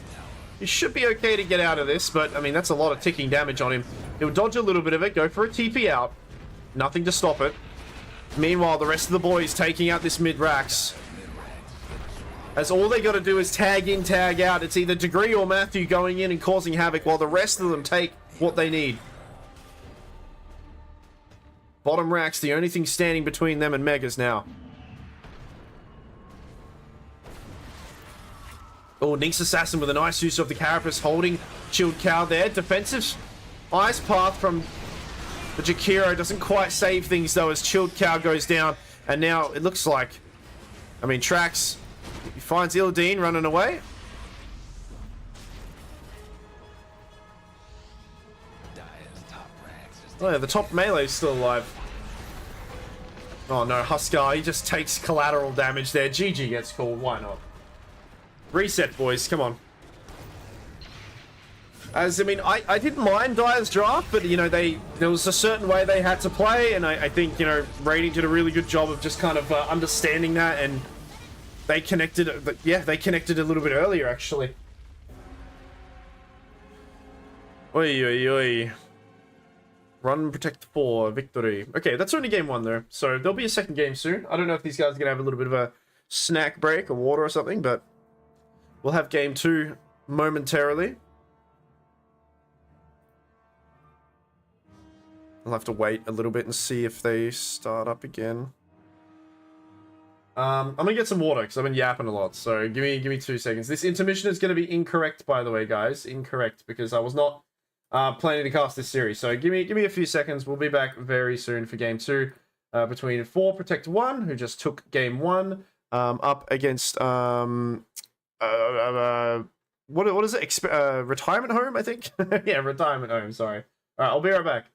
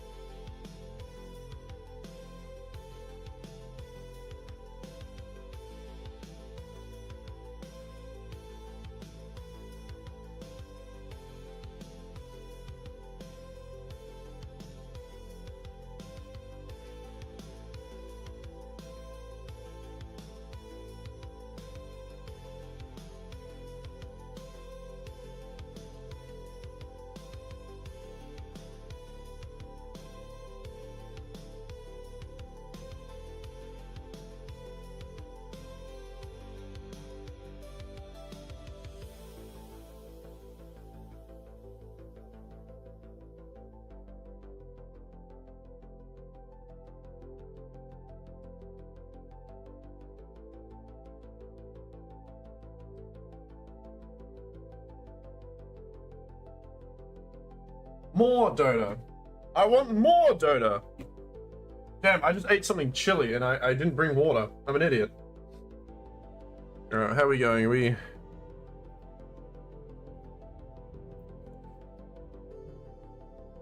Will it let me watch the game that you're watching? I'm ready when you are... Oh, actually... yep, okay, thank you. I was gonna say, I can just kind of watch him now because that first game's over, but that's okay. Look at that, you're doing it for me, Slane. I appreciate it, man. Thank you so much for this, by the way. Made it possible. Alright. How are we all feeling? Right, it's what, 9:35 here in Adelaide. We're all still awake, right? Hope so. See some really good Dota.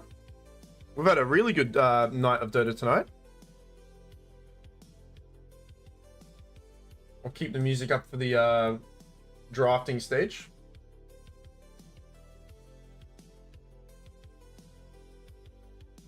Oh, I really wanted to scramble. I'm just scramble a little bit, right? I just want to just play this a little bit, right? So the idea is you have to pick what others would have picked, like the majority of people, I think. We'll do this real quick. And yeah, I think the price matters as well. Like, you have to think about the price. The burger dog or a cheesy hot dog. Now, they both look kind of shit, but that looks terrible. That hot dog and the cheese being wrapped like that, I don't know, man. I mean, look, this cheese isn't melted either, but that looks kind of weird. Yeah, thought so. Next. More England. It's all England. Onions, bhajis. What is this? Chips and mini yogurt, or pork rib burger. I'm gonna go for this because this looks. I mean, the ribs are there, but like, there's no sauce. Like, maybe it's a tender. Maybe it's juiced. No, I'm gonna go this. Yeah, that looks like more bread on top of it. Oh, dude, no way, flatbreads. No, I love pizza, $2, but that looks really good. You'd eat that you'd pay £8.50. And that pizza kind of looks a little sad. I think the cheese looks really nice though, but we're gonna go for this. This is easy.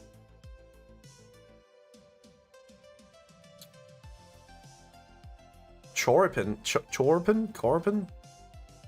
If I butcher the names of these, I'm sorry. Meat in a bun. Hell yeah.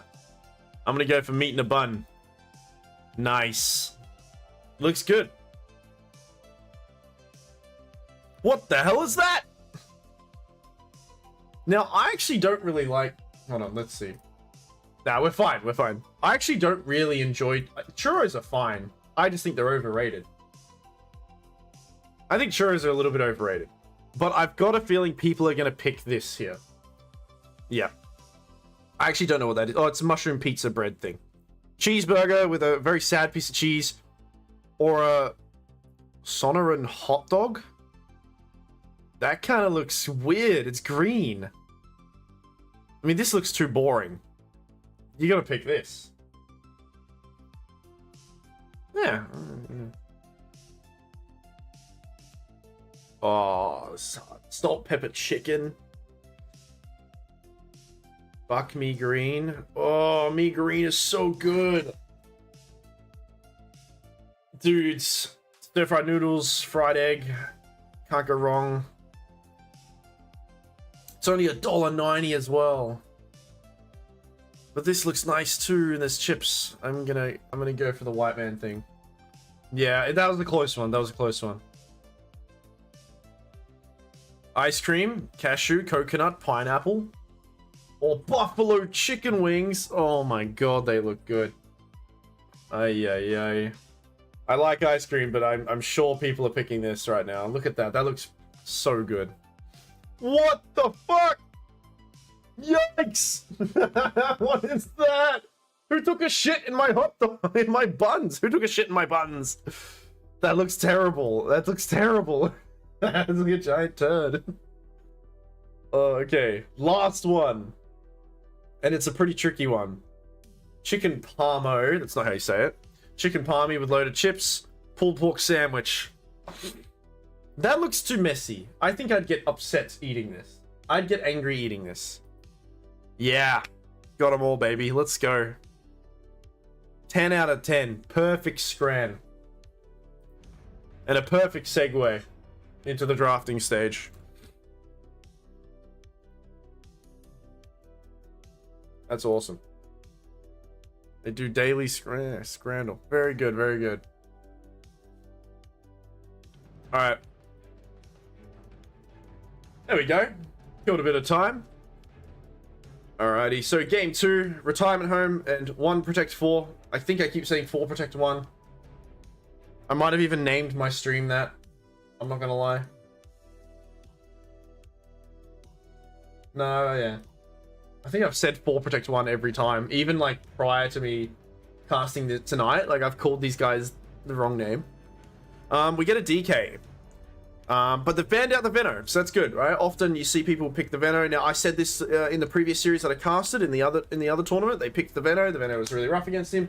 There are still some answers though, man. I mean, they could grab the Timber themselves. The Shadow Demon's actually a really good option too. That's a very decent option. Viper also in the pool. Timber has been banned actually. I did notice that. Thank you, Zach. I appreciate it, man. Have a good one, dude. Thanks for stopping by. I'll yap to you at work soon sometime. 10 seconds to go. 5 seconds. So yeah, early pick on the DK. Shadow Demon ulti is very good against this guy. They can still pick a few heroes. Do wonders against him. What do they want to ban out though? That second pick as well. Dyer's ban. I'll ban out a Pugner.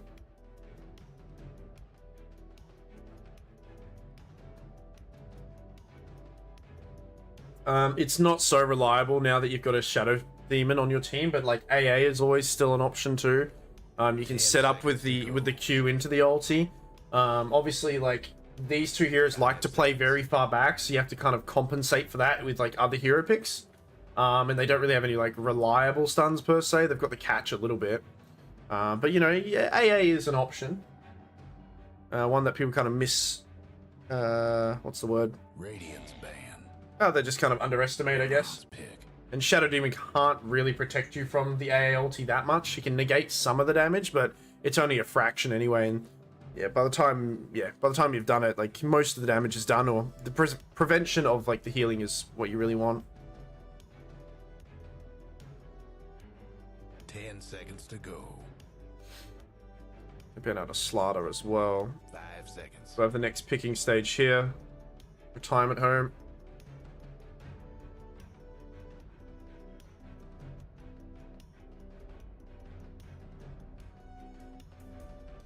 Knowing that this is probably like this DK can kind of jump to all 3 lanes. That's kind of what's good about DK. Like even though you can counter pick him, he's able to kind of play in all three of the lanes, which there's not many heroes that do that these days. They go for a Snapfire instantly with a Clockwork pick as well. Okay. It's a pretty swift clock pick. I wonder what they want to combo that with. Is Jakiro in the pool? They could pick up a Jakiro. I think Jakiro is actually really good because if Shadow Demon wants to protect anybody, you can throw down an Ice Path to, you know, make it a little bit worse for whoever comes out of that that dark realm that he puts them in. If he's using it defensively, that is. Also pretty good against Snapfire, the long range stun. You can try and find. Look, who am I, huh? Who is this guy? What? I am immortal for a reason. Because everybody else carried me there. But there we go, Jakiro. It's a great pick, right? It's a good combo with the Clockwork. Like I said, it's a good cancel to the Snapfire ulti as well if you're in like a situation where you're near him. Shadow Demon also, if you defensively use your Q onto someone, you're setting up for Jakiro too. Jakiro is a great pick, good laner as well. Can rotate early or have Clockwork rotate early, and they just work wonders together. So really good pick there. Marcy, eh? Okay, they're gonna go for Marcy. Cool. Now, I don't know if it's a Marcy Snap lane. I hope it is, because Marcy Snap is gross, right? The minus armor into the right clicks that Marcy can do, especially post level 6. 10 seconds to go. 5 seconds. But even still, actually, with the Shadow Demon throwing out a lot of poison damage, Marcy can just reposition that person, right? What? Live game. Press no. I will press no. I will press no. It's the same game. Yeah, I was a bit confused there. What was I saying? Yeah, I mean, Shadow Demon can dish out a lot of magical damage here, and then Marcy can just reposition that person to possibly get a few other, you know, stacks of this poison onto them. So that's kind of something you can think about too. What do they need here? I'm assuming it's a safe lane Marcy. It could be kind of flexed around. Lesh is pretty okay.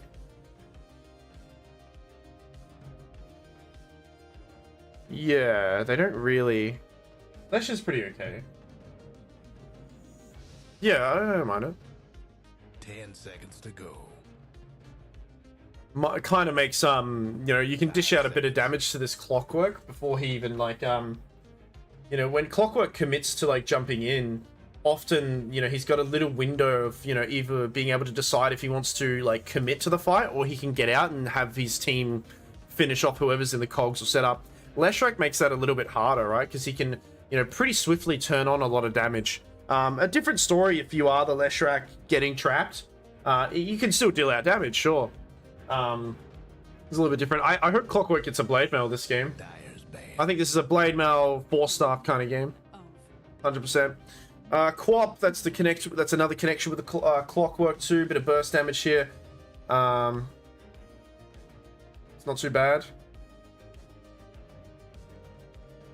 I don't really think... I slightly favor Dire's draft more, and the reason why is just because they're more...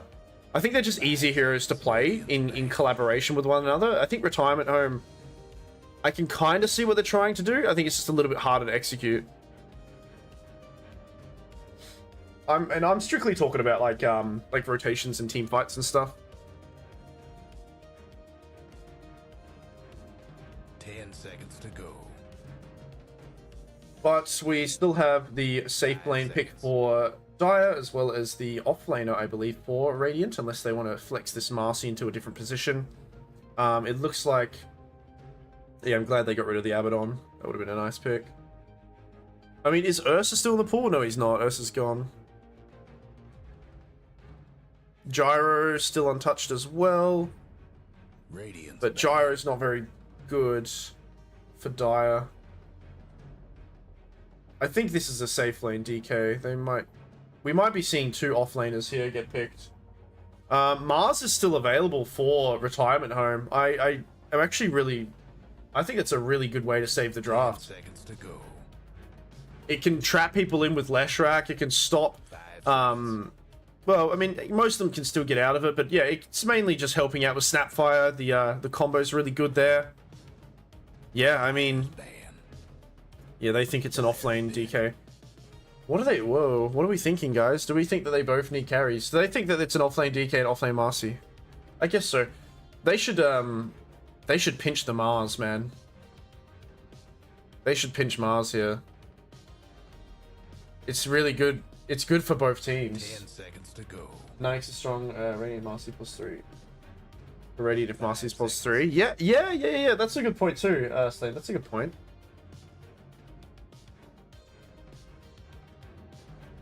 I mean, where's Sven these days, man? I think they need a bit more burst. I guess the Marcy's the burst, right? That's what they want to try to do with Marcy here. Man, somebody pick up Mars, surely. It's good on both teams. It's so good on both teams.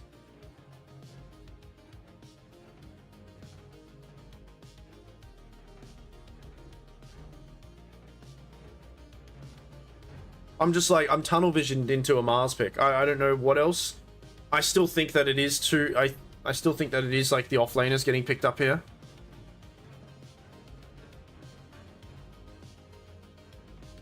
You know, think about it on 1 Protect 4.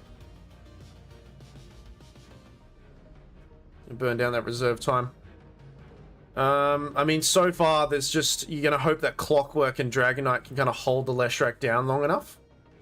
So that's why I think Mars is a really decent pick. Okay, Axe kind of does the same thing, right? Axe is... yeah, that's another way of doing it. And the thing about Axe that makes him a little bit better than Mars is Marcy is naturally a BKB builder, and Axe, you know, the piercing BKB is really good, right? So Axe against Marcy is a nice setup here. It's a bit more locked down for the Lesh too. He'll naturally get a Blade Mail as well. And then they finish it off with a Drow Ranger here. Okay, so it is offlane Marcy. I like the Drow pick. 5 seconds. It's all... Okay, now the game's actually flipped on its head a little bit. They need to kill Illidan really early. Yeah, can they kill Illidan? That's the point here. I think they can. I think she had to go. I think Drow is nice here, but I think they can kill her. Shadow Demon to save.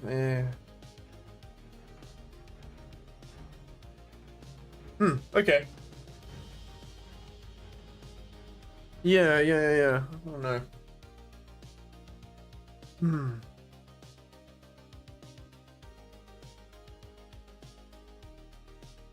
Where's my command? I'm actually a little bit, I'm trying to see what team I'd rather be on. I think I'd rather be on Dire still. Yeah. Blade Mail on Clockwork and I mean, even Matthew could get one too, right, on this co-op. The Leshrac will just die. We saw this at the Tier 1 tournament recently where they'd just pick up really really early Blade Mails up against this Leshrac who went for a Blink Dagger Kaya build and he just melted whenever he blinked into someone. Happened like 3 times in a row. Have a little humility. Have a little humility. Okay, we will. Better get ready.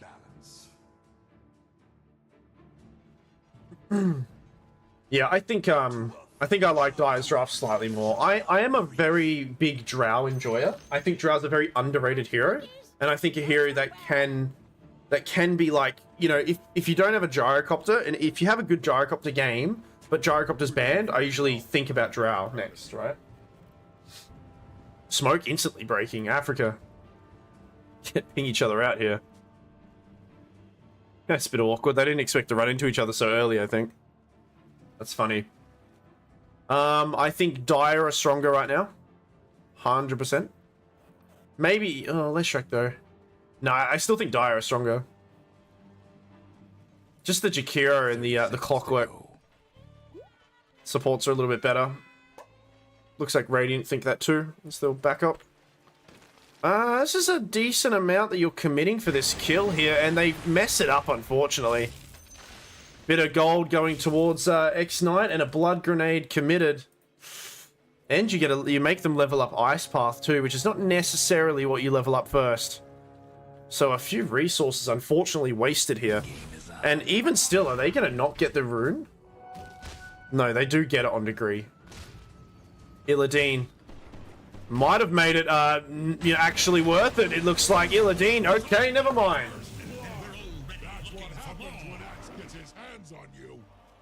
All right.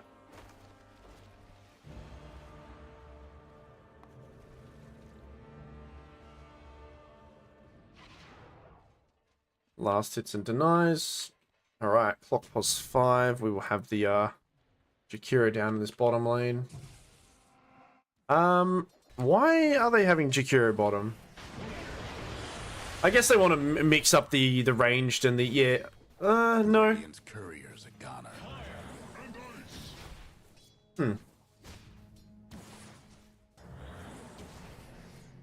I thought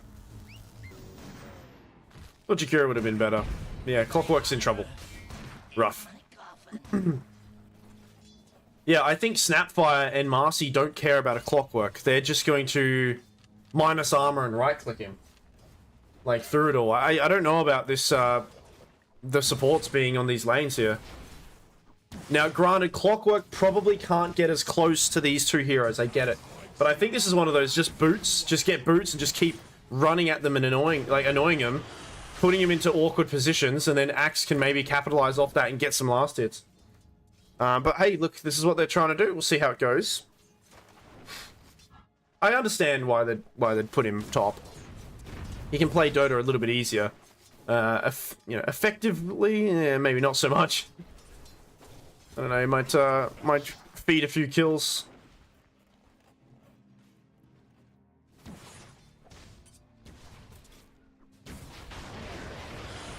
That ticking damage is a lot here on Illidan though. It's very annoying. Meanwhile, mid, just trading blows with each other. Yeah, I think Cogs is very good against these heroes, but I'm really considering. Oh dear. Like, it's good against these heroes, but I'm thinking. Hold that thought. How did that not hit? Yeah, I don't know. I think the minus armor and then them just going, like, they don't care about getting out of the cogs. If they can just keep Clockwork in and right-click him, they can throw him back in if he tries to leave too. And, I mean, also, their cooldowns are pretty low. Yeah, there we go. That's pretty good. Snapfire can also little shredder some of these cogs too. They just lose. People dying left, right, and center now, apparently. 3 minutes. Axe will grab that Lotus. Helix wants to spit on Illidan. Level 2 into the ice path, and actually, oh, okay, one charge saves him. Meanwhile, top. I have to be careful where I'm looking. Oh, poison. It's a lot of poison onto Degree. Nice stun there to try to stop it. Can he land another one? No, he's actually turned it towards Helix now. And that's a lot of damage. He will go down. And, oh, Degree wants to try to kill Illidan. Can he get out of there? He wants to right-click his way through it. If he can, he can't. It's a double kill for Kiera, though. It's a tricky thing to do as Clockwork, yeah, 100%. Matthew. Got to be careful. Level 2 onto this Lightning Stormy.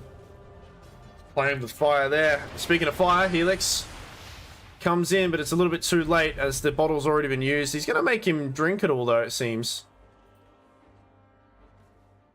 Radiant's mid tower's coming apart. There's a lot, very aggressive laning stage here. People rotating pretty early. Kiera getting right clicks down, or sorry, burnt down, it seems. Yeah, that's so obnoxious. The battle hunger and then throwing on a liquid fire once in a while. So much for the Radiant's courier. Oh, that's a lot of stuff on a courier that is being denied to Kiera there. As Axe has decided to cut the lane pretty early. And we do... Okay, he dies to the creeps. Resets himself. We see a lot of offlaners going for the Helm of the Dominator. I haven't seen Axe do it too much. Axe has done it before. It's a little bit less conventional on an Axe, but... Get it anyway. Helps him with his farm.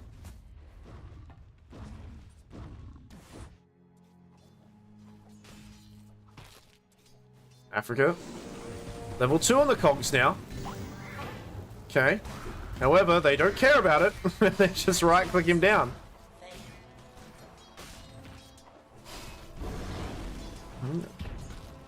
Nice usage there, Chilled Cow. Trax in a little bit of trouble. Radiant's bottom tower ain't pretty sight right Cookie. Doesn't have enough to toss him back. Minus armor, he's going to try to block Trax, but here comes Clockwork, Africa. Gonna find the Snapfire. Uh-oh, yeah, you chased for a little bit too long there. And that's a death. Meanwhile, Axe actually went down in the south side of the map here.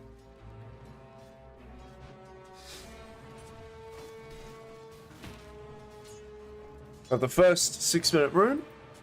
Or first power rune, sorry, and it will be the last. Not the last rune, but the last. We'll pick it up, because that's his name. So we'll grab that haste rune there.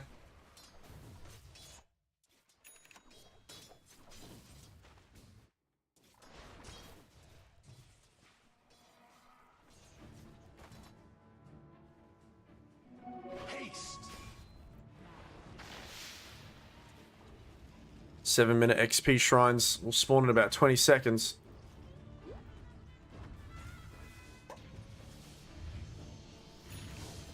As the last just farming his triangle. Everybody pretty content with how they're going.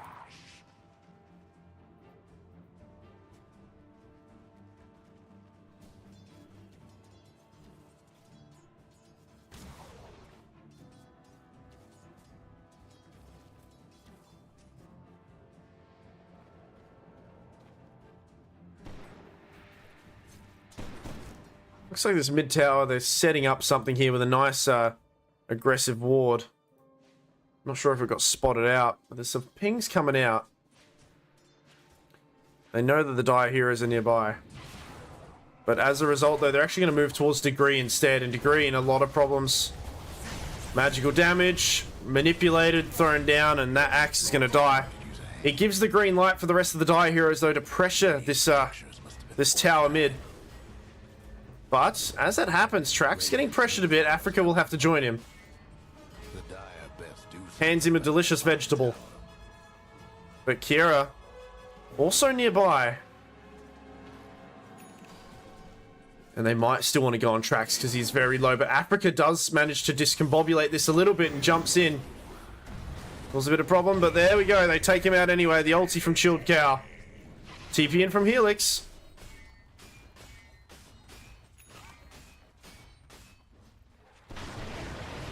Nice double stun. Helix dishing out a lot. The cogs do land, but they don't trap anyone in. He will toss it towards Helix to try to help him out, but the damage is already done there, and he will still go down to Chilled Cow as that Unleash is still active. But Trax TP's back into the lane. Still wanting a piece of the enemy, it seems.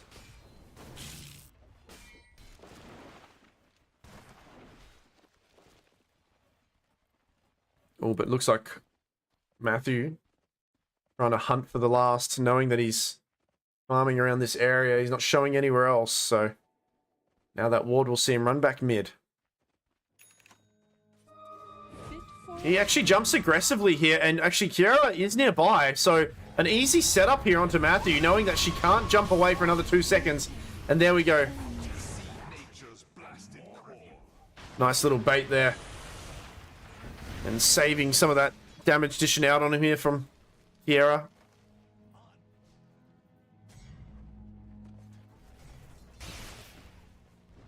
Oh, wow. I thought he was going to get him in it. Africa. Uh-oh. Oh, no, it's set up for even more here. Helix. Matthew TP's back in after respawning. Helix with the poison damages so much. Matthew's going to join in and try to take out X-Knight. He does manage to do so. He has 8 seconds until he can leave. Or at least leap away. Oh my god, the last! He does take him out. But he takes him with him. Dire's mid tower won't last much longer. The Dire went and fortified their structure. Marcy with a DD. This endless fighting here from both teams. Have got very early timings in regards to what they can do, even post level 6 on the supports and whatnot. But I mean, speaking of which, Kiara's level 8 actually, but will go down anyway. There's Degree coming in with a karate chop there, the culling blade. Marcy DD, but you can't save yourself from this, or can you? Jumps onto the back of the Horseman. The Horseman running through, and here comes a TP out from Illidan. He's joining in the fight, dishing out a bit of these frost arrows as 2 of the supports will go down on Dire. Chilled Cow on a killing spree. Yeah, 7, 3, and 4 on the Shadow Demon. Dire's mid tower won't last much longer.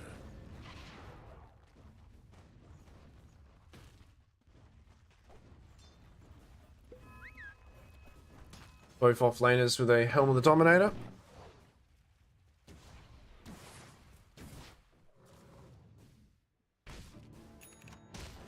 Radiant's bottom tower seen better days.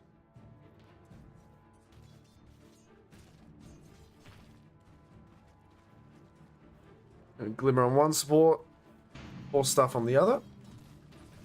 know if anyone's going. Are they going for this blade mail on clock? I'm not sure. He might have got a different item. Yeah, it looks... No, that's the axe, sorry. There's top towers. You know the drill. Doesn't seem to have anything queued up yet. Top tower. Dyer's top towers getting beat down. Wildling Ripper will help with this siege here. 2k net worth ahead just before 12 minutes. Dyer's got one last top tower. Oh, Kiara. Invis, but isn't quite seen. They don't have the detection.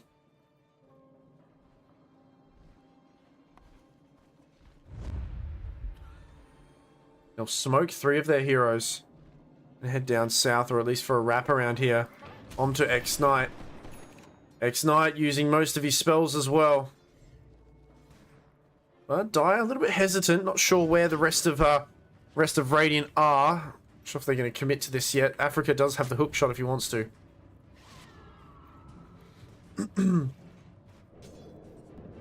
Meanwhile, Radiant, they'll actually smoke 3 of their heroes and they'll head down bottom. Illidan nearby as well. Okay, they do finally commit to X-Knight. They use a lot of spells as well. X-Knight will go down, TP in from the last. The rest of these teammates are kind of nearby. This might be an awkward situation for Dire if they get sandwiched here. If they can react quick enough. I mean, Helix will go down, and that's a quick kill there. Africa trying to hold off the rest of the enemy here. Quap will have to reposition and get out as well. They'll just trade a kill for a kill on a support each. Dyer's bottom tower's getting the business.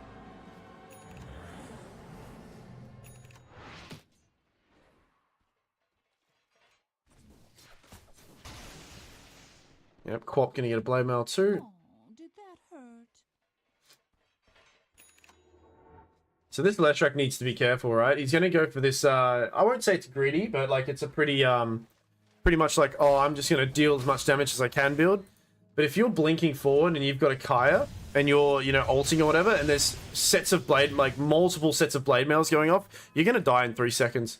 And it's pretty natural to kind of assume some of these guys are gonna get this item. So the last needs to, I think, maybe you know, assess it a little bit further. And speaking of which, I mean, this is a lot of damage he dishes out, but imagine the blade mail soon to come with that. He would have died much sooner. It looks like Axes is on the way. Or nearby, or... I think it might be on the way, I'm not sure. But Quap, she's actually finished hers off. Clockwork not going for it this time. I'm going to go for a Yules instead, which is absolutely fine. The Dispel and the repositioning. Just the delay, it's a really good item. I think it still should have been like maybe Blade Mail then Yules, or I think it's a really good Yules game. So, oh, in the very similar spot as before, as they're trying to de-ward here on Radiant, but they don't quite see that ward in the river. Africa, The Radiant lost the top. they're gonna make some space between each other if they can try to get out of here. Helix does have a shield rune, so this kill, well, they'll still do it quickly. Let me get my arrows back, and then you can die. Dire structures looking fortified. Radiant's mid tower's getting banged up. 15 minutes. Pause from the drow. Illidan, what is the issue?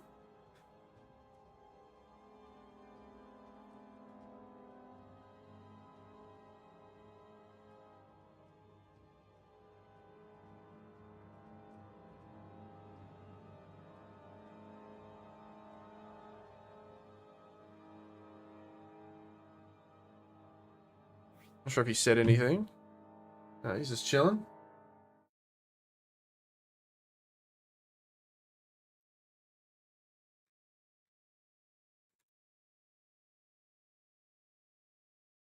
$1K net worth for Radiant right now.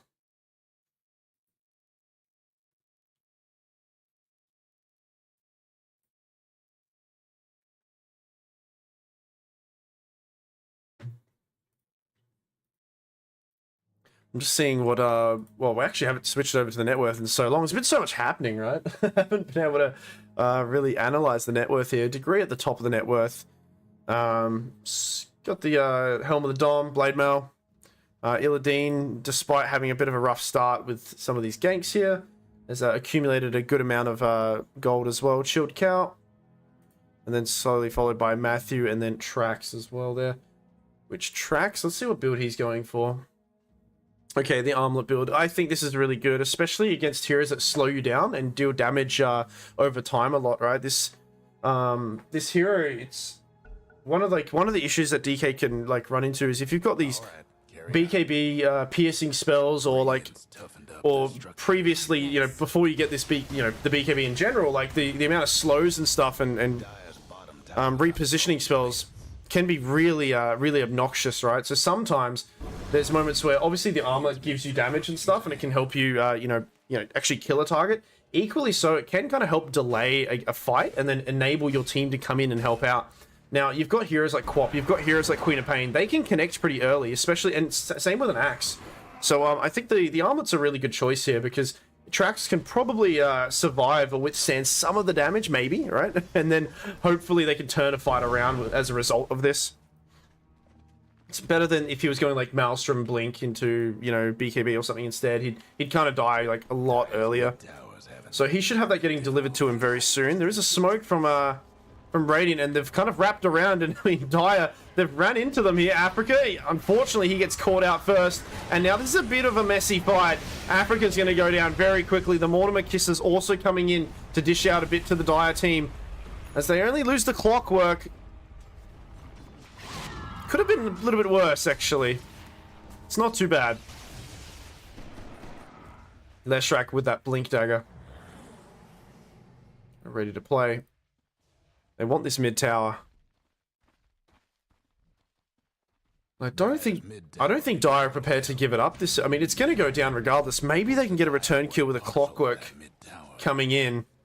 They're pinging out a few heroes, but just not sure what angle to go by. I mean, Degree without a Blink Dagger is going to kind of show face first. Kiara gets grabbed, and now, I mean, Illidan's going to get instantly melted though. They lose the Drow Ranger, sure. Degree goes down, but Quap manages to take out the heavy hitter of this Drow, who just got screamed at, and now Matthew feeling pretty good. The right clicks from Chilled Cow, throws him up onto the cliff and actually helps Matthew out a little bit. Hook shot, Africa, we will pretend we didn't see it. As it looks like, Dire. Only one more Radiant hero remains. I mean, Leshrak did run away. That was really interesting. A little... Hope we get a patch this year. Yeah, me too. I hope there's a new patch soon. Oh, he's just going to blink forward. Yeah, this is rough. Felix can only watch and be engulfed in all of this magical flames. Yeah, the Blade Mail was active on the Quap, and then Marcy was right-clicking and then threw the Quap up on the high ground, giving Quap a few more times to be able to just kind of hit if he wanted to. Yeah, kind of threw him to safety a little bit.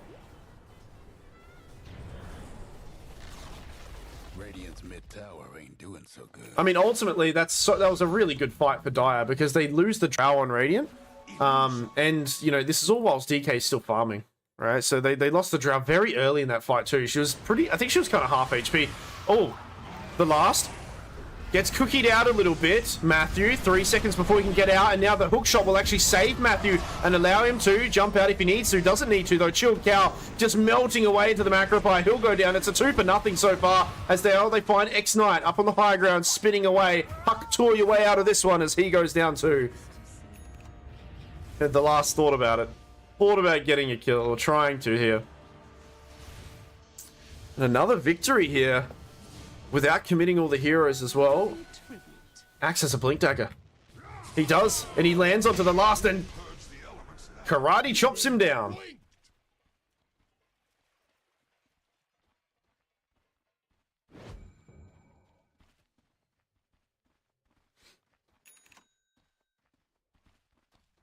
Now I think they're turning up the gas here on Dire. They are 1 protect 4.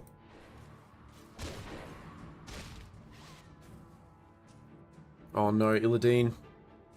He's got to know something's up. They were just there. Yeah, he'll get out. He won't even finish the creeps there. This DK, I think, got the armlet and then finished off a Blink Dagger after. He's just been farming away alone. with no dramas at all. And now 20 minutes are going to open up the Tormentor here, which most of the shards here are very good. Especially the Clockworks one giving that vision, but a lot of the shards are really, really beneficial here for at least Dire right now. They will take out this Tormentor. It will leave them a little bit unhealthy though. Radiant have smoked up and they're nearby. Do they want to try to fight anyway? The Dragon Form's still up for half of its duration. Corp blinks forward and actually breaks the smoke, but it looks like Axe gets a call onto 2. There's a lot of damage coming out, but it's not enough to take out anyone on Dire. BKB on Marcy. Chilled Cow wants to try to kill the DK. DK will eventually, no, Armlet toggling like a champion, will go down eventually. 2 for 2 actually, as the Clockwork also goes down. The rest of Dire looks like they're all separated. They're going to have to get out. Illidan picks up another kill there. Bounty.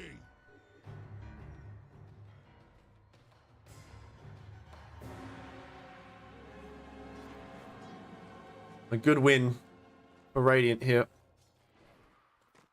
There was a nice toggle of the armlet there from DK, surviving a little bit of that right click from Marcy.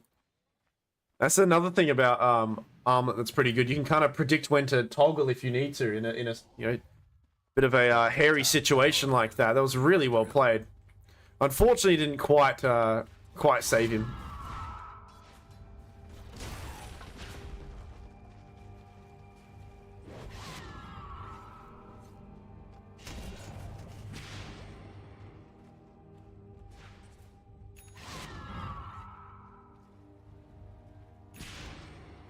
Is Quap going to get baited here? She is. She's going to get baited. Oh, no. Okay. Jumps away.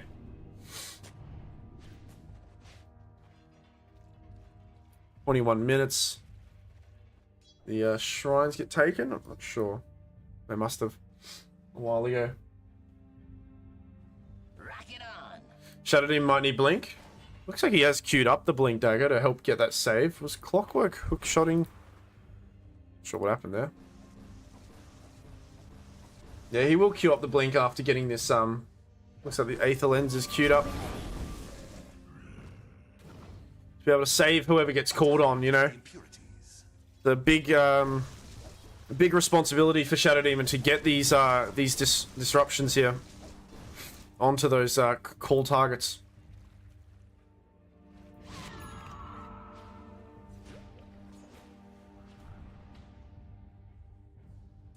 Got a butterfly on this Drow Ranger.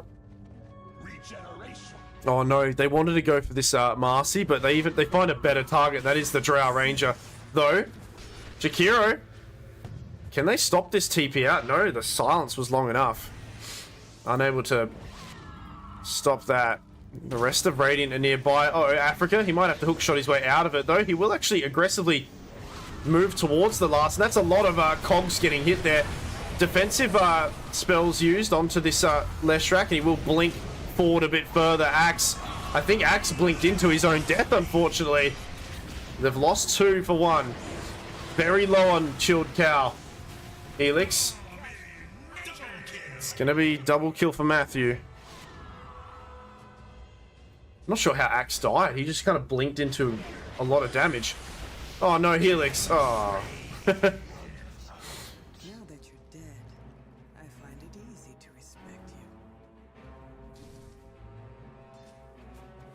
Well, they keep the Drow alive. I'm saying it's a good Drow game. They're just gonna make sure, you know, they've got tools to jump onto this Drow, but unchecked is a very scary Drow. Butterfly as well now.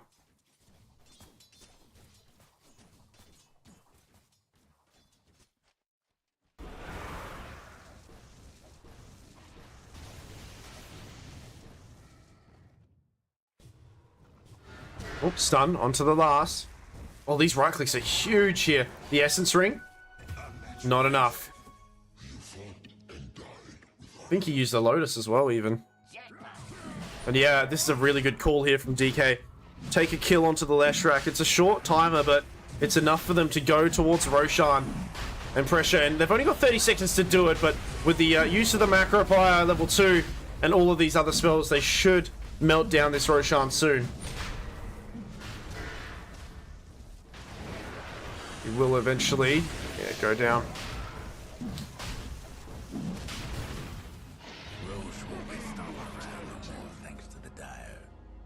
So actually a blink dagger on clock. Now, actually, I don't see this too often. I see it in pretty high MMR games where you get you get this blink dagger on the clockwork. It just kind of guarantees that whoever's in your cogs. It's pretty good against like people like Drow. Oh dear, they went forward and got punished immensely. Cogs, can it save anything? The taunt, but the right clicks from the Drow. Illidan just melts, completely melts Matthew. Mortimer kisses from the higher ground. Degree trying to limp away from this. Can he port away? He will blink and then TP. I mean, they got Roshan, but they didn't have DK form for a while, so they just pushed themselves a bit forward, and I guess Radiant were ready for it this time. Dire not expecting the pushback or the resistance here in this area after getting Roche pretty quickly. Illidan could melt me. Hey, I mean, look at him. He's all flaming, right? What's going on here? Is this that cosmetic that's worth a bajillion dollars, apparently, that everyone's talking about? Okay. He died. Well, they're still playing. 40 seconds. Yeah, why not? Keep going. Radiant. What? Oh, what a blind hook shot there. Manages to find Kiera. Kiera stunned up and dead. Was that a blind? Yeah, I think it was. I think he was trying to go for someone else. Cookie quickly to get himself away. It's a fresh BKB. Or a full duration BKB used. There's the Yule Scepter. And now X-Knight will go down as well. Double kill for Trax. 30 to 24.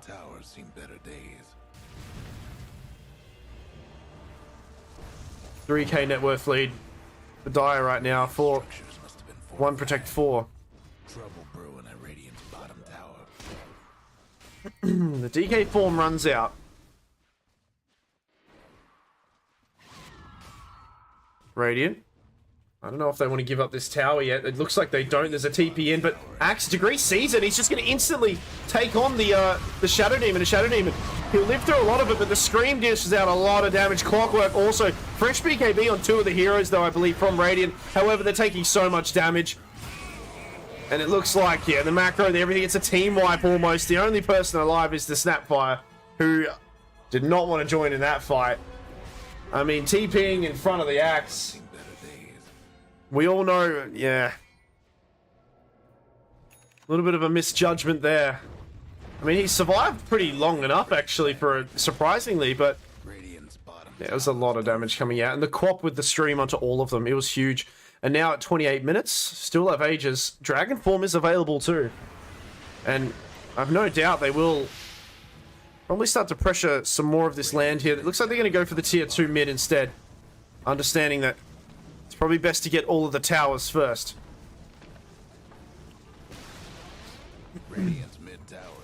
What are you building, DK? Chrysalis? Nice.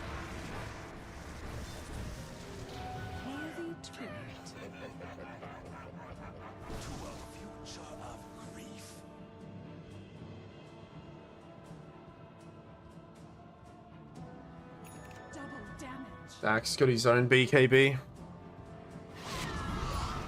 Oh, Radiant. Uh-oh. Kiera manages to stop the Clockwork from trapping him inside there.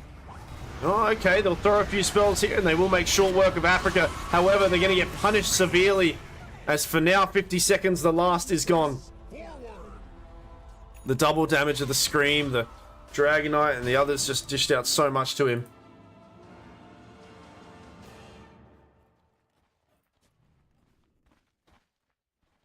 $11k net worth now. So they've got 1 tier 2 top. The Dire, they might want to shift their attention towards this north side of the map. If they want to try to close out this game, they're going to need to get this triangle sorted. Meanwhile, Radiant just praying and hoping that maybe they overextend and this Drow can clean up a fight. That seems to be the only way that they win. They're not really doing the initiating, nor do they have too many tools to do so. It seems to be maybe just the Lesh blinking in or the Marcy going in, but That's pretty hard to do against these. You know, you got the counters of the BKB piercing stun from the axe, the clockwork as well. It's very hard. It's a very hard game. So they have to kind of hope that they overextend, and then they can punish them for it.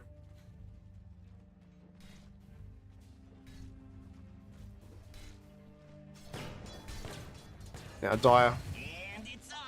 Just over 30 minutes in, they're going to pressure the final tier 2 that stands between them and Mega Creeps, or possible Mega Creeps. DK form, halfway of its duration. It's a lot of minus armor here, but he jumps onto... Oh no, Illidan.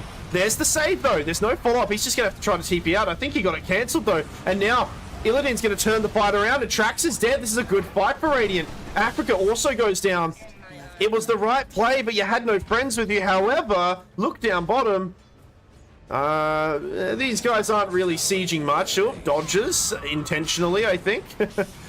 Banishes one, but it is the one who can leap away if she wants to. So Matthew gonna stick around for a little bit longer, but the silence is there as well as the cookie. Matthew, uh-oh, you're gone as well. That's 3 dead. There's the BKB TP out from Axe, and a blunder here from Dire.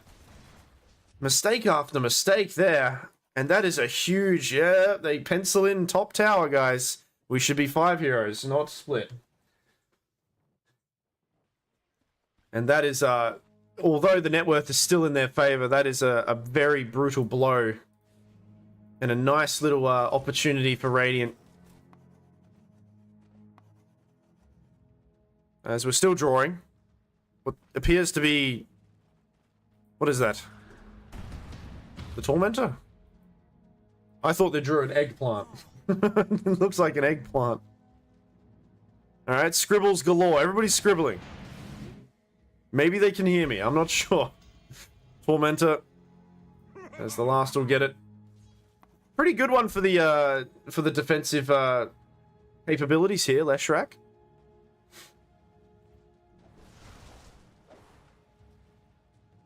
I don't know if there's any big items that are gonna change this game around. Ooh. Whisper of the Dread here on the last. I didn't notice he had that.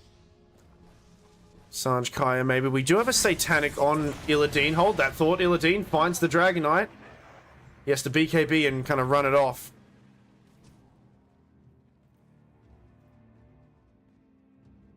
Yeah, it was an eggplant, right? That's what it looked like.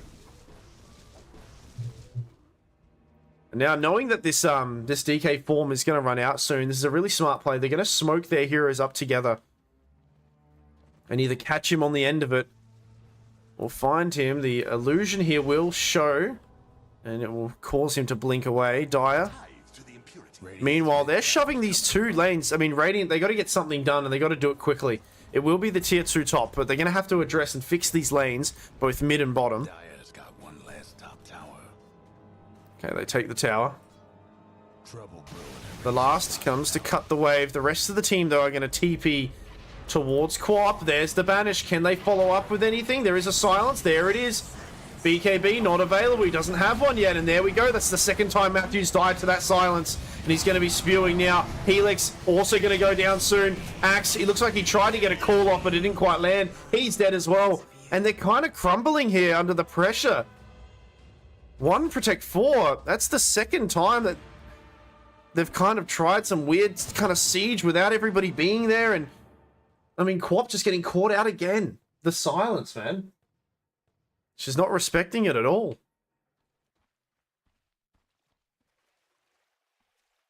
Now the net worth. It's a lot of gold going to that team. Net worth is closing in. Roshan also gonna possibly spawn soon. As tier 2 mid. Marcy will left, right, good night it to death. The Dire went and fortified their structures. Shadow Demon can he can save someone from so far away with this Aether Lens now as well. It's really good. I think that might have been what happened last fight. You can no longer really before you could probably call the Drow and kill her quick enough, but now that Drow's got a bit more strength to her name. You know, oh dear, the crits. Oh, okay. Yeah, the Daedalus, man. You got to be careful of that. Hook shot now. They're going to try to find an opportunity. Though, Now now the Clockwork's actually bit off more than he can chew, though. Africa will survive through it. Chilled Cow, BKB available, has to jump around. The Axe calling as well. Save is used now, but Kiara will go down. BKB on Chilled Cow, going to try to right-click it through. There's a double chop. 1-2, yeah, says Degree. As that's a victory. That's the fight they wanted. Jesus. Oh, well, Drow is not there. Unfortunate. Oh, no, Axe, watch out! Degree. He's feeling too good. He's got a double chop. He went, that was pretty cool.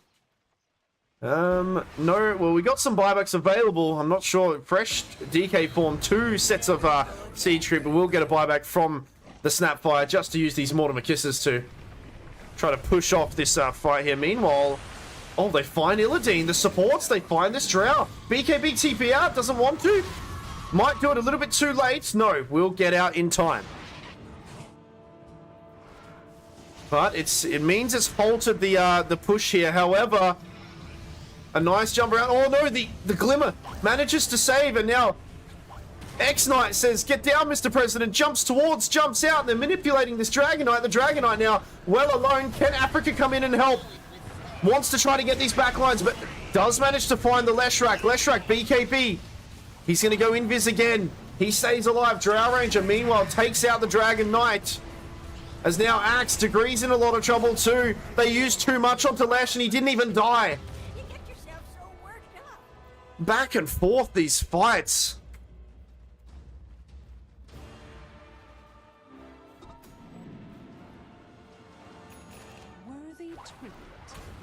As it looks like there was another buyback from Chilled Cow as well.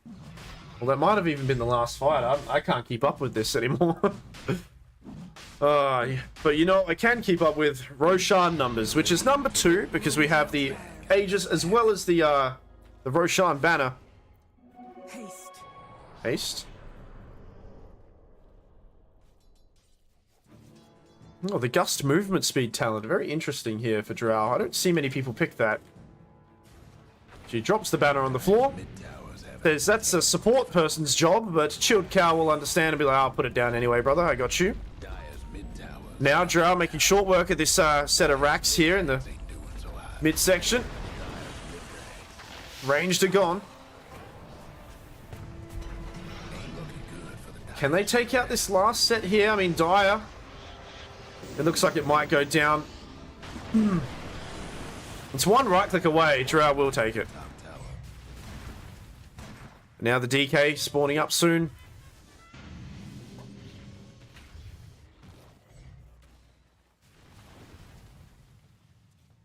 It's looking pretty good actually here now, as the fight has turned a little bit.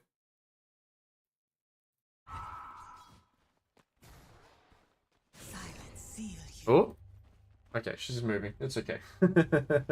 That's awesome. That's awesome. They're gonna have to address this bottom lane though. It's getting pressured too much. Hello, Wegsy. Hello. Or sorry, I should call you Hempy Druid. I'm too used to saying Wegsy though. Smoke both teams.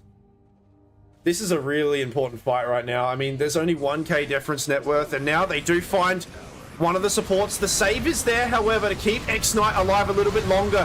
Cow jumps in, but he jumps into a scream onto 2 heroes coming out from Matthew. Meanwhile, the last hill go down. There goes a chop as well. They've lost 3 heroes. I don't even know how they're going to get through this. Drow Ranger, the last man, the last woman standing, and she is a strong independent woman with double damage, but can they kill her anyway? She takes out 2 heroes. Buyback.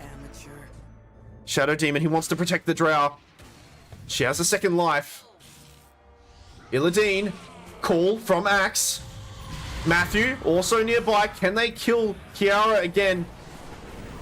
Clockwork traps them in for a little bit. The scream again. It's a low cooldown on this ulti.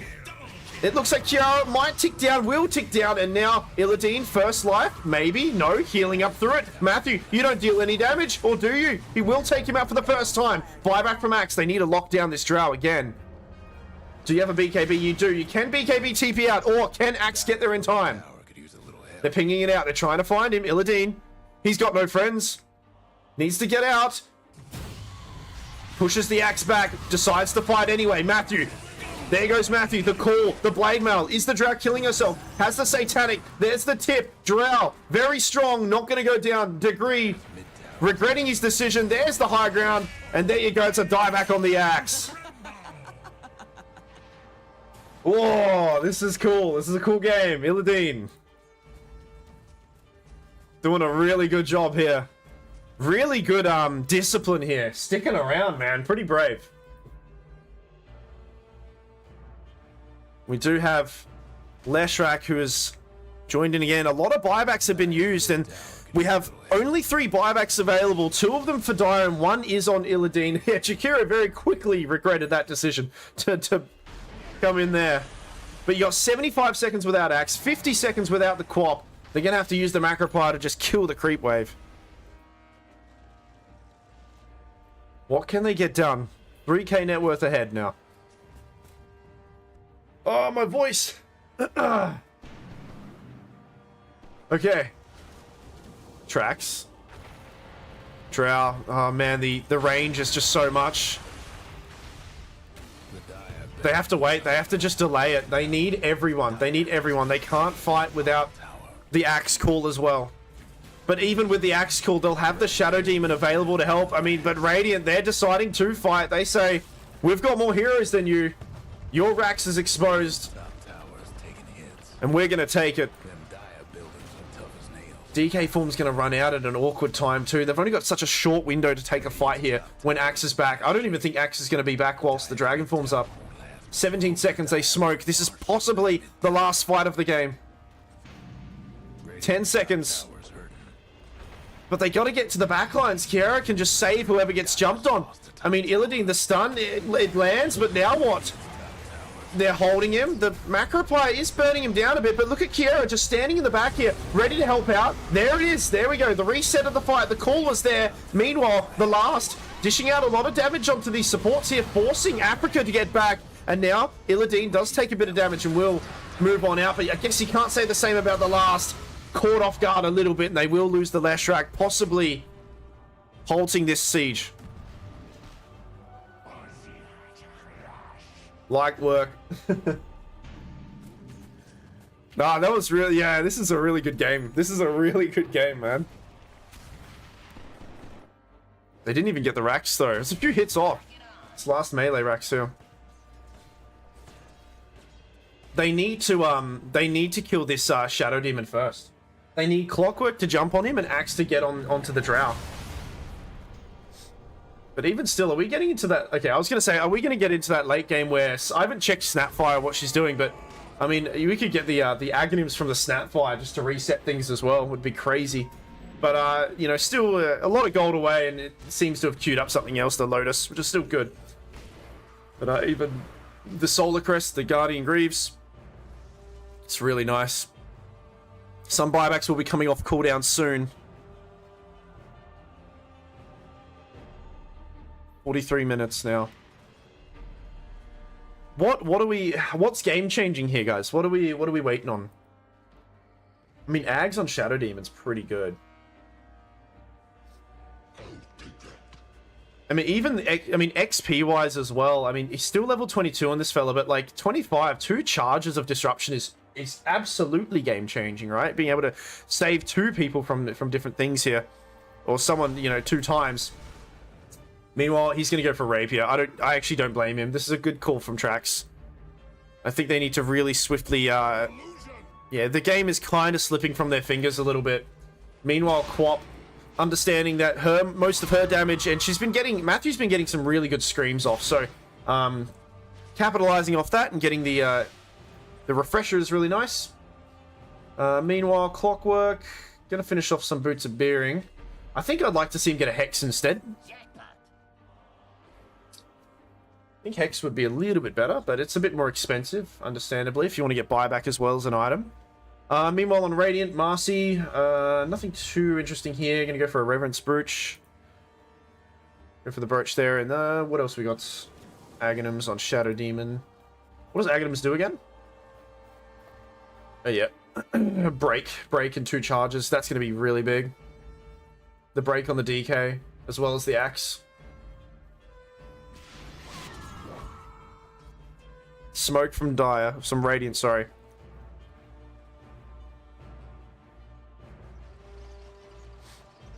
Ooh. Matthew? Is he gonna break before... It breaks before... Ooh, before they see him. They're not sure where he went. Where'd he go? Oh, what? He's here. Put a sentry down. Guys, where is he? The twin gate, my friends.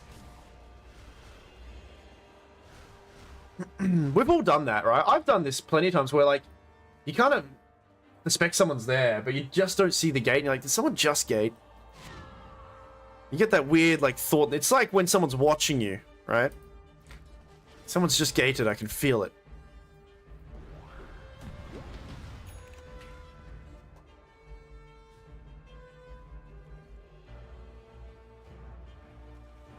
Does anyone else walk past the gate or the watchers and they activate without clicking? Yes, all the time. Or when you're fighting near there and you're like trying to click on someone, you just start like channeling the gate. So dumb. Like a massive team fight and you're like, I'm out of here. Like, what the fuck? I don't want to do that. Stop. Oh god. It's happened before, man. It's lost me some team fights. Where you just like for a split second start channeling on the stupid gate. Ooh. Blink. I mean, they know that Matthew blinked up there. He's gonna have to TP out.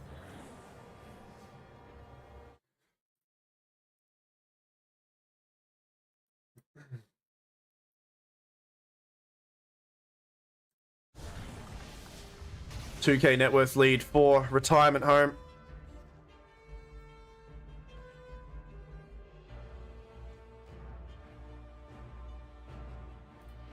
How's he going in that rapier?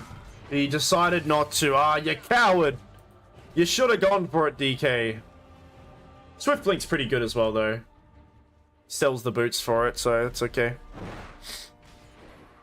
Meanwhile, Axe was going for a refresher, I believe. 47 minutes, so we still got a bit of time to burn through before possibly getting these tier 5 items. But we are getting into some very heavy territory of, you know, the late game potential here. With some of these level 25s already clicking over. Roshan number 3. Aegis, Banner, Cheese, and the Refresher Shard.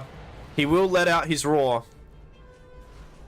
And it doesn't look like Dire are in any interest or want to try to contest it, so we'll see who gets what here. Aegis, obviously on the Drought. I think the Cheese on the Lesh is pretty nice. Refresher would be pretty good on... Yeah, Snapfire. 2 sets of Mortimer Kisses is really good. But unless they are going to give it to the Drow instead. For 2 BKBs or 2 usages of the Hurricane or something.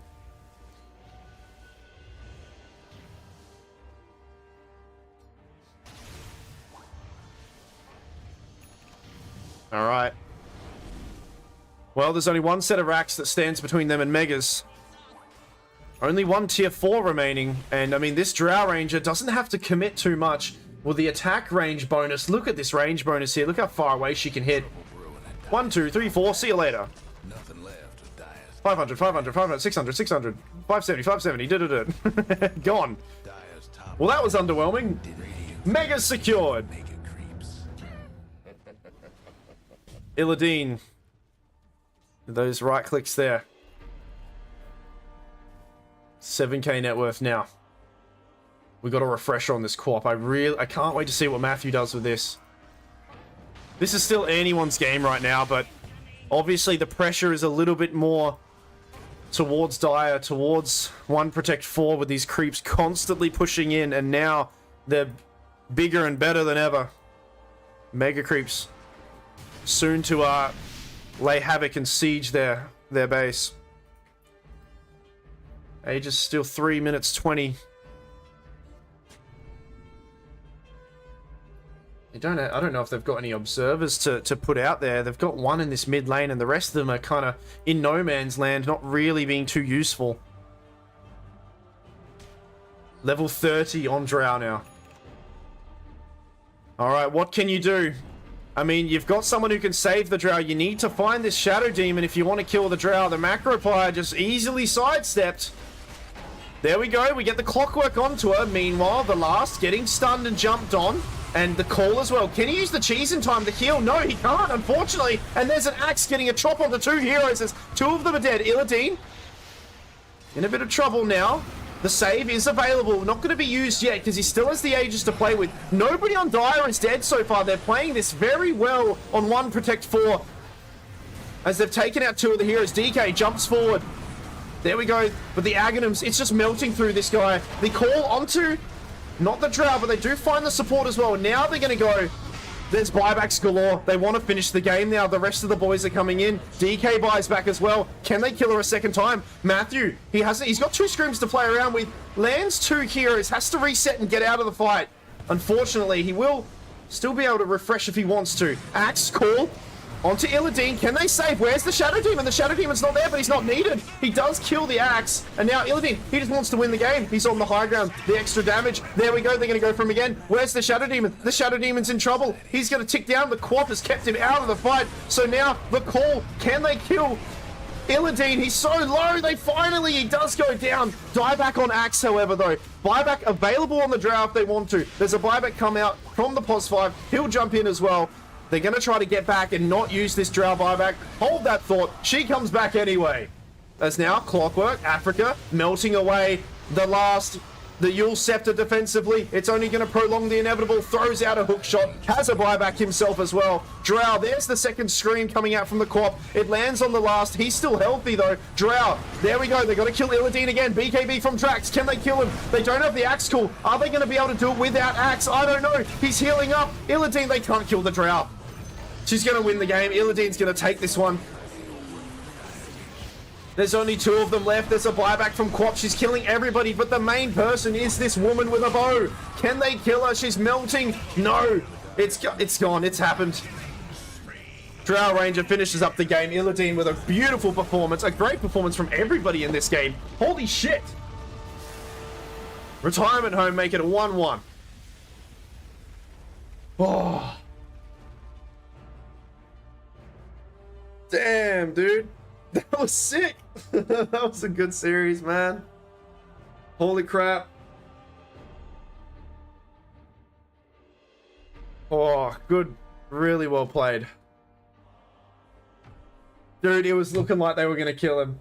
But he just got that satanic off and healed up again. And with Axe already having a dieback, like, I think they needed the Axe again, but wasn't there. So, look at this graph, man.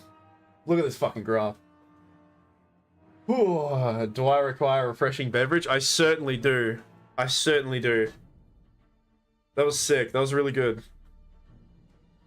So one to one, right? Retirement Home come in and yeah, take that game, and a beautiful performance on everyone. Man, there's just so many intricate things about Dota that make it so hard, right? Kiara was doing so good at keeping this Drow alive, but then Matthew, being just the arsehole that he is, jumps behind and keeps him out of the fight, enough to kill Illidan at least two times, right? Because Illidan had to buy back again. But unfortunately, you know, it just wasn't enough, right? That Aegis is what kind of won them the game, to be honest. I mean, look, if they didn't get Roche then, or if Roche was not up, or maybe there was a different contested, you know, situation that forced the fight earlier before Roche was possible, like, I think it would have, yeah. That's the important of getting that objective there. But Roshan. Yeah, okay. Oh, alright, I'm done skis, eh? That was really good. Really well played by everybody. Goddamn Warcraft 3 player. Who is this guy? Old man. No, he's not old. I'm kidding. I don't know how old he is. Showing everybody up there. That was really good. No, I think both teams, man. I don't know. But the MVP, I mean, Illidan did really well. It was so good. It was so good. In those last few moments, right? The good, like, the intuition to stick around at that part where he was mid and all of his team died, right? And then the rest of the team, like the enemy team, were like buying back, and it was a little bit awkward, and he kind of sniffed that out and managed to like turn it around and get some kills there. It was really good. A lot of people wouldn't have done that. Okay, I'm going to. I'm gonna go, guys. But I might. Let's see if we can raid somebody. Is Godot? Oh, Godot was streaming. I guess he's not anymore. Hmm. Yeah, Godot was streaming. He's been streaming some other game lately. I don't know. Okay. Let's look for. We look for Dota 2, right? That's what we do. We look for Dota 2.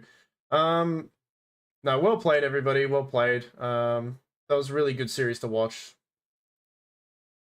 I will maybe be online tomorrow. I will be online tomorrow, actually. Alright, who are we going to find, guys? Do we have any recommendations? I always go for Australian. Ah. There's nobody online right now. Who's this? That's me! It's me. Alright. I'll just raid myself, I guess. Okay, let's see.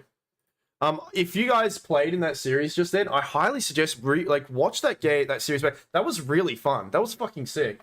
Like, both games were awesome. I'd suggest like rewatching that. Just not only for like notes on yourself, but like just the excitement. That would have been exciting to play. Like, holy crap. Alright, so we go like this, right? We go, how do we go view low to high? We go to someone, what high to low? I want low to high. Alright, fine, I'll scroll down. I want to like raid some random person that has no views. God damn, won't even let me switch the thing up. Yeah, well played, everybody. I'm going to head off. Maybe I'll play some games. I don't know. Is that me? That's me. Are these videos? These people aren't even live. What am I doing? What's this shit? Oh, I'm in videos, live channels. Yeah, my bad. There we go. Wait, maybe I can go Oz now. Oops, Australian. Nope, still nobody. Aussie. Alright. We'll do this. We'll just go live channels. Low to high. We want English. Right? Yeah, we have English. Who should we raid? Just some random person. Let's go this guy. No problem. Does this guy speak English? He does. Alright, we're gonna raid this dude. No nest is safe. I don't know what MMR is, but we're gonna do that. Alright, Let's get the flock out of here. I didn't know it was a line. Alright, thanks for watching, guys. I appreciate it. How do I raid again?